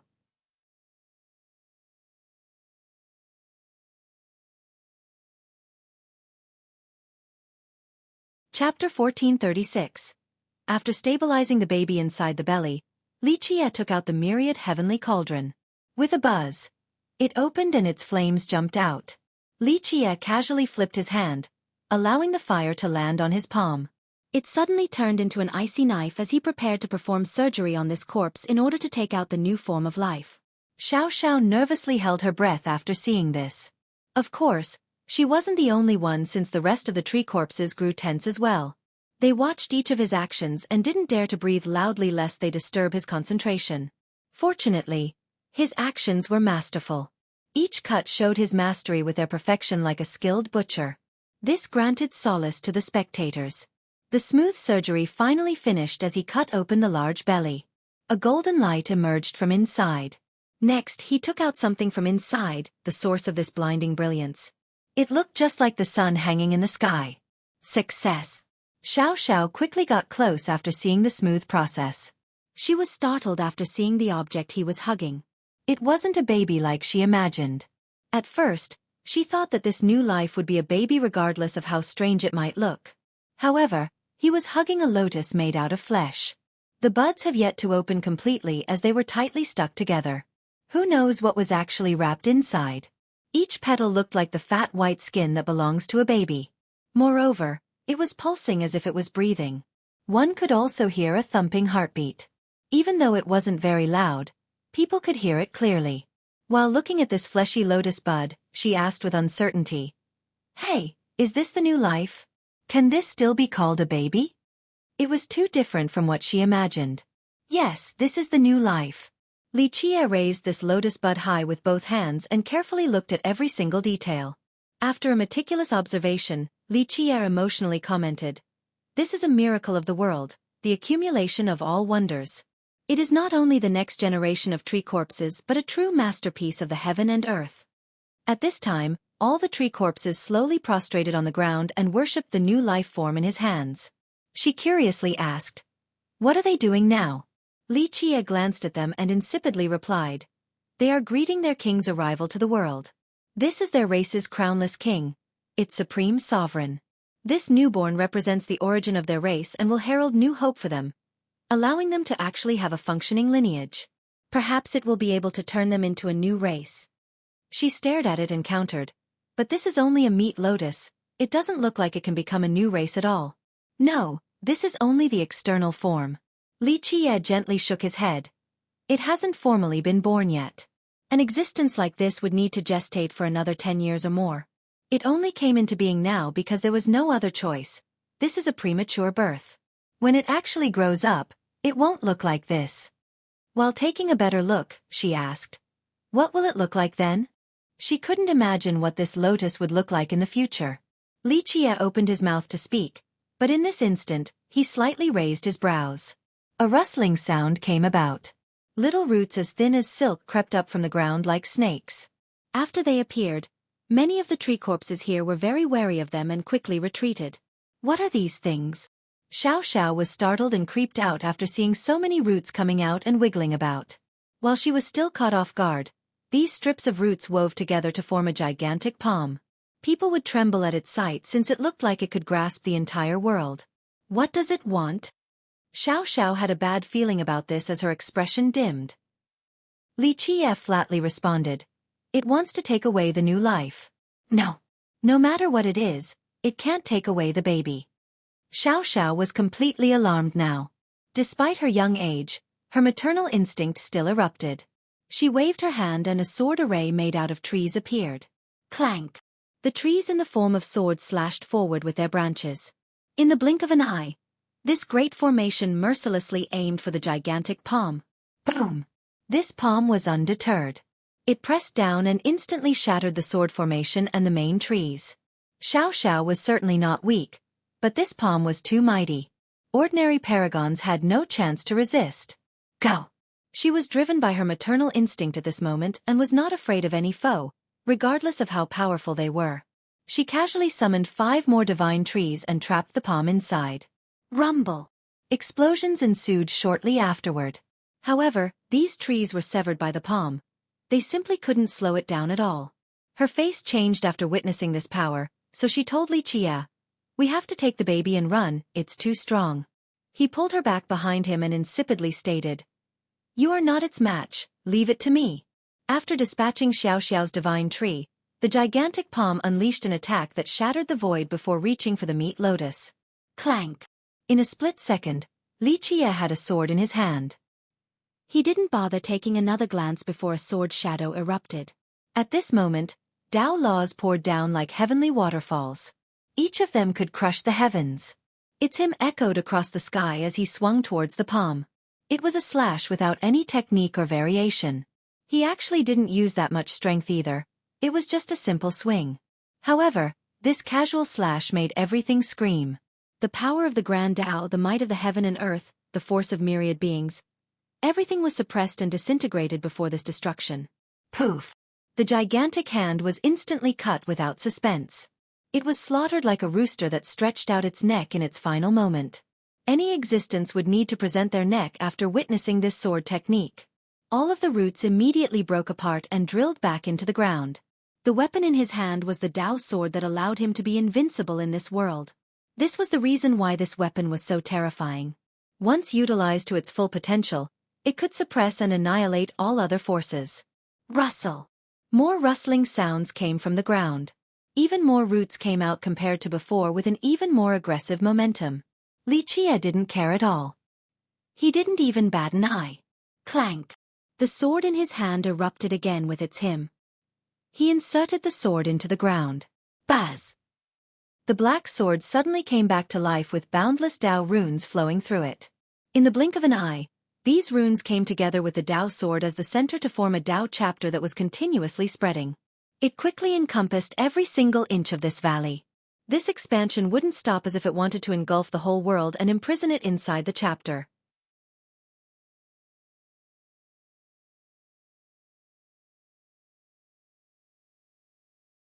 Chapter 1437. The chapter from the Tao sword continued to expand as if wishing to suppress the entire world. It was an absolute suppression. Even stronger forces would find it impossible to resist. Exercise. Under its power, the roots from the ground withered at a speed visible to the naked eye. They had lost their support and scattered all over the ground like grains of sand. Rumble! The entire world began to shake at this moment. The land became increasingly violent as if it was being turned upside down. It seemed that a cataclysm was swiftly approaching.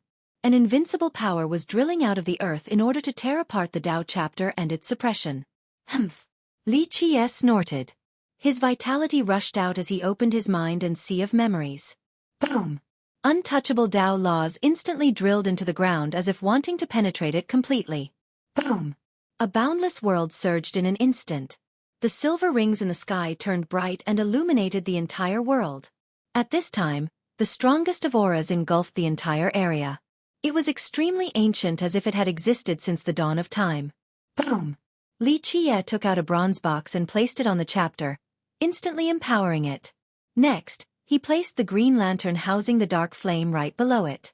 This dark flame that could incinerate all in this world at his command jumped up. "I don't care where you are hiding and I don't care whether there will be reincarnation or not," Li Qie coldly uttered. "If you have given up on this world, then get the hell out of here. This new life was brought to this world by me, so I am responsible for it and will be its supervisor from now on.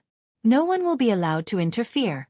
From now on, I am responsible for its life and its future. Interfere and I won't just let the Tao chapter suppress this place. I will even turn over this land and kill everything. Trust me when I say I shall stay true to my word." His overbearing words echoed across the world. This was the gravest of warnings, the most tyrannical of threats. He had made up his mind to keep this new life behind. No one would be able to take it lest they risk forming an irreconcilable feud with him. At that time, he would use all of his means and power to annihilate his enemies.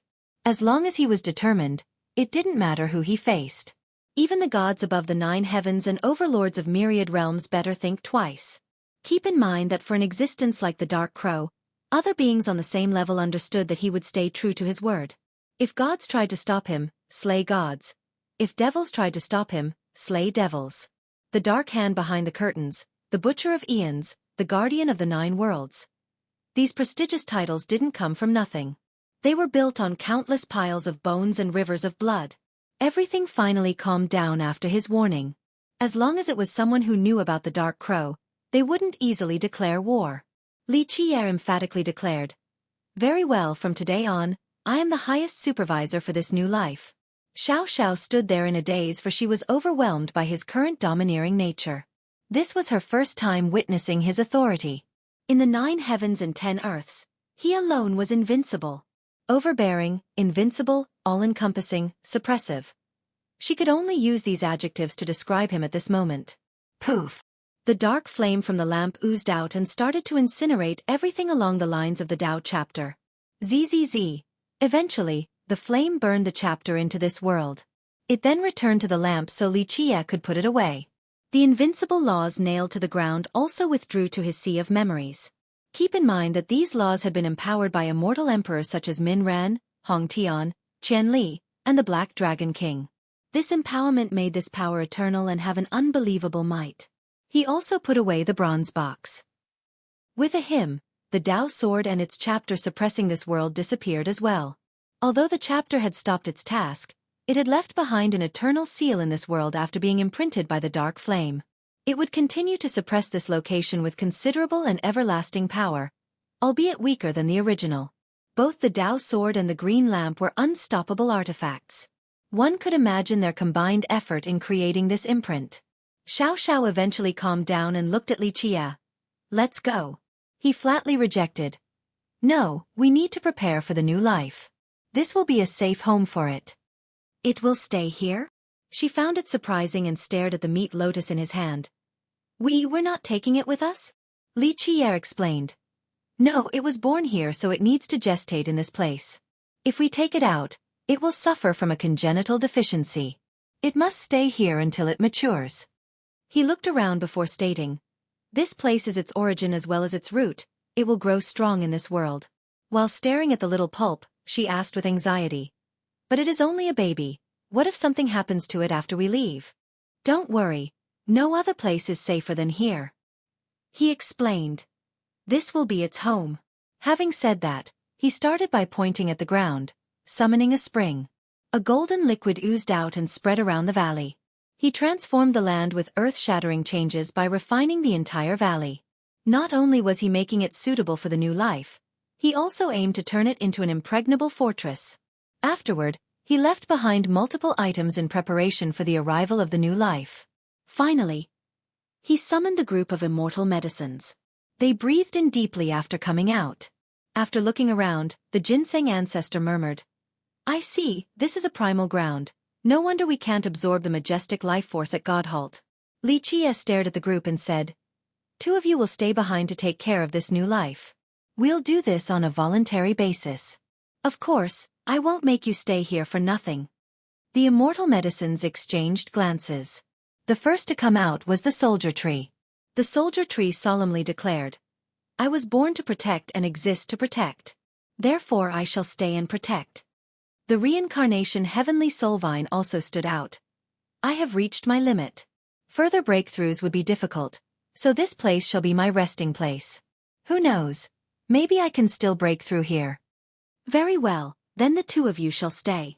You will still be able to shine one day and see the ultimate era." Li Qi'er nodded. Eventually, he left behind many treasures for the two. After destroying many lineages, he had too many treasures to count. After taking care of everything, he created a lotus from a supreme law and placed the meat lotus inside. The lotus flower slowly closed and sank into the golden spring, disappearing from sight. Eventually, he looked away and told Xiao Xiao, "We'll leave now." The ginseng ancestor and immortal injury peony were very sad. They bid farewell to the soldier tree and soul vine one after another. After all, they had always been together since the days at the Garden of the Immortals. Who knows when they would meet again after today's separation? This could perhaps be their final farewell. They may never meet again. "Goodbye, brothers." The soldier tree and soul vine didn't want this either, but they still waved to the group. Even immortal beings like them couldn't help but be a bit sentimental with wet eyes upon parting. Take care. We may meet again one day. When that day comes, I'm sure the two of you shall shine magnificently. Lichia also said goodbye. Of course, there were some attachments since the two medicines have followed him for so long. If it wasn't to protect the new life, he would be very reluctant to leave them behind. In the end, the rest of the group unwillingly jumped into his fate palace, and the duo set off once more on their journey.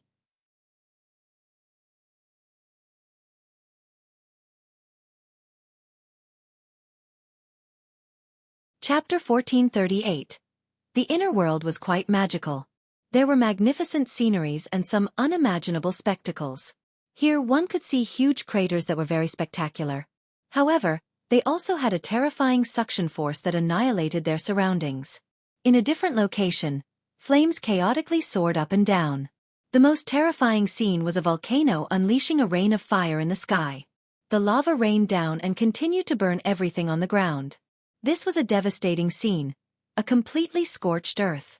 In another location was a silver waterfall pouring down from the sky. When it coursed through the earth, it looked just like a silver galaxy with tiny glimmering lights like little elves flying around.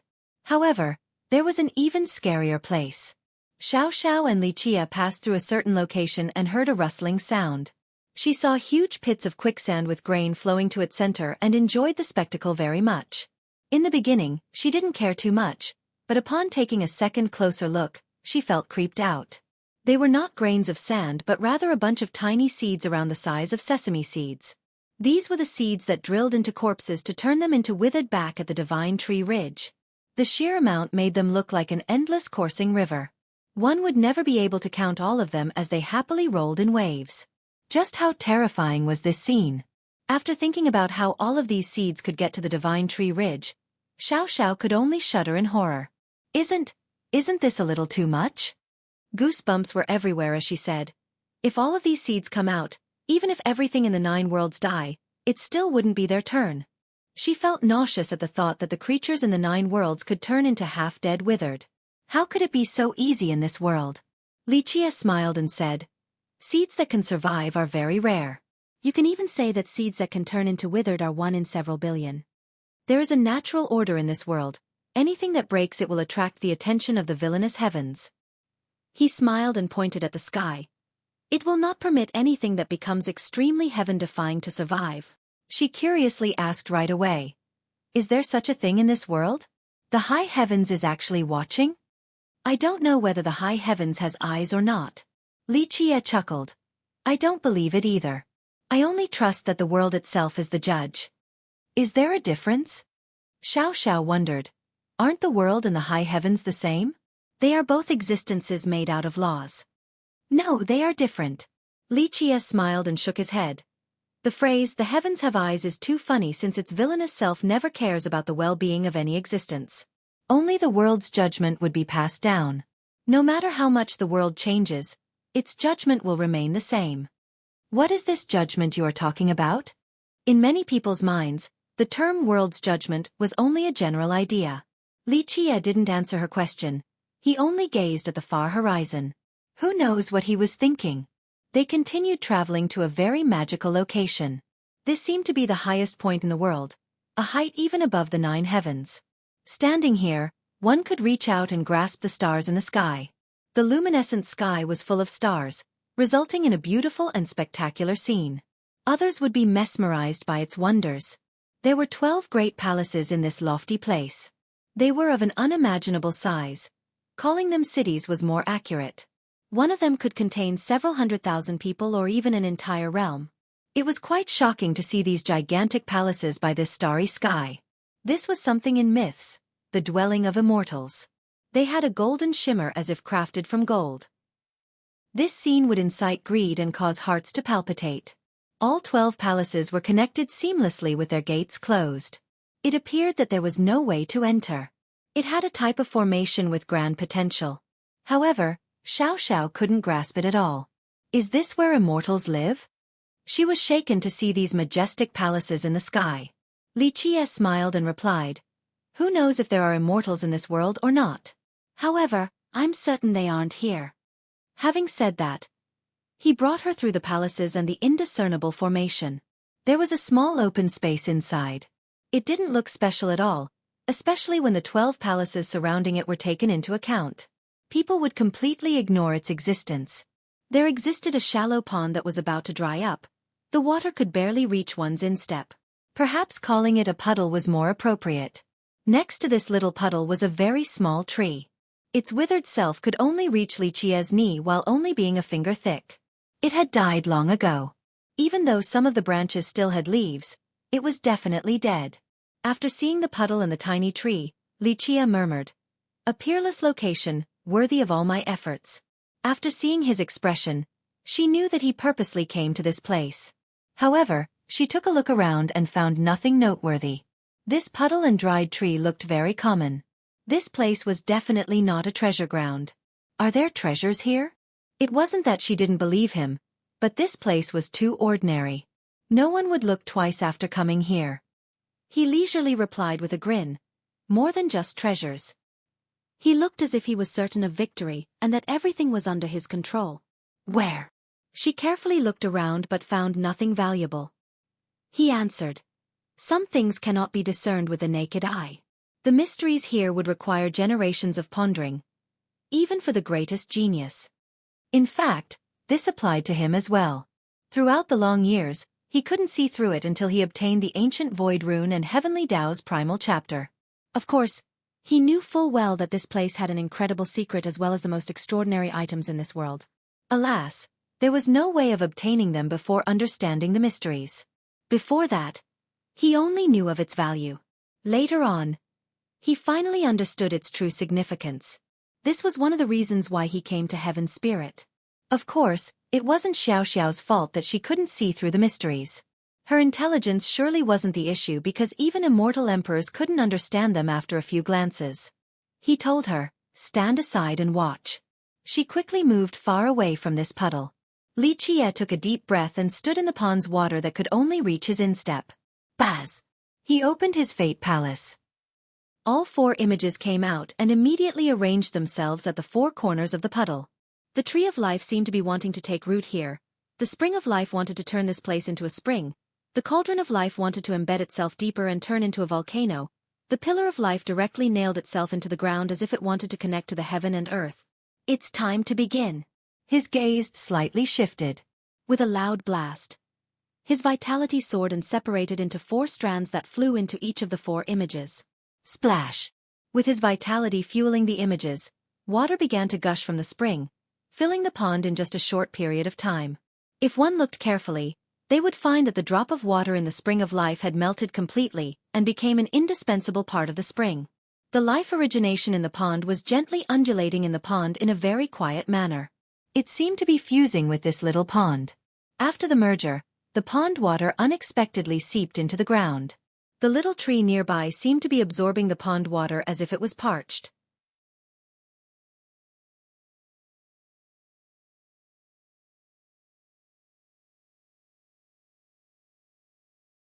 Chapter 1439. Buzz. At this time, branches from the Tree of Life swooped down. The unbelievable happened. These branches drilled into the trunk of the tiny withered tree. Keep in mind that these branches were already around the size of the small tree. However, the withered tree was like an unfathomable bottomless pit. It could accommodate even more branches entering its body. Buzz! The cauldron of life poured out an endless fire that engulfed the entire tree. People would be suspicious that just one spark alone would be enough to turn this dried-up tree into ashes. However, it didn't catch on fire and remained completely unharmed. Zzz, with the fire of life engulfing the tree, the Heavenly Tao's primal chapter turned into laws that descended onto its body. Metallic bursts came about as they imprinted themselves on the tree in the form of mysterious runes. Boom! Boom! Electric arcs flashed around the pillar of life. Each of them entangled around a thick rune made from profound laws. These arcs from the ancient void rune jumped into the pond. One could hear the sputtering of currents as the arcs and their runes drilled into the ground before disappearing from sight. Buzz! A series of sounds came about as if something was devouring the pond water. This indeed seemed to be the case as the water in the pond began to disappear. It was all gone in just a short period of time. Xiao watched this magical scene and had no idea as to what Li Qia intended to do. Crackle! After sucking up all the water in the pond, The tree began to absorb the lightning from the pillar itself, evident by the current flashing through its trunk. "Come out now!" Lichia shouted and unleashed all of his blood energy.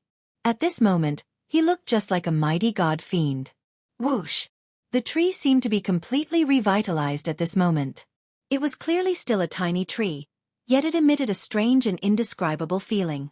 One would think that it was covered with green leaves and long branches overflowing with life. The ancient void rune, Heavenly Tao's primal chapter, and life origination appeared at the same time on this tiny tree. A sound of something peeling appeared as a new leaf grew. This green leaf didn't look extraordinary at all, but its emergence flooded the world with life. Buds seemed to be shooting out of the earth and grew at an astonishing pace to bear fruits and flowers. Everything was verdant and alive at this particular juncture. It was quite unimaginable for a little leaf to have this much life. Xiao was immersed in this newfound vigor as if bathing in an ocean of life. She took a deep breath and understood that this little leaf was a peerless treasure despite not knowing what it was. The branches from the tree of life that had drilled into the withered tree finally came out. They gently held this single leaf in a very natural and gentle manner. It was transplanted into the tree of life as if this was its mother in the first place. Splash! The water of life returned to the spring of life, as did the lightning to the pillar and the fire to the cauldron. The ancient void rune, Heavenly Tao's primal chapter, and life origination also returned to their respective containers. Li Qie revealed a satisfying smile after seeing this green leaf hanging on the tree of life. After so many years of research, his efforts didn't go to waste despite taking this long for it to appear. He had finally obtained what he needed. Epic's leaf, it is finally mine now. Li Qie grinned. Hard work has finally paid off. One must sow before reaping in the harvest. The void rune, primal chapter, life origination, and Epic's leaf had always been mysterious with few records. Trying to find any mention of them in writings was akin to finding a needle in a haystack. In fact, across the generations, he had only found some jade paintings that related to these items. Moreover, the few phrases on them were incomplete. Even their names had never appeared in the same place before. Li Qie was probably the first time that someone had been in possession of all four at the same time. In a distant era, the progenitor of the blood race had obtained the primal chapter, but even he didn't realize the existence of the other three. While looking at the leaf hanging on his tree of life, Li Qie murmured, "The four images of the Fate Palace. Once I understand their mysteries and combine them with these four secret items, who in this world will be able to grasp the ultimate profundities better than me?" He looked towards the horizon through the 9 firmaments with a thick smile. "I will return to the end of the world one day and slay whatever ultimate force is there. No one will be able to stop me in this generation." Xiao stared at him in a daze. Before she knew it, he had changed into a completely different person. Even though there was no aggression or divinity, he stood there unchanging through time as if he was the eternal master of fate. Eventually, he withdrew his gaze while feeling quite good and told Xiao, "Let's go, I'll take you to somewhere else." She calmed down and quickly went next to him. Before leaving this space, she couldn't help but look at the 12 golden palaces here several more times. From start to finish, he didn't bother looking at the palaces. It was as if they were meaningless to him. She couldn't help but ask, "What exactly are these palaces? You tell me." He noticed her inquisitive mind and stopped while smiling. "Let me see." She didn't give up and rushed forward in front of the palace, then carefully observed it. She even knocked on the walls. After a long time, she came back to his side and said, "These 12 golden palaces here, I feel as if they are the 12 fate palaces judging by their appearances and auras." She found this quite surprising. If these were actually fate palaces, what was the meaning behind all of this? "You are very gifted." He maintained his smile and didn't answer her. "Stop praising me. I already know that I'm gifted." She didn't like his answer and unhappily gave him the dirty eye. "Off we go to the place you have been wanting to visit." Li Qie acted as if he didn't notice her dissatisfaction. She thought about something and blurted, "Where? The place you mentioned before? Is it really here?" Back at the Divine Tree Ridge, Terminus had talked about a location but was interrupted by Li Qie right away. She thought that there would still be some time before he took her there, so she was a bit unprepared for this. Just what is my blood? She felt a bit nervous. All along, she wanted to find out more about her bloodline, but this was a bit too sudden. He noticed her flustered appearance and smiled while gently patting her soft hair. Don't worry, it will be fine with me around. You just need to go with the flow. His words were a medicine that set her mind at ease. Her slightly panicking mind quickly went away.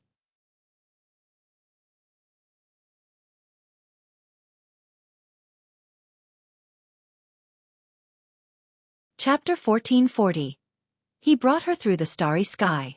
There were so many celestials in this vast world that he couldn't cross them all in a short period of time despite his great speed. Eventually, they arrived at a particular location. It was a frigid world of ice that contained an aura of death. Outside of stars, this space was empty and solitary.